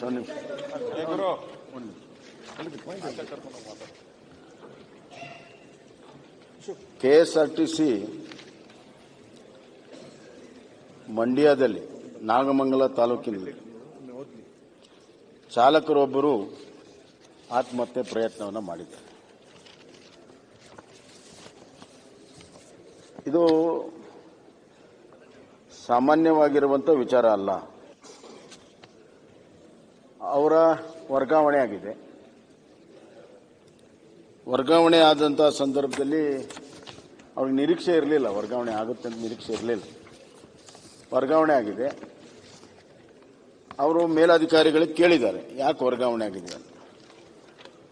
ಅದಕ್ಕೆ ಅವರು ನಮ್ಮ ಡಿಪೋ ಮ್ಯಾನೇಜರ್ಗೆ ಕೇಳಬೇಕು, ನೀವು ಮೇಲಾಧಿಕಾರಿಗಳಿಗೆ ಕೇಳಬೇಕು, ಆದೇಶದಂತೆ ಮಾಡಿ. ಅಲ್ಲಿ ಅವರು ದೂರವಾಣಿ ಮುಖಾಂತರ ಕೇಳಿದಾಗ, ಇಲ್ಲಪ್ಪ ನಿಂದು ವರ್ಗಾವಣೆ ಆಗಿದೆ, ಸ್ಥಳೀಯ ಡಿಸ್ಟ್ರಿಕ್ಟ್ ಮಿನಿಸ್ಟರು ಅದಕ್ಕೆ ಆದೇಶ ಕೊಟ್ಟಿದ್ದಾರೆ, ನಾಗಮಂಗಲ ಶಾಸಕರು ಅಂತ ಹೇಳಿದ್ದಾರೆ. ಅವ್ರಿಗೆ ಬರೀ ವರ್ಗಾವಣೆ ಅಲ್ಲ, ಹಿಂದೆ ಬಹಳ ಕಿರುಕುಳ ಎಲ್ಲ ಇದೆ ಅವ್ರಿಗೆ. ಹೀಗಾಗಿ ನನ್ನ ಅವಮಾನವನ್ನ, ಅಪಮಾನವನ್ನ, ನನ್ನ ಮಾನಸಿಕ ಹಿಂಸೆಯನ್ನು ತಡಿಲಾರದೆ ನಾನು ಆತ್ಮಹತ್ಯೆ ಮಾಡಿಕೊಡ್ತಾ ಇದ್ದೇನೆ ಅಂತ ಡೆತ್ ನೋಟ್ನಲ್ಲಿ ಬರೆದಿಟ್ಟು ಆತ್ಮಹತ್ಯೆಯನ್ನು ಮಾಡಿಕೊಂಡಿದ್ದಾನೆ. ಡಿಪೋದಲ್ಲೇ ಅವನು ವಿಷವನ್ನು ಸೇವಿಸಿ ಅವನು ಆತ್ಮಹತ್ಯೆ ಪ್ರಯತ್ನಗಳನ್ನು ಮಾಡಿದ್ದಾನೆ. ಅಲ್ಲಿ ಮುಖ್ಯವಾಗಿರುವಂತಹ ಅಂಶ, ಅಧಿಕಾರಿಗಳಿಗೆ ಕಿರುಕುಳ ಇದೆ, ದಿನನಿತ್ಯದ ಕಿರುಕುಳ ಇದೆ ಅನ್ನುವಂಥದ್ದು ಎಲ್ಲ ಕಡೆ ಮಾತನಾಡ್ತಾ ಇದ್ದಾರೆ. ಆದರೆ ಈ ಮನುಷ್ಯ ಅದನ್ನು ತಡ್ಕೊಳ್ಳೋಕ್ಕಾಗಿಲ್ಲ. ಹೀಗಾಗಿ ಆ ಕಿರುಕುಳವನ್ನು ತಾಳಲಾರದೆ ನಾನು ವಿಷವನ್ನು ಸೇವಿಸ್ತಾ ಇದ್ದೇನೆ ಅನ್ನುವಂಥದ್ದನ್ನು ಸ್ಪಷ್ಟವಾಗಿ ಹೇಳಿದ್ದಾನೆ. ಮತ್ತೆ ಮಂತ್ರಿಗಳ ಹೆಸರುಗಳನ್ನು ನಮೂದಿಸಿ ಡೆತ್ ನೋಟನ್ನು ಬರೆದು ಪ್ರಯತ್ನವನ್ನು ಮಾಡಿ ಅದಾದ ಮೇಲೆ ಅಲ್ಲಿ ಸ್ಥಳೀಯ ಆಸ್ಪತ್ರೆಗೆ ಸೇರಿಸಿದ್ದಾರೆ. ಗಂಭೀರತೆಯನ್ನು ಅರಿತು ಮುಂದೆ BGS ಮತ್ತು ಮೈಸೂರು ಆಸ್ಪತ್ರೆಗೆ ಈಗಾಗಲೇ ಸೇರಿಸಿದ್ದಾರೆ. ಅಲ್ಲಿ ಅವನು ICUದಲ್ಲಿ ಇದ್ದಾನೆ. ಡಾಕ್ಟರ್ಗಳು ಹೇಳ್ತಾರೆ ಇದು ಗಂಭೀರವಾದಂಥ ವಿಚಾರ, 48 ಗಂಟೆ ಏನು ಹೇಳೋಕ್ಕಾಗಲ್ಲ, ನಾವು ಅಬ್ಸರ್ವೇಷನ್ ಇಡಬೇಕಾಗುತ್ತೆ ಅನ್ನುವಂಥ ಮಾತನ್ನು ಅವ್ರು ಹೇಳ್ತಾರೆ. ಇದರಿಂದ ಬಹಳಷ್ಟು ಅಲ್ಲಿರುವಂಥ ವಾತಾವರಣ, ಅಲ್ಲಿರುವಂಥ ರಾಜಕೀಯ ಒತ್ತಡ, ಅಧಿಕಾರಿಗಳು ಮುಕ್ತವಾಗಿ ಕೆಲಸ ಮಾಡದಿರುವಂಥದ್ದು, ಆ ಎಲ್ಲ ವಾತಾವರಣಗಳು ಕೂಡ ಇದಕ್ಕೆ ಪೂರಕವಾಗಿದ್ದಾವೆ. ಆದ್ದರಿಂದ ನಾನು ಇಷ್ಟೇ ಹೇಳಿ ಬಯಸ್ತೇನೆ, ಇದನ್ನ ಇನ್ನೊಂದು ಇದಕ್ಕೆ FIR ಕೂಡ ಆಗಿಲ್ಲ. ಇಷ್ಟೆಲ್ಲ ಆದರೂ ಕೂಡ ಇನ್ನೊಂದು FIR ಕೂಡ ಆಗಿಲ್ಲ. ಅಂದ್ರೆ ಸರ್ಕಾರ ಏನು ಮಾಡ್ತಾ ಇದೆ, ಅಲ್ಲಿಯ ಪೊಲೀಸ್ ಅಧಿಕಾರಿಗಳು ಏನು ಮಾಡ್ತಾ ಇದ್ದಾರೆ? ಒಂದು ಆತ್ಮಹತ್ಯೆ ಪ್ರಕರಣ, ಸರ್ಕಾರಿ ನೌಕರರು ತನ್ನ ಕೆಲಸದ ಸ್ಥಳದಲ್ಲೇ ವಿಷ ಸೇವಿಸ್ತಾನೆ ರಾಯರೆಡ್ಡಿ ಅವರೇ, ರಾಜುಗೌಡ ಆಸ್ಪತ್ರೆಗೆ ಸೇರಿಸ್ತಾರೆ ಅವ್ರನ್ನ, ಗಂಭೀರತೆ ಇದೆ ಅಂತ ಅಂದಾಗ್ಲೂ ಕೂಡ ಇವರು FIR ಸುಧಾ ಮಾಡೋದಿಲ್ಲ ಅಂದ್ರೆ 24 ಗಂಟೆ ಕಳೆದೋಯ್ತು. ಈಗಾಗಲೇ FIR ಸುಧಾ ಮಾಡಿಲ್ಲ. ಮಿನಿಮಮ್ FIR ಆಗ್ಬೇಕಲ್ಲ, FIR ಕೂಡ ಆಗಿಲ್ಲ. ಇದನ್ನು ಬಹುತೇಕವಾಗಿ ಮುಚ್ಚಾಕುವಂತ ಪ್ರಯತ್ನ ನಡೀತಾ ಇದೆ ಅಲ್ಲಿ. ಇದಕ್ಕೆ ಸರ್ಕಾರ ಸ್ಪಷ್ಟವಾದಂತ ಒಂದು ತನಿಖೆ ಆಗಬೇಕು, ನಿಷ್ಪಕ್ಷಪಾತವಾದ ಆಗಬೇಕು ಮತ್ತು ಅವನ ಜೀವನ ರಕ್ಷಣೆಗೆ ಏನು ಬೇಕು ಎಲ್ಲ ಸಹಾಯವನ್ನ ಮಾಡಬೇಕು ಇಲಾಖೆ. ಅಷ್ಟೇ ಅಲ್ಲ, ಇದಕ್ಕೆ ಕಾರಣಗಳೇನನ್ನೋದನ್ನು ಸ್ಪಷ್ಟವಾಗಿ ಆಗಬೇಕು ಮತ್ತು ಸಂಬಂಧಪಟ್ಟಂತ ಅಧಿಕಾರಿಗಳು ಮತ್ತು ಡೆತ್ ನೋಟ್ನಲ್ಲಿ ಅವನ ಹೆಸರು ಓದಿಸಿದ್ದರಿಂದ ಅವರನ್ನು ಕೂಡ FIR ಸೇರಿಸಿ ಜವಾಬ್ದಾರತರ ಮಾಡಬೇಕು. ಮತ್ತು ನಮಗೆಲ್ಲ ಗೊತ್ತಿದೆ ಇಂಥ ಹಿಂದೆ ಆಗಿರುವಂತಹ ಪ್ರಕರಣಗಳು, ಬೇಕಾದಷ್ಟು ಪ್ರಕರಣಗಳಿದೆ. ನನ್ನ ಹತ್ರ ಒಂದು ಲಿಸ್ಟೇ ಇತ್ತು. ಗಣಪತಿಯವರ ಪ್ರಕರಣ, ಹಂಡಿಭಾಗದ ಪ್ರಕರಣ, DK ರವಿ, ಕಲ್ಲಪ್ಪ ಹಂಡಿಭಾಗ್, ಗಣಪತಿ, ಇವೆಲ್ಲ ಪ್ರಕರಣಗಳು ನಮ್ಮ ಕಣ್ಣು ಮುಂದೆ ಇದ್ದಾವೆ. ಮತ್ತು ನಮ್ಮ ಕಾಲದಲ್ಲಿ ಈಶ್ವರಪ್ಪರ ಮೇಲೆ ಕೂಡ ಇದೇ ಥರದ ಆಪಾದನೆ ಕೂಡ ಬಂದಿತ್ತು. ಬಂದಂತಹ ಸಂದರ್ಭದಲ್ಲಿ ನಾವು ಅವರ ರಾಜೀನಾಮೆಯನ್ನು ತಗೊಂಡು ತನಿಖೆಯನ್ನು ಮಾಡಿ ಆಮೇಲೆ ನಿರ್ದೋಷಿ ಅಂತ ಹೊರಗಡೆ ಬಂತು. ಆದ್ದರಿಂದ ಇಲ್ಲಿ ಜಿಲ್ಲಾ ಮಂತ್ರಿಗಳು ಚಲುವರಾಯಸ್ವಾಮಿ ಅವರ ಹೆಸರು ಅಲ್ಲಿ ಇದ್ದಿದ್ದರಿಂದ FIR ಸೇರಿಸಿ ಇಂಕ್ವೈರಿ ಮಾಡಬೇಕಾಗುತ್ತೆ. ಇಂಕ್ವೈರಿ ನಿಷ್ಪಕ್ಷಪಾತವಾಗಿ ಆಗಬೇಕಾದ್ರೆ ಅವರು ಆ ಸ್ಥಾನದಿಂದ ಬಿಡಬೇಕು, ರಾಜೀನಾಮೆಯನ್ನು ಕೊಡಬೇಕಾಗುತ್ತೆ. ನಿಷ್ಪಕ್ಷಪಾತವಾದಂತ ಅಧ್ಯಕ್ಷರೇ, ಒಂದೇ ಮಾಜಿ ಮುಖ್ಯಮಂತ್ರಿಗಳು ಮಾತಾಡ್ತಾ ಮಾತಿನಲ್ಲಿ ನಮ್ಮ ಜಿಲ್ಲೆಯ ಒಬ್ಬ ಉನ್ನತ ಪೊಲೀಸ್ ಅಧಿಕಾರಿ ಇಳಿದಾಗಲೇ KR ಪುರಂನಲ್ಲಿ ಆತ್ಮಹತ್ಯೆ ಮಾಡಿಕೊಂಡು ಬರೆದಿಟ್ಟಿದ್ರು. ಇವರೇ ಮುಖ್ಯಮಂತ್ರಿಗಳಿದ್ರು. ಅವತ್ತು ಇವರೇನ್ ಕ್ರಮ ತಗೊಂಡಿದ್ದಾರೆ ಅನ್ನೋದು ಹೇಳ್ಬೇಕು. ಅವಕಾಶ ಇದೆ. ಅವರು ಅಸಭ್ಯವಾಗಿ ಬಸ್ ನಲ್ಲಿ ವರ್ತನೆ ಮಾಡ್ತಾರೆ. ಆಯ್ತು, ಸಚಿವರು ಟ್ರಾನ್ಸ್ಫರ್ ಮಾಡಕ್ಕೆ ಸಸ್ಪೆಂಡ್ ಮಾಡಿ ರಾಜಕಾರಣ ಬೆರೆಸೋದು ಬೇಡ. ಇಲ್ಲಿ ಆ ಪ್ರಕರಣ ಏನಿದೆ ಸತ್ಯ ರಾಜಕಾರಣ ಬೆರೆಸೋದು ಬೇಕಾಗಿಲ್ಲ. ಒಂದ್ ನಿಮಿಷ, ಚಲುವರಾಯಸ್ವಾಮಿ ಅವರು ಕೊಲೆ ಮಾಡಿದ್ರು. ನಿಮಗೂ ಕೂಡ ಎಲ್ಲ ಗೊತ್ತಾಗ್ತದೆ. ದೂರಿನ ಆಧಾರದ ಮೇಲೆ ಸೂಚನೆ ಕೊಟ್ಟರೆ KSRTC ಮಂತ್ರಿಯವರಿದ್ದಾರೆ, ಮಾತಾಡ್ತಾರೆ. ನಮ್ಮ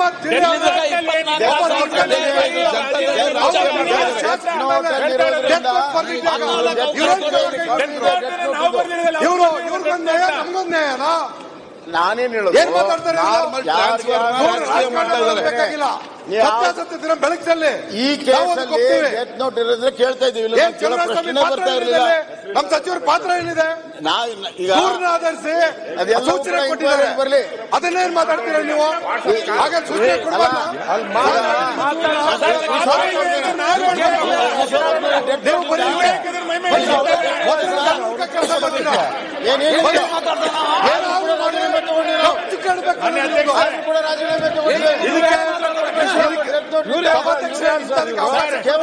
ಆಯ್ತು, ನೀವು ಈಗ ನೀವು ಕೂತ್ಕೊಳ್ಳಿ.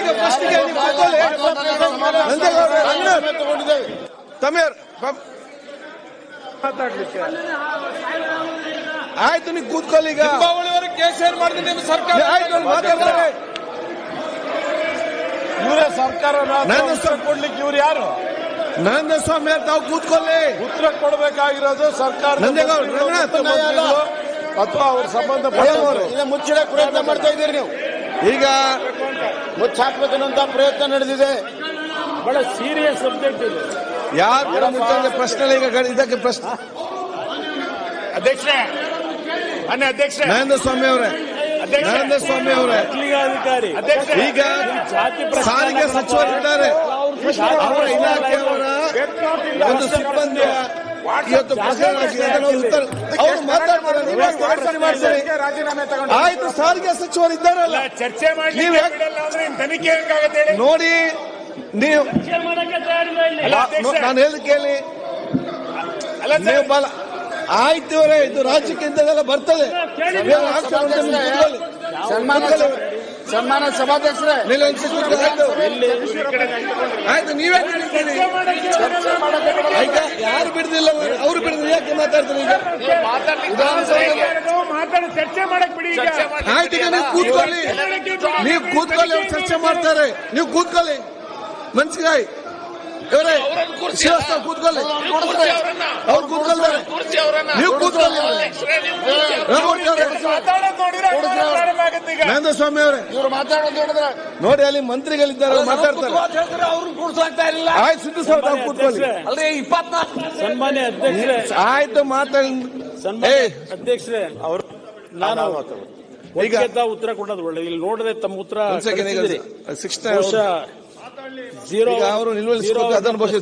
ಕನ್ವರ್ಟ್ ಮಾಡಿ ಮಾತಾಡಿ. ಅಧ್ಯಕ್ಷರೇ, ನಮ್ಮ ಮಾಜಿ ಮುಖ್ಯಮಂತ್ರಿಗಳು ಹೇಳಿದಂತ ರೀತಿಯಲ್ಲಿ ಈ ಒಂದು ವಿಚಾರ ಅತ್ಯಂತ ಗಂಭೀರವಾದಂಥ ವಿಚಾರ. ಇಲ್ಲಿ ಪ್ರಶ್ನೆ ಇಂಥ ಒಂದು ವಿಷಯಗಳನ್ನು ಇಟ್ಕೊಂಡು ಇಲ್ಲಿ ನಾವು ಸದನದ ಕಲಾಪವನ್ನು ವ್ಯರ್ಥ ಮಾಡತಕ್ಕಂಥದಕ್ಕೆ ನಿಂತಿಲ್ಲ. ಇಲ್ಲಿ ಇನ್ನು ಸರ್ಕಾರ ರಚನೆ ಆಗಿ 50 ದಿನ ಆಗಿಲ್ಲ. ಯಾವ ದಿಕ್ಕಿನಲ್ಲಿ ಹೋಗ್ತಾ ಇದ್ದೀರಿ ಇದನ್ನ ನೀವು ಸರಿಪಡಿಸ್ಕೊಳ್ಳದೆ ಇದ್ರೆ ಮುಂದಿನ ಪರಿಸ್ಥಿತಿಗಳೇನು? ಈ ರಾಜ್ಯದಲ್ಲಿ ಜನಸಾಮಾನ್ಯರು ಬದುಕಲಿಕ್ಕೆ ಸಾಧ್ಯವಾ? ಇದೆಲ್ಲ ಚರ್ಚೆ ಆಗಬೇಕಾದಂಥ ವಿಷಯ ಇದಿಲ್ಲಿ.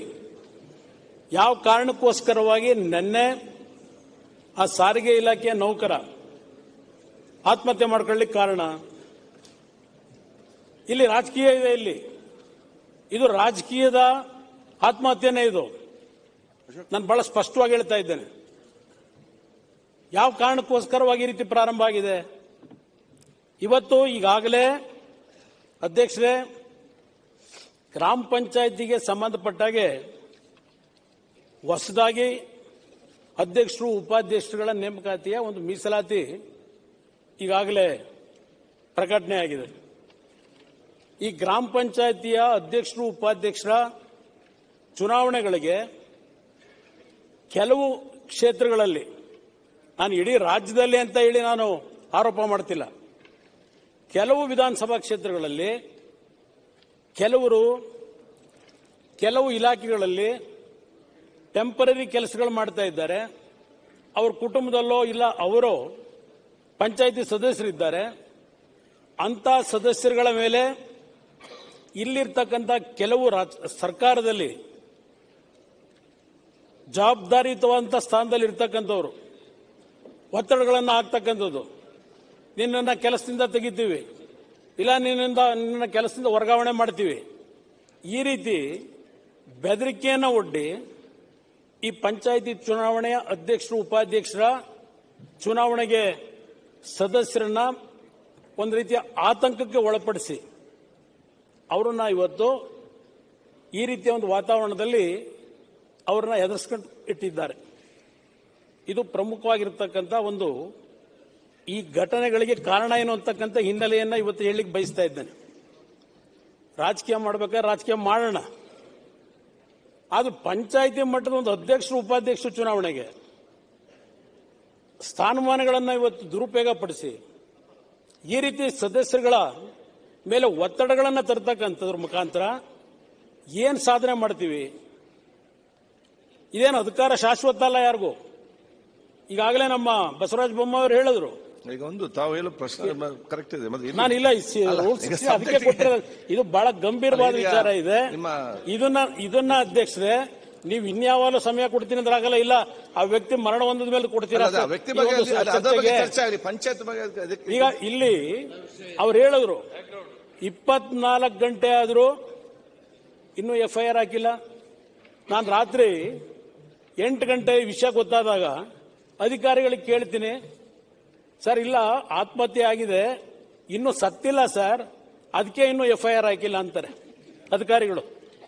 ನಿನ್ನೆ ದಿನ ನಾನು ಫೋನ್ ಮಾಡಿದಾಗ ಇನ್ನೂ ಸತ್ತಿಲ್ಲ ಸರ್, ಅದಕ್ಕೋಸ್ಕರ FIR ಹಾಕಿಲ್ಲ ಸರ್ ಅಂತ ಹೇಳಿ. ಸತ್ತ ಮೇಲೆ ಹಾಕ್ತಾರೆ ಅಲ್ಲಿಗೆ. ಇವತ್ತು ಯಾವ್ಯಾವ ರೀತಿ ಹಿಂದೆನೂ ಸಹ ನಡೆದಿದೆ ಪ್ರಕರಣಗಳು. ಹಿಂದೆ ಒಬ್ಬ DYSP ಕಲ್ಲಪ್ಪ ಅಂಡಿಭಾಗದ ಹೇಳಿದ್ರು ಬಸವರಾಜ ಬೊಮ್ಮಾಯಿ ಅವರು, ಒಬ್ಬ ಅಮಾಯಕ, ಒಬ್ಬ ಸಣ್ಣ ಕುಟುಂಬದಲ್ಲಿ ಹುಟ್ಟಂತ ಬಡ ಕುಟುಂಬದ ಮಾಸ್ಟರ್ ಮಗ ಆತ್ಮಹತ್ಯೆಗೆ ಶರಣಾದ ಇಲ್ಲಿಯ ಒಂದು ವ್ಯವಸ್ಥೆಗಳಲ್ಲಿ, ಈ ರಾಜಕೀಯದ ವ್ಯವಸ್ಥೆಗಳಿಂದ ಅವತ್ತು ನಾವು ಧ್ವನಿ ಎತ್ತಿ ಕೆಲಸ ಮಾಡಿದ್ದೇವೆ ಈ ಭಾಗದಲ್ಲಿ ಕೂತು. ಮೊನ್ನೆ ಈಶ್ವರಪ್ಪನವ್ರದೆ ಅದೊಂದು ವಾಟ್ಸಾಪ್ ಅಲ್ಲಿ ಬಂದ್ಬಿಡ್ತು, ಈಶ್ವರಪ್ಪನವ್ರ ಹೆಸರು ಅಂತ ಹೇಳಿ ರಾಜೀನಾಮೆ ಕೊಡೋವರೆಗೂ ಬಿಡಲಿಲ್ಲ. ಇಲ್ಲಿ ರಾಜೀನಾಮೆ ತಗೊಂಡಿದ್ದೀವಿ. ಅದರಿಂದ ಇಲ್ಲಿ ಇವತ್ತಿನ ವಿಷಯದಲ್ಲಿ ಹಲವಾರು ರೀತಿಯಲ್ಲಿ ನಿನ್ನೆಯಿಂದ ಈ ಸಾಕ್ಷಿಗಳನ್ನು ತಿರುಗತಕ್ಕಂಥ ಕೆಲಸ ಪ್ರಾರಂಭ ಆಗಿದೆ. ನಿನ್ನೆ ಬೆಳಗ್ಗೆಯಿಂದ ಪ್ರಾರಂಭಿಕ ಹಂತದಲ್ಲಿ ಇದೇ ಸಿಬ್ಬಂದಿಗಳು ಅಲ್ಲಿ ಕೆಲಸ ಮಾಡತಕ್ಕಂಥ ಬಸ್ ಡಿಪೋನ ಕಾರ್ಯಾಧ್ಯಕ್ಷ ಇರಬಹುದು, ಸಂಘದ ಕಾರ್ಯಾಧ್ಯಕ್ಷ, ಇಲ್ಲ ಅಲ್ಲಿರ್ತಕ್ಕಂಥ ಹೆಡ್ ಏನಿದ್ದಾನೆ ಅವನಿರಬಹುದು, ಅವರುಗಳ ಹೇಳಿಕೆಗಳು ನಿನ್ನೆ ಏನಿತ್ತು ಇವತ್ತೇನು ಕೊಟ್ಟಿದ್ದಾರೆ ಹೇಳಿಕೆ ಇಲ್ಲ, ನಾನು ಟೇಬಲ್ ಮೇಲೆ ಇಟ್ಕೊಂಡಿದ್ದೇನೆ. ಕೇವಲ 24 ಗಂಟೆನಲ್ಲಿ ಯಾವ ರೀತಿಯಲ್ಲಿ ನಡೀತಾ ಇದೆ ಕೆಲಸ ಅಂತ ಹೇಳಿ ಅವನಿಗೆ ನಿನ್ನೆ ದಿನ ಅವನ ಕೆಲಸಕ್ಕೆ ಹೋದಾಗ ಅವನಿಗೇನೋ ಇದು ಕೊಟ್ಟಿರ್ತಾರಲ್ಲ ಯಂತ್ರ, ಟಿಕೆಟ್ ಅದಿರ್ತಕ್ಕಂಥ ಇವನು ಬಸ್ ಡ್ರೈವರ್ ಕಮ್ ಕಂಡಕ್ಟರ್, ಇವನು 83 AB ನಲ್ಲಿ ಕರ್ತವ್ಯಕ್ಕೆ ಹೋದಾಗ ಆ ETM ಯಂತ್ರ ಏನೋ ಹಾಕ್ಸಿದ್ದು ಸರಿ ಅಷ್ಟೇ, ಆ ETM ಯಂತ್ರ ವಾಪಸ್ ಕೊಡು ಅಂತ ಕೇಳ್ತಾರೆ. ಅದನ್ನ ಕೇಳ್ತಕ್ಕಂಥವನು AWS ಅಧಿಕಾರಿ ಮಂಜುನಾಥ್ ಅಂತಕ್ಕಂಥವ್ರು, AWS ಅವರು ವಾಪಸ್ ಕೊಡುವಂತ ಸೂಚನೆ ಮಾಡಿದಾಗ ಮದ್ದೂರು ಘಟಕಕ್ಕೆ ವರ್ಗಾವಣೆ ಆಗಿದೆ, ಅದರಿಂದ ನೀನು ಆ ETM ಕೊಡುವಂತ ಕೇಳ್ತಾರೆ. ಸರ್, ಯಾವ ಕಾರಣಕ್ಕೆ ವರ್ಗಾವಣೆ ಮಾಡಿದ್ರು ಅನ್ನೋದು ಮುಖ್ಯ.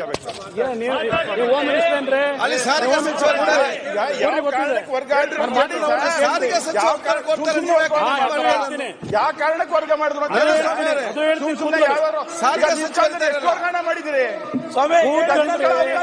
ಮಾಡಿದಿರಿ ಈಗ ಕೊಡ್ತಾರೆ. ಅಧ್ಯಕ್ಷರೇ, ಹೋಮ್ ಮಿನಿಸ್ಟರ್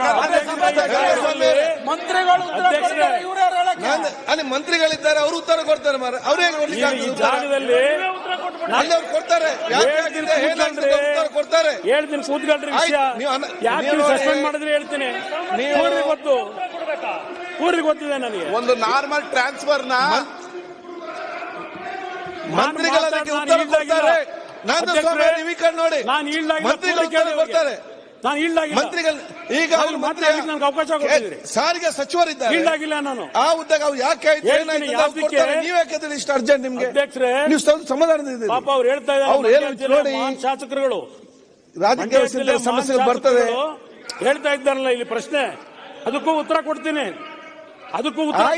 ನೋಡಿ, ಈಗ ಇದು ಅದಕ್ಕೆ ಎಲ್ಲ ವಿಚಾರ ನಿಮ್ಮ ಪ್ರಶ್ನೆಗೆ ಅವರ ಸಾರಿಗೆ ಉತ್ತರ ಕೊಡ್ತಾರೆ. ಸಾರಿಗೆ ಸಚಿವ ಉತ್ತರ ಕೊಡ್ತಾರೆ. ಅದಕ್ಕೆ ಈಗ ಸಚಿವರಿದ್ದಾರೆ. ಮಾನ್ಯ ಅಧ್ಯಕ್ಷರೇ ನನ್ನ ಬಗ್ಗೆ ಪ್ರಶ್ನೆ ಇರೋದ್ರಿಂದ ನಾನು ಒಂದು ನಿಮಿಷ ಹೇಳ್ಬೇಕಲ್ಲ. ಆಮೇಲೆ ನಾವು ಮಾತಾಡದ್ಮೇಲೆ ಸಚಿವರೇ, ಇನ್ನು ವಿಷಯನೇ ಪ್ರಸ್ತಾಪ ಮಾಡಿಲ್ಲ, ಈಗ ಇನ್ನು ಪ್ರಾರಂಭ ಮಾಡಿದ್ದೀನಿ. ಯಾವ ಕಾರಣಕ್ಕೋಸ್ಕರವಾಗಿ ಅವನ್ನ ವರ್ಗಾವಣೆ ಮಾಡ್ಲಿಕ್ಕೆ ಹೇಳಿದ್ರು, ಯಾರೋ ಹೆಣ್ಣು ಮಗಳ ಮೇಲೆ ಅನುಚಿತವಾಗಿ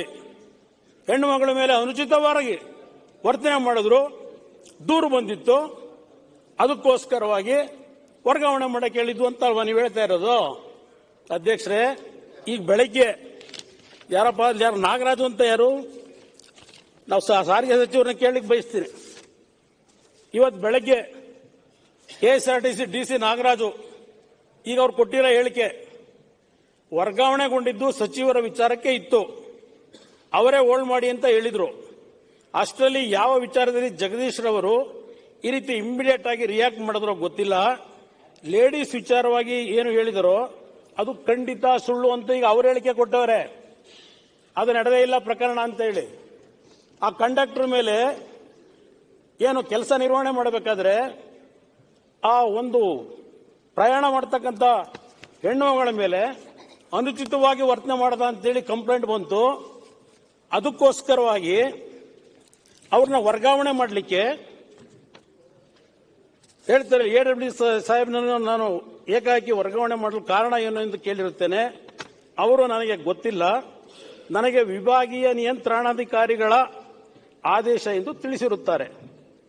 ನಂತರ ನಾನು ವಿಭಾಗೀಯ ನಿಯಂತ್ರಣ ಕಾರ್ಯಗಳನ್ನು ದೂರವಾಣಿ ಮುಖಾಂತರ ಕೇಳಲಾಗಿ ಅವರು ನಾಗಮಂಗಲ ತಾಲೂಕಿನ ಶಾಸಕರು ಮತ್ತು ಕೃಷಿ ಸಚಿವರಾದ ಚಲುವರಾಯಸ್ವಾಮಿಯವರ ಆದೇಶದ ಮೇರೆಗೆ ನಿಮ್ಮನ್ನು ವರ್ಗಾವಣೆ ಮಾಡಿರುತ್ತೇನೆ ಎಂದು ತಿಳಿಸಿರುತ್ತಾರೆ.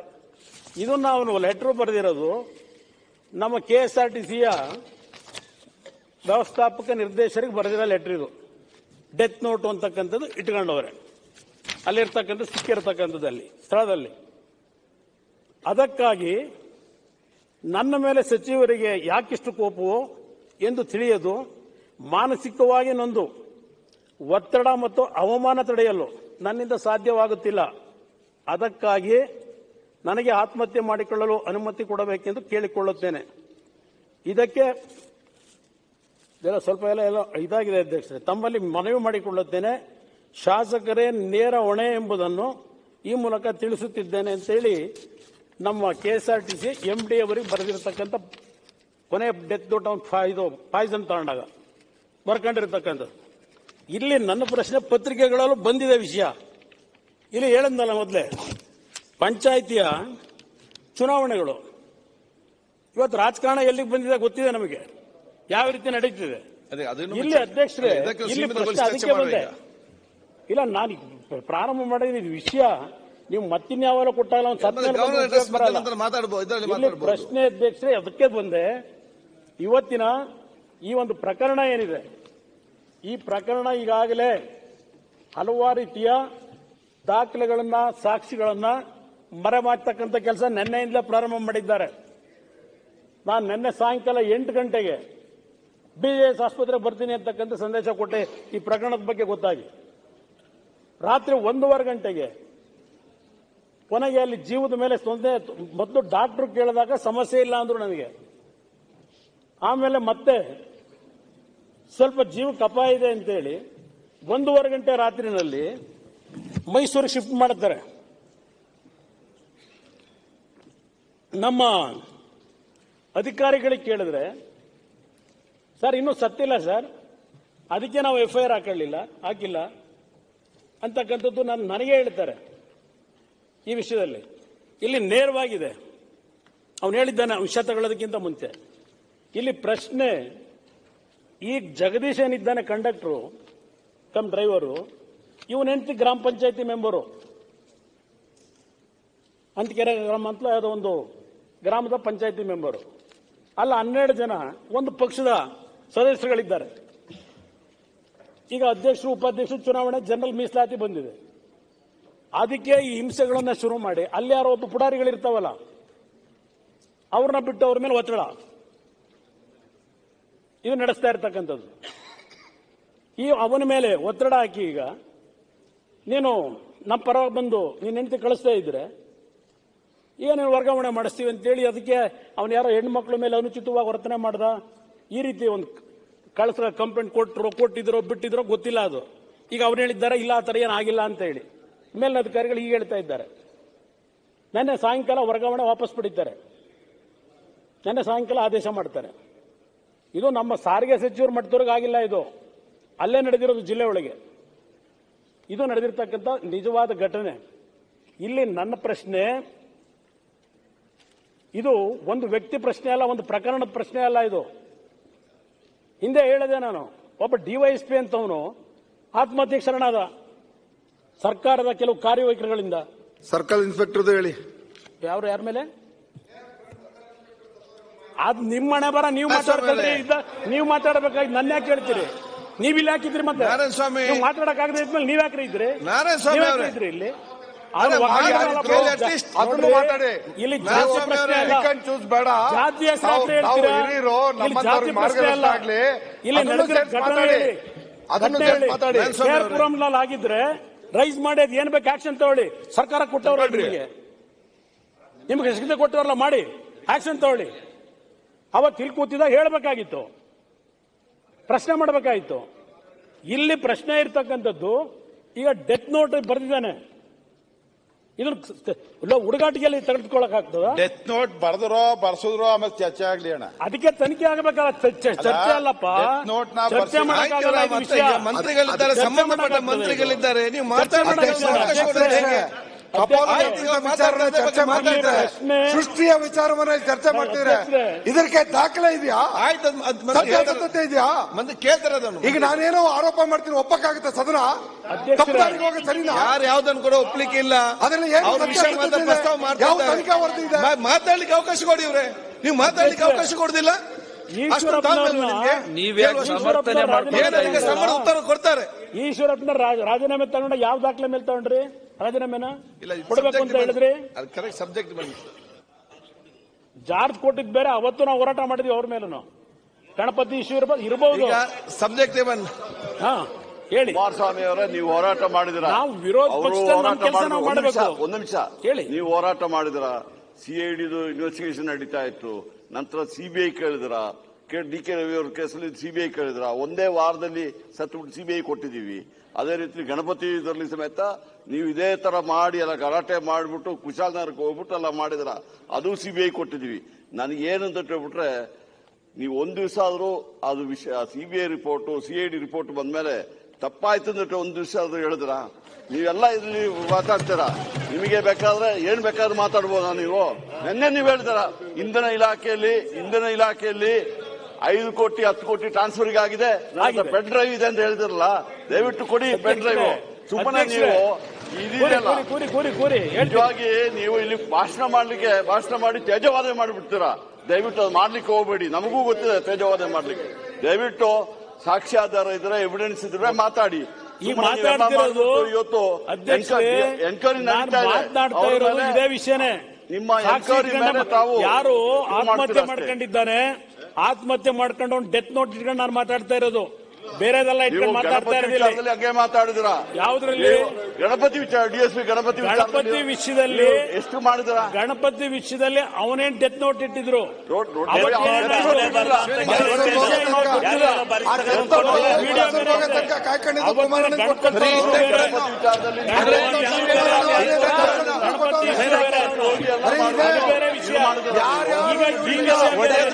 ಈ ವಿಷಯ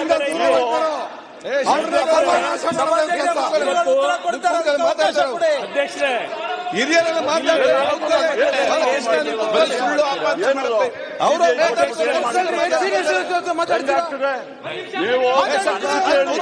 ಹೇಳ್ತಾ ಇದ್ದೀನಿ. ಈಗ ಶ್ರೀರಾವ್ರಿಗೆ ಸಂಬಂಧಪಟ್ಟಾಗೆ ಕೂತ್ಕೊಳ್ಳಿ. ಅಧ್ಯಕ್ಷರೇ, ಅವ್ರು ಹೇಳಿದ್ದೆಲ್ಲ ಹೇಳಾಯ್ತು. ಶ್ರೀರಾವರಲ್ಲೆಲ್ಲ ಬಹುಶಃ ನಾನಿನ್ನೂ ಪ್ರಾರಂಭನೆ ಮಾಡಿಲ್ಲ. ಇಲ್ಲಿ ಬಹುಶಃ ಇವತ್ತು ಮಾತಾಡಿ ಮಾಡ್ಕೊಳ್ಳಿ.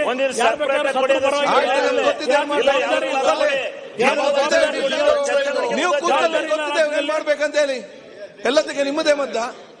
ಏನ್ರಿ ನಾನು ಕಲ್ಲಪ್ಪ ಸಬ್ಜೆಕ್ಟ್ ಬಿಟ್ಟು ಮಾಡ್ಕೊಂಡ್ರಲ್ಲ, ಇದಕ್ಕೆ ಮಾತ್ರ ಹೇಳಿದಿರಿ. ಮತ್ತೆ ಚರ್ಚೆ ಮಾಡಬಹುದು. ತಾವೀಗ ವಿಚಾರ ತಾವೆಲ್ಲ ಹೇಳಿದಿರಿ. ಅಧ್ಯಕ್ಷರೇ, ಈಗ ಅವ್ರೇನೋ ಒಂದು ಮಾತು ಹೇಳಿದ್ರು, ಕೇಳಿ.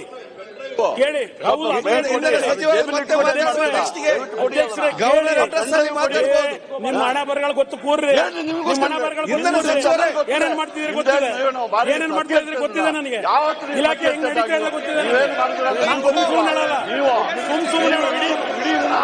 ಸುಮ್ಮನೆ ಅಧ್ಯಕ್ಷರೇ, ಈಗ ಏನಾಗಿದೆ ಅಧ್ಯಕ್ಷರೇ, ಈ ಸರ್ಕಾರದಲ್ಲಿ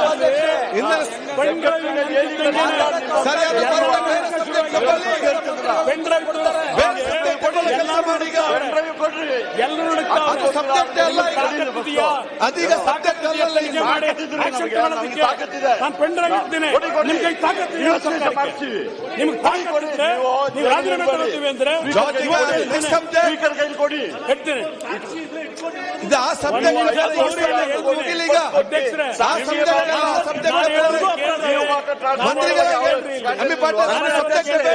ಸಾಕ್ಷಿ ಆಯ್ತು.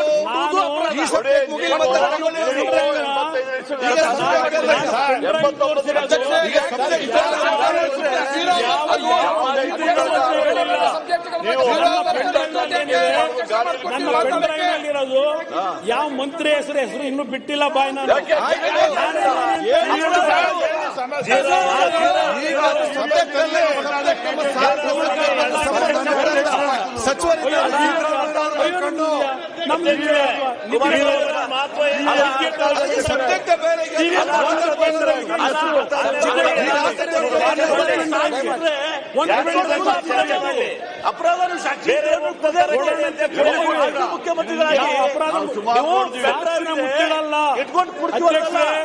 ಸಾಕ್ಷಿನ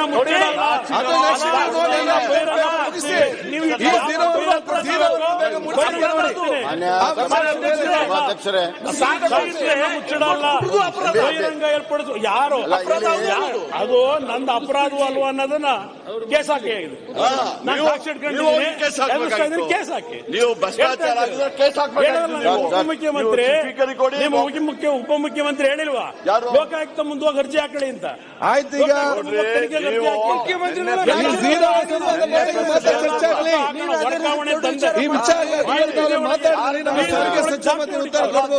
ಯಾವ್ಯಾವ ಪೋಸ್ಟಿಂಗಿಗೆ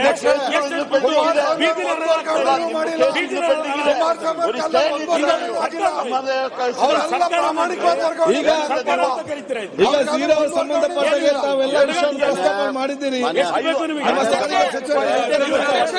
ಈ ಸರ್ಕಾರದ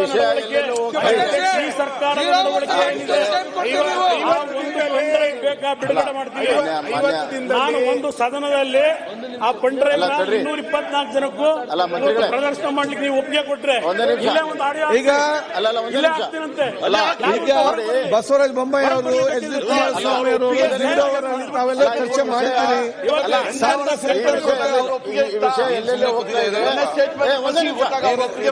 ಚಲೋಸ್ವಾಮಿ ಒಂದ್ ನಿಮಿಷ ಈ ವಿಷಯ ಎಲ್ಲೆಲ್ಲೋ ಹೋಗ್ತಾ ಇದೆ.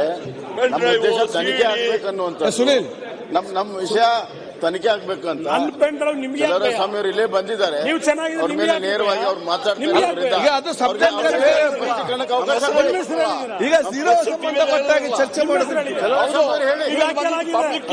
ಇಲಾಖೆ ಟ್ರಾನ್ಸ್ಫರ್ ಆಗಿ ಮಾಡಿದ್ರಿ ಗೊತ್ತು ನನಗೆ. ಇಲಾಖೆ ಟ್ರಾನ್ಸ್ಫರ್ ಏನಾಗಿದೆ ಗೊತ್ತು. ಈಗ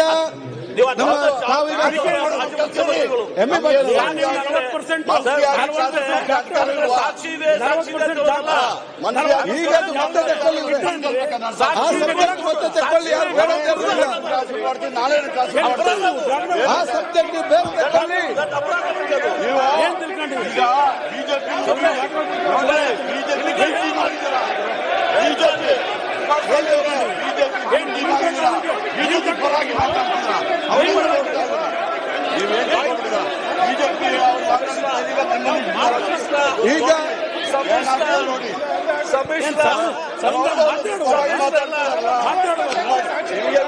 ನಾಯಕರಿಲ್ಲ ಅವ್ರು ಇಟ್ಕೊಳ್ಳಿ.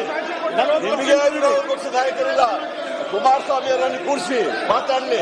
ಈಗ ಅದು ನಾಟಕ ಡ್ರಾಮಾ ಬೇಡಿ. ಮಾನ್ಯ ಸಭಾಧ್ಯಕ್ಷರೇ, ನಾಟಕ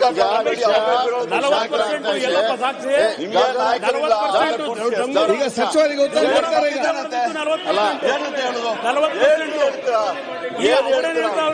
ಏನು ಮಾಡಬೇಡಿ. ನಿಮಗೆ ಬಂದಾಗ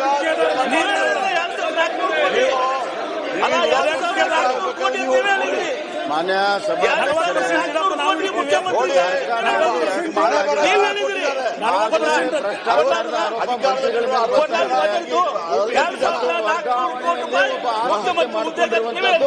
ಎರಡು ತಿಂಗಳಲ್ಲಿ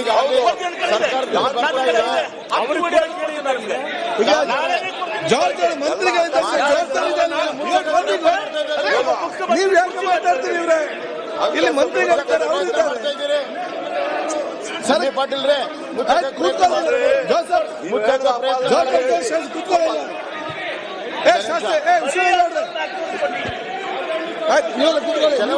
ಮಾತಾಡ್ತಾರೆ. ನೀವು ಕೂತ್ಕೊಳ್ಳಿ. ಅವ್ರು ಮಾತಾಡ ಪ್ಲೀಸ್. ಗೌರ್ಮೆಂಟ್ ನೀವು ರನ್ ಮಾಡ್ತೀರಿ. ಚರ್ಚೆ ಮಾಡಿದ್ರೆ ಯಾರು ನೀವು ತಂದ್ವಹಿಸಿ ಅವ್ರು ಎಲ್ಲಿಗ ಕೂತ್ಕೊಳ್ಳಿ.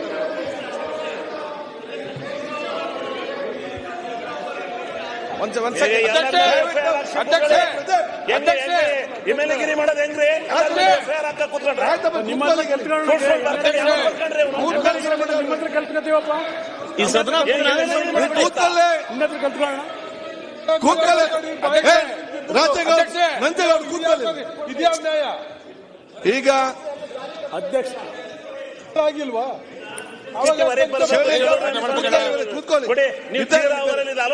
ಮಾತಾಡ್ತಾರೆ, ನೀವು ಕೂತ್ಕೊಳ್ಳಿ. ವಿಶೇಷವಾಗಿ ಚರ್ಚೆ ಕೊಡಿ. ಆಯ್ತು, ನೀವು ಕೂತ್ಕೊಳ್ಳಿ. ಈಗ ರಂಗನಾಥ್ ಕೂತ್ಕೊಳ್ಳಿ. ರಾಜಗೌಡ್ರು ಏನ್ ಮಾತಾಡಿ ನಾಟಕ ಆಡ್ತಾರೆ ಅಲ್ಲಿ ಕೂತ್ಕೊಂಡು? ಕೂತ್ಕೊಳ್ಳಿ. ಈಗ ಒಂದ್ ಸೆಕೆಂಡ್ ಅಧ್ಯಕ್ಷರೇ, ಒಂದ್ ಸೆಕೆಂಡ್ ಹೇಳಿ. ಒಂದ್ ಸೆಕೆಂಡ್. ಈಗ ಏನಾಗಿದೆ ಅಂತ ಅಶೋಕ್ ಚೀಫ್ ಬಿಫಾರೆ ನಾವು ಹೇಳಿಲ್ಲ 2400 ಕೋಟಿ ರೂಪಾಯಿ ಮಂತ್ರಿಗೆ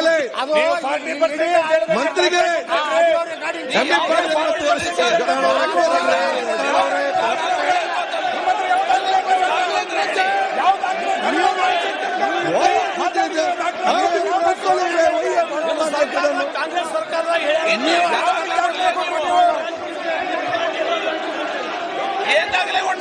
ಅಲ್ಲಿ ಕೂತ್ಕೊಳ್ಳಿ. ಅವ್ನು ಮಾತು ಕೊಡ್ಬೇಕಲ್ಲ, ರಿಪ್ಲೈ ಮಾಡ್ಬೇಕಂತ ಹೇಳಿದ್ರೆ ಮಾತಾಡ್ಲಿಕ್ಕೆ ಅವಕಾಶ ಕೊಡ್ತಾ ಇಲ್ಲ. ಕೂತ್ಕೊಳ್ಳಿ. ಎಂ ಬಿ ಪಾಟೀಲ್ ಕೂತ್ಕೊಳ್ಳಿ. ಎಂ ಬಿ ಪಾಟೀಲ್ ಕೂತ್ಕೊಳ್ಳಿ. ಎಲ್ಲ ಶಾಸಕ ಕೂತ್ಕೊಳ್ಳಿ. ನಾರಾಯಣ ಸ್ವಾಮಿ, ರಾಜೇಗೌಡ ಕೂತ್ಕೊಳ್ಳಿ. ಹೇಳಂತೀರಿ. ಒಂದ್ ಸೆಕೆಂಡ್ ನಾ ಮಾತಾಡ್ತೇನೆ. ಒಂದ್ ಸೆಕೆಂಡ್ ಅಧ್ಯಕ್ಷರೇ, ಒಂದ್ ಸೆಕೆಂಡ್ ಆಯ್ತಿಲ್ಲ. ಅಲ್ಲ ಈಗೆಲ್ಲ ನೆಕ್ಸ್ಟ್ ಜಾರ್ಜ್ ಮತ್ತು ಎಂ ಬಿ ಪಾಟೀಲ್ 2400 ಕೋಟಿ ರೂಪಾಯಿ ನೆಕ್ಸ್ಟ್ ನನಗೆ ಅವಕಾಶ ಕೊಡಬೇಕು. ನೀವು ಖಂಡಿತ ರೈಟಿಂಗ್ ಅಲ್ಲಿ ಕೊಡ್ತೇನೆ. ನಮ್ಮ ವಿರೋಧ ಪಕ್ಷದ ಧ್ವನಿಯನ್ನು ಅಡಗಿಸುವಂತ ಕೆಲಸ ಮಾಡ್ಲಿಕ್ಕೆ ನಿಮ್ಗೆ ಗೊತ್ತಿಲ್ಲ. ಅಲ್ಲಿ ನೀವು ಖಂಡಿತವಾಗಿ ನಮಗೆ ಹೆಚ್ಚು ಅಧಿಕಾರ ಇದೆ, ವಿರೋಧ ಪಕ್ಷಕ್ಕೆ ಹೆಚ್ಚು ಅಧಿಕಾರ ಇದೆ.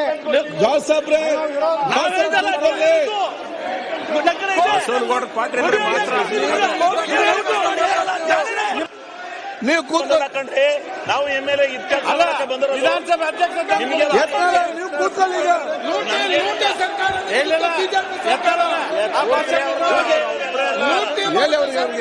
ನೀವು ಕೂತ್ಕೊಳ್ಳಿ. ಆಡ ಬಳ್ಳೇಡ ನೀವು ಕೂತ್ಕೊಳ್ಳಿ. ಈಗ ಸಿಬಿಐ ಕೂತ್ಕೊಳ್ಳಿ. ನಾ ತಯಾರದೇನೆ. ಏನ್ ಮಾತಾಡ್ತಾರೆ ಈಗ? ಸಿಬಿಐ ತನಿಖೆ. ಎಂ ಬಿ ಪಾಟೀಲ್ ಜಗತ್ತಿನ ಯಾವುದೇ ನೀವು ಕೂತ್ಕೊಳ್ಳಿ. ಆಯ್ತು, ಬಿಟ್ಟು ಬಿಡಿ. ಶರತ್ ಕೂತ್ಕೊಳ್ಳಿ. ಇಕ್ಬಾಲ್ ಕೂತ್ಕೊಳ್ಳಿ. ತಮ್ಮಯ್ಯ, ಶೈನ್, ಗೋಪಾಲ್, ಯತ್ನ ಅಲ್ಲಿ ಕೂತ್ಕೊಳ್ಳಿ. ಆಯ್ತು, ನೀವು ಹೇಳಿಲ್ಲ. ನಿಮ್ಮವ್ರು ಕೂತ್ಕೊಳ್ಳಿ. ಸ್ಪಷ್ಟ. ನೀವು ಬೇರೆ ಗೊತ್ತಿಲ್ಲ ನಿಮ್ಗೆ. ಕೈ ತೋರಿಸಿ ಮಾತ್ರ ಗೊತ್ತಿದೆ. ಅಲ್ಲಿ ಕೂತ್ಕೊಳ್ಳಿಕ್ಕೆ ಅವರು.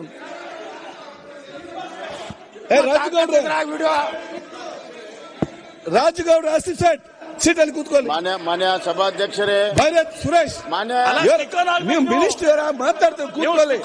ನೀವು ಫಸ್ಟ್ ಕೂತ್ಕೊಳ್ಳಿ. ನೀವು ಮಂತ್ರಿಗಳು ಕೂತ್ಕೊಳ್ಳಿ. ಎಂ ಬಿ ಪಾಟೀಲ್ ನೋಡ್ತಾ ಇದಾರ. ಮಾನ್ಯ ಸಭಾಧ್ಯಕ್ಷರೇ, ಎಂ ಬಿ ಪಾಟೀಲ್ ಮಾನ್ಯ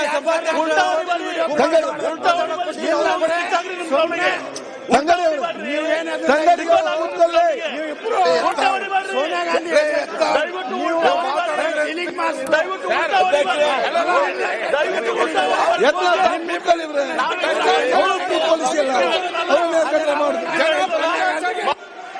ನಿಮ್ಗೆ ಅವರ ಮತ್ತೇನ್ ಮಾಡ್ಬೇಕು? ನಿಮ್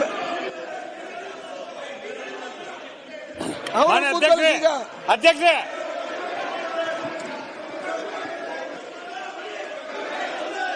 ಕೂತ್ಕೊಳ್ಳಿ. ಇವ್ರೆ ನೀವು ಆಯ್ತು, ಕೂತ್ಕೊಳ್ಳಿ. ತಂಗಡಿ ಕೂತ್ಕೊಳ್ಳಿ. ಆಯ್ತು, ನೀವು ಕೂತ್ಕೊಳ್ಳಿ. ಬೇಲೂರ್ ಕೂತ್ಕೊಳ್ಳಿ. ಇವ್ರು ಬೇಲೂರ್ ಸರ್ ವಸಂತಪ್ಪ ಕೂತ್ಕೊಳ್ಳಿ. ಅಧ್ಯಕ್ಷ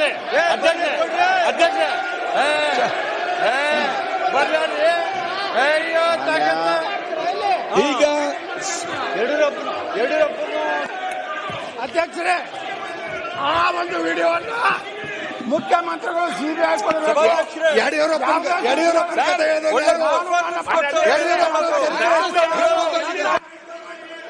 ತೇಜೋವಧೆ ಮಾಡಿದವ್ರು ಯಾರು? ಯಡಿಯೂರಪ್ಪ ವಂಚಿತರಾಗಿ ಮಾಡೋದಕ್ಕೆ ಕಾರಣ ಯಾರು? ಎತ್ತಾಳವ್ರೆ ಯಡಿಯೂರಪ್ಪನವರು ಅಧ್ಯಕ್ಷರೇ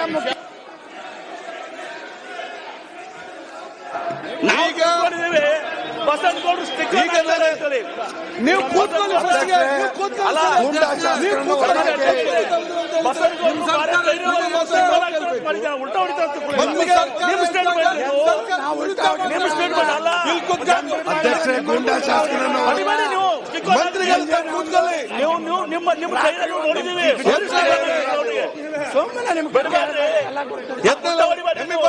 ನಾನು ಹೇಳಿದ್ದೀನಿ ಎಂದು ಹೊಡಿದಿಲ್ಲ ಇದು ಯಾವಾಗಲೂ ಒಂದೇ.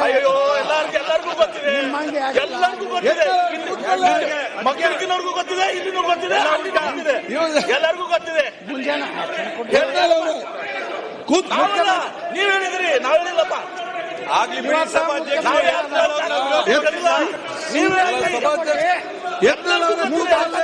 ಪಕ್ಷದಲ್ಲೂ ಗೊತ್ತಿದೆ. ನೀವು ಕೂತ್ಕೊಳ್ಳಿ.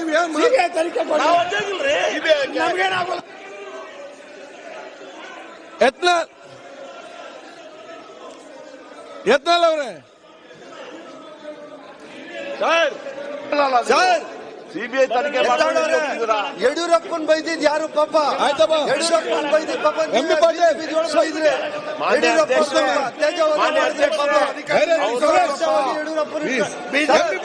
ಯಡಿಯೂರಪ್ಪನ್ ಬೈದಿದ್ ಮಿನಿಸ್ಟರ್ ಆಗಿ ಏನಿದು? ಎಂ.ಬಿ. ಪಾಟೀಲ್ ಈಗ ಆಯ್ತಪ್ಪ. ಈಗ ರಾಜಗೌಡ ಕೂತ್ಕೊಳ್ಳಿ, ಇಲ್ಲ ಕೂತ್ಕೊಳ್ಳಿ. ಈಗ ಕೂತ್ಕೊಳ್ಳಿ, ಈಗೆಲ್ಲ ಹಿರಿಯರಿದ್ದಾರೆ, ಕೂತ್ಕೊಳ್ಳಿ. ಅಲ್ಲಿ ಕೂತ್ಕೊಳ್ಳಿ ರಾಜಗೌಡ್ರೆ, ಕೂತ್ಕೊಳ್ಳಿ. ಈಗ ಮಾನ್ಯ ಸಭಾಧ್ಯಕ್ಷರೇ, ರಾಜಗೌಡ್ರು ಕೂತ್ಕೊಳ್ಳಿ. ಒಂದ್ ಸೆಕೆಂಡ್, ಈಗ ಒಂದೇ ನಿಮಿಷ ನನಗೆ ಮಾತಾಡಕ್ಕೆ ಅವಕಾಶ ಕೊಡಿ. ಈಗ ಶೂನ್ಯ ವೇಳೆಯಲ್ಲಿ ಒಬ್ಬ ಕಂಡಕ್ಟರ್ ಆತ್ಮಹತ್ಯೆ ವಿಷಯವನ್ನು ನಾವು ಎತ್ತಿದ್ದೇವೆ. ಇಲ್ಲಿ ಆಡಳಿತ ಪಕ್ಷದ ಸದಸ್ಯರು ಪ್ರಾರಂಭದಿಂದನೂ ಕೂಡ ಮಾತಾಡಕ್ಕೆ ಅವಕಾಶ ಕೊಡ್ತಾ ಇಲ್ಲ. ಮಂತ್ರಿಗಳಿದ್ದಾರೆ, ಉತ್ತರ ಕೊಡೋದಕ್ಕೆಲ್ಲ ತಯಾರಿದ್ದಾರೆ. ಈಗಾಗಲೇ ಒಂದು ಲಿಖಿತ ಉತ್ತರ ಕೂಡ ಬಂದಿದೆ. ಇವತ್ತು ಅವ್ರು ಆಡ್ತಾ ಇರೋದನ್ನು ನೋಡಿದ್ರೆ ಏನೋ ಮುಚ್ಚಾಕಕ್ಕೆ ಪ್ರಯತ್ನ ಮಾಡ್ತಾ ಇದ್ದಾರೆ ಅಂತ ಬಹಳ ಸ್ಪಷ್ಟವಾಗ್ತದೆ, ಬಹಳ ಸ್ಪಷ್ಟ ಆಗ್ತಾ ಇದೆ. ಈಗ ಮಂತ್ರಿಗಳಿದ್ದಾರೆ, ಇಲ್ಲಿ ಯಾವುದು ಮುಚ್ಚಾಕ ಪ್ರಯತ್ನ ನೀವು ಏನೇ ಮಾಡಿದ್ರು ಕೂಡ ಸತ್ಯ ಹೊರಗೆ ಬರ್ತದೆ. ಅಲ್ಲಿ ಒಂದೇ ನಿಮಿಷ. ಆಮೇಲೆ ಈ ಜಾರ್ಜ್ ಸಾಹೇಬ್ರು ತಮ್ಮ ಹಳೆ ಕಥೆಯನ್ನು ತೆಗೆದು ಇದನ್ನು ವಿಷಾಂತರ ಮಾಡಕ್ ನೋಡಿದ್ರು. ಸುಮ್ನೆ ಯತ್ನಾಳ್ ಅವ್ರ ಮೇಲೆ ಬಿದ್ದು ಈ ತರ ಮಾಡಿದ್ರೆ ಜಾನಂದ್ ಅವರೇ, ಈಗ ನೀವ್ಯಾಕೆ ಮಾತಾಡ್ತೀರಿ? ಪ್ರತಿಭಟನೆ ಮಾಡಬೇಕು. ನೀವು ಅವ್ರ ಹೆಸರು ಹೇಳಿದಾಗೆಲ್ಲ ಅಲ್ಲ, ಕಳೆದ ಹೆಸರು ಕರೆದಿದ್ದಾರೆ. ಈಗ ನೀವು ಕೂತ್ಕೊಳ್ಳಿ. ಈಗ ಕುಮಾರಸ್ವಾಮಿ ಅವರು ಮಾತಾಡುವಾಗ ಎಂ.ಬಿ. ಪಾಟೀಲ್ ಅವರು, ಈ ವಿಷಯದ ಗಂಭೀರತೆ ನಾಯಕರಾದ್ರೆ ಮಾತ್ರ ಮಾತಾಡ್ಬೇಕು. ನಾನೇನ್ ಹೇಳುದು, ನಾವು ಅಷ್ಟು ಜನ ವಿರೋಧ ಪಕ್ಷ ಇಲ್ಲಿ ವಿರೋಧ ಪಕ್ಷ ನಾಯಕರು ಯಾರು ಸ್ವಾಮಿ? ವಿರೋಧ ಪಕ್ಷ ಅಲ್ಲ, ಎಂ.ಬಿ. ಪಾಟೀಲ್ ವಿರೋಧ ಪಕ್ಷ ನಾಯಕರು. 5 ನಿಮಿಷ ಕೂತ್ಕೊಳ್ಳಿ. ಆರೋಪ ಎಂ.ಬಿ. ಪಾಟೀಲ್ 5 minutes. ಶಿವಾನಂದ 5 ನಿಮಿಷ ಸುಮ್ಮನೆ ಗೊತ್ತು ಪ್ಲೀಸ್. ಇದು ಆರೋಪ ಪ್ರತ್ಯಾಪ ಅಲ್ಲ, ಸತ್ಯ ಹೊರಗೆ ಬರಬೇಕು. ಯಾರು ತಪ್ಪು ಮಾಡಿದ್ರೆ ಅವ್ರಿಗೆ ಶಿಕ್ಷೆ ಆಗ್ಬೇಕು. ಇಷ್ಟೇ ಇರುವಂತದ್ದು ಇದ್ರಲ್ಲಿ. ಅದನ್ನ ಕುಮಾರಸ್ವಾಮಿ ಅವರು ಹೇಳ್ತಾ ಇದ್ದಾರೆ, ಅವಕಾಶ ಕೊಡಿ, ಮಾತಾಡ್ಲಿ. ಅವರು ಮಾತಾಡಿದ 1 ನಿಮಿಷ ಆಯ್ತು, ಸುಮ್ಮನೆ ನೀವು ಹೇಳ್ದಂಗೆ ಹೇಳ್ಬೇಕು. ಬಿಜೆಪಿ ವಿರೋಧ ಪಕ್ಷದ ನಾಯಕರು ಹೇಳ್ದಂಗೆ ಅವ್ರು ಹೇಳ್ಬೇಕಾ? ಅಲ್ಲ, ನೀವು ವಿರೋಧ ಪಕ್ಷದಾಗಿದ್ದಾಗ ಮಾತಾಡ್ತಿದ್ರಿ, ಹಿಂಗೆ ಪರವಾಗಿಲ್ಲ. ಈಗ ಮಂತ್ರಿಗಳಾಗಿ ಹಂಗೆ ಮಾಡ್ತಿರಲ್ಲ ನೀವು. ಮಂತ್ರಿಗಳಾಗಿ ವಿರೋಧ ಪಕ್ಷದ ಸದಸ್ಯರ ತರ ಮಾಡಿದ್ರೆ ಹೆಂಗೆ? ಎಂ.ಬಿ. ಪಾಟೀಲ್ ಅವರು ಯಾಕೆ ವೈ ಆರ್ ರಿಯಾಕ್ಟಿಂಗ್? 1 ನಿಮಿಷ ಅಲ್ಲ, ಕುಮಾರಸ್ವಾಮಿ ಡಿವೈಎಸ್ಪಿ ಅವರು ಅದೆಲ್ಲ ಚರ್ಚೆ ಆಯ್ತು. ಈಗ ಹೋಗ್ಬೇಕಾ? ಈಗ ಸೀದೆ ಹೋಗ್ಬೇಕಾ? ಆಯ್ತು, ಸುಮ್ಮನೆ ಅಲ್ಲಿಗೆ ಬರುವ ಸಬ್ಜೆಕ್ಟ್ಗೆ ಬರುವ. ಅಲ್ಲಿ ಇರ್ಲಿ. ಈಗ ನೀವು ಸುಮ್ಮನೆ ಕೂತ್ಕೊಂಡ್ ಅಶ್ವಥ್ ನಾರಾಯಣ್ ಹೇಗೆ ನೀವು ಸ್ಟೇಟಿಂಗ್ ಪ್ರಾಬ್ಲಮ್ ಅಲ್ಲ. ಈಗ ಜಾರ್ಜ್ ಅವರು ಈ ವಿಷಯ ಬಿಟ್ಟರು, ಪೆನ್ ಡ್ರೈವ್ ವಿಚಾರ ತೆಗೆದ್ರು. ಪೆನ್ ಡ್ರೈವ್ ವಿಚಾರ ಅದಕ್ಕೆ ಬೇರೆ ಬೇರೆ ಟೈಮ್ ಚರ್ಚೆ ಮಾಡಿಬಿಡಿ. ಕುಮಾರಸ್ವಾಮಿ ಅವ್ರಿಗೆ ಮಾತಾಡಕ್ ಬಿಡಿ. ಆಮೇಲೆ ಇಲ್ಲೇ ಇದ್ದಾರೆ ಚಲರಾಜಸ್ವಾಮಿ ಅವರು, ನೇರವಾಗಿ ಅವ್ರ ಬಗ್ಗೆ ಮಾತಾಡಿದ್ರಿಂದ ಅವ್ರಿಗೆ ಅವಕಾಶ ಕೊಡಿ, ಆಮೇಲೆ ತೀರ್ಮಾನ ಮಾಡೋಣ. ಈಗ ನಮ್ಗೆ ಉದ್ದೇಶ ಏನು, ಯಾಕೆ ಕೂತನ್ನೇ ಮಾತಾಡ್ತಾರೆ? FIR ಸುದ್ದ ಹಾಕಿಲ್ಲ, ಇದೇನೋ ಇದ್ರ ಹಿಂದೆ ರಾಜಕಾರಣ ಇದೆ.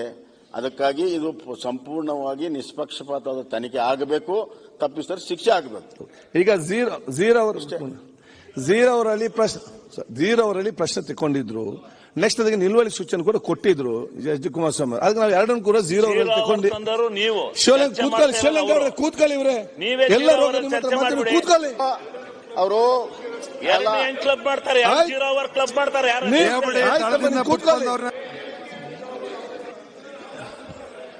ಬೊಮ್ಮಾಯಿಯವರೇ ಅಧ್ಯಕ್ಷ ದಳದಿಂದ ಯಾರು ಬಿಟ್ಟವರು ಅವ್ರಿಗೆಲ್ಲ ವಿಚಾರವನ್ನು ಎಲ್ಲ ವಿಚಾರವನ್ನು ಬಹಳ ಸ್ಪಷ್ಟವಾಗಿ ಅಧ್ಯಕ್ಷರೇ ಎಲ್ಲ ವಿಚಾರ ಸ್ಪಷ್ಟವಾಗಿ ಹೇಳಿದ್ದೀರಿ. ಈಗ ಸಾರಿಗೆ ಸಚಿವರೇ ಸಂಬಂಧಪಟ್ಟ ಸಚಿವರಿದ್ದಾರೆ, ಅವರೆಲ್ಲ ಉತ್ತರ ಕೊಡ್ತಾರೆ. ಇಲ್ಲಿ ಅಧ್ಯಕ್ಷ ಅದಕ್ಕೆ 2 ನಿಮಿಷದಲ್ಲಿ ವಿಚಾರ ಮುಗಿಸಿಬಿಡಿ. ಅವರಿಗೆ 0 ಅವರಲ್ಲಿ ಕೇಳಿ ಮೆನ್ಷನ್ ಮಾಡಬಹುದು, ಚರ್ಚೆ ಮಾಡಕ್ಕೆ ಅವಕಾಶ ಇದೆ. ನಿಲುವಳಿ ಸೂಚನೆ ಅದ್ರ ಜೊತೆಲಿ ಮಾಡಿ ಅಂತ ಚರ್ಚೆ ಮಾಡ್ತಾ ಇದ್ದೇವೆ. ರೈಸ್ ಮಾಡಿದ್ರು ನಮ್ಮ ಬಸವರಾಜ ಬೊಮ್ಮಾಯಿ ಅವರು. ಅದಕ್ಕೆ ಸಾರಿಗೆ ಸಚಿವರು ಉತ್ತರ ಇದೆ, ಇಲ್ಲಿ ನೋಡಿದೆ ಸಾರಿಗೆ ಸಚಿವರು. ಆಯ್ತು, ಈಗ ಉತ್ತರ ಕೊಡ್ತಾರೆ. ಸಾರಿಗೆ ಇಲ್ಲೇ ಇದ್ದಾರೆ, ಉತ್ತರ ಕೊಟ್ಟಿದ್ದಾರೆ. ಉತ್ತರ ಅವ್ರು ಹೇಳಿಲ್ಲ. ಆದ್ರೆ ಅವ್ರು ಕೊಟ್ಟಿರೋ ಉತ್ತರಕ್ಕೂ ನೆನ್ನೆ ಮಂಡ್ಯದಲ್ಲಿ ನಾಗಮಂಗಲದ ಡಿಪೋದಲ್ಲಿ ನಡೆದಿರೋದಕ್ಕೂ ಸಂಬಂಧ ಇಲ್ಲ. ಇದು ಆ ಒಂದು ಈ ವರ್ಗಾವಣೆಗೂ ಅಲ್ಲಿ ಆತ್ಮಹತ್ಯೆ ಪ್ರಕರಣಕ್ಕೂ ಇಲ್ಲಿ ಒಂದಕ್ಕೊಂದು ಟ್ಯಾಲಿ ಇಲ್ಲ. ಅವ್ರೇನೋ ಹೇಳದಲ್ಲ ಶಾಸಕರುಗಳು, ಆ ಕಂಡಕ್ಟರ್ ಮೇಲೆ ಏನಿತ್ತು ದೂರು, ಸರ್ ಪ್ರಶ್ನೆ ಮಾಡಿದ್ರಲ್ವಾ ಸಚಿವರು ಉತ್ತರ ಕೊಡ್ತಾರೆ. ಇಲ್ಲಿ ಅದೇ ಪ್ರಶ್ನೆ ಇಲ್ಲಿರೋದು. ಅವರು ಆ ದೂರಿನ ಮೇಲೆ ಅಧ್ಯಕ್ಷ ಸುಳ್ಳು ಹೇಳ್ತಾ ಇದ್ರು. ದೂರಿನ ಮೇಲೆ ಈಗ ದೂರಿನ ಮೇಲೆ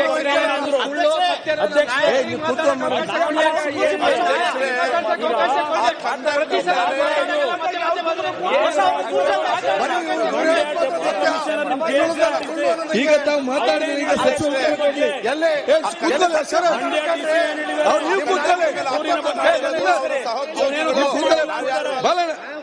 ಅವ್ನು ತಪ್ಪು ಮಾಡಿ ಮಂಜುನಾಥ್, ನೀವು ಕೂತ್ಕೊಳ್ಳಿ, ಸುಮ್ಮನೆ ಮಾತಾಡ್ಬೇಡ. ಶರಣ್ ಕೂತ್ಕೊ, ಮಾಡಿಲ್ಲ ಅಂತಾರೆ ಇಲ್ಲಿ. ನೀವು ಕೂತ್ಕೊಳ್ಳಿ. ಈಗ ನೀವು ಕೂತ್ಕೊಳ್ಳಿ ಇವ್ರೆ. ಸರ್, ಮಾನ್ಯ ಅಧ್ಯಕ್ಷ, ಇದೊಂದು ಕಮಿಷನ್ ಸರ್ಕಾರ. ಆಯ್ತಪ್ಪ, ನಿಮ್ದೆಲ್ಲ ಕೇಳಿದ್ರೆ ಸಾಕಾಗಿಲ್ಲ.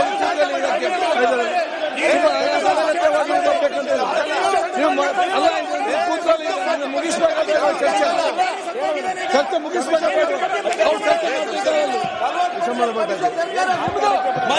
ಸರ್ಕಾರ ನಿಮ್ದು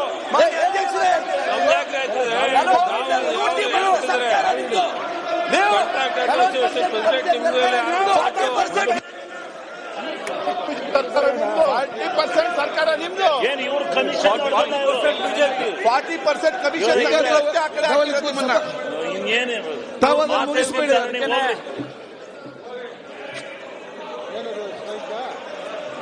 ಸಭಾತ್ಯಾಗ ಯಾಕೆ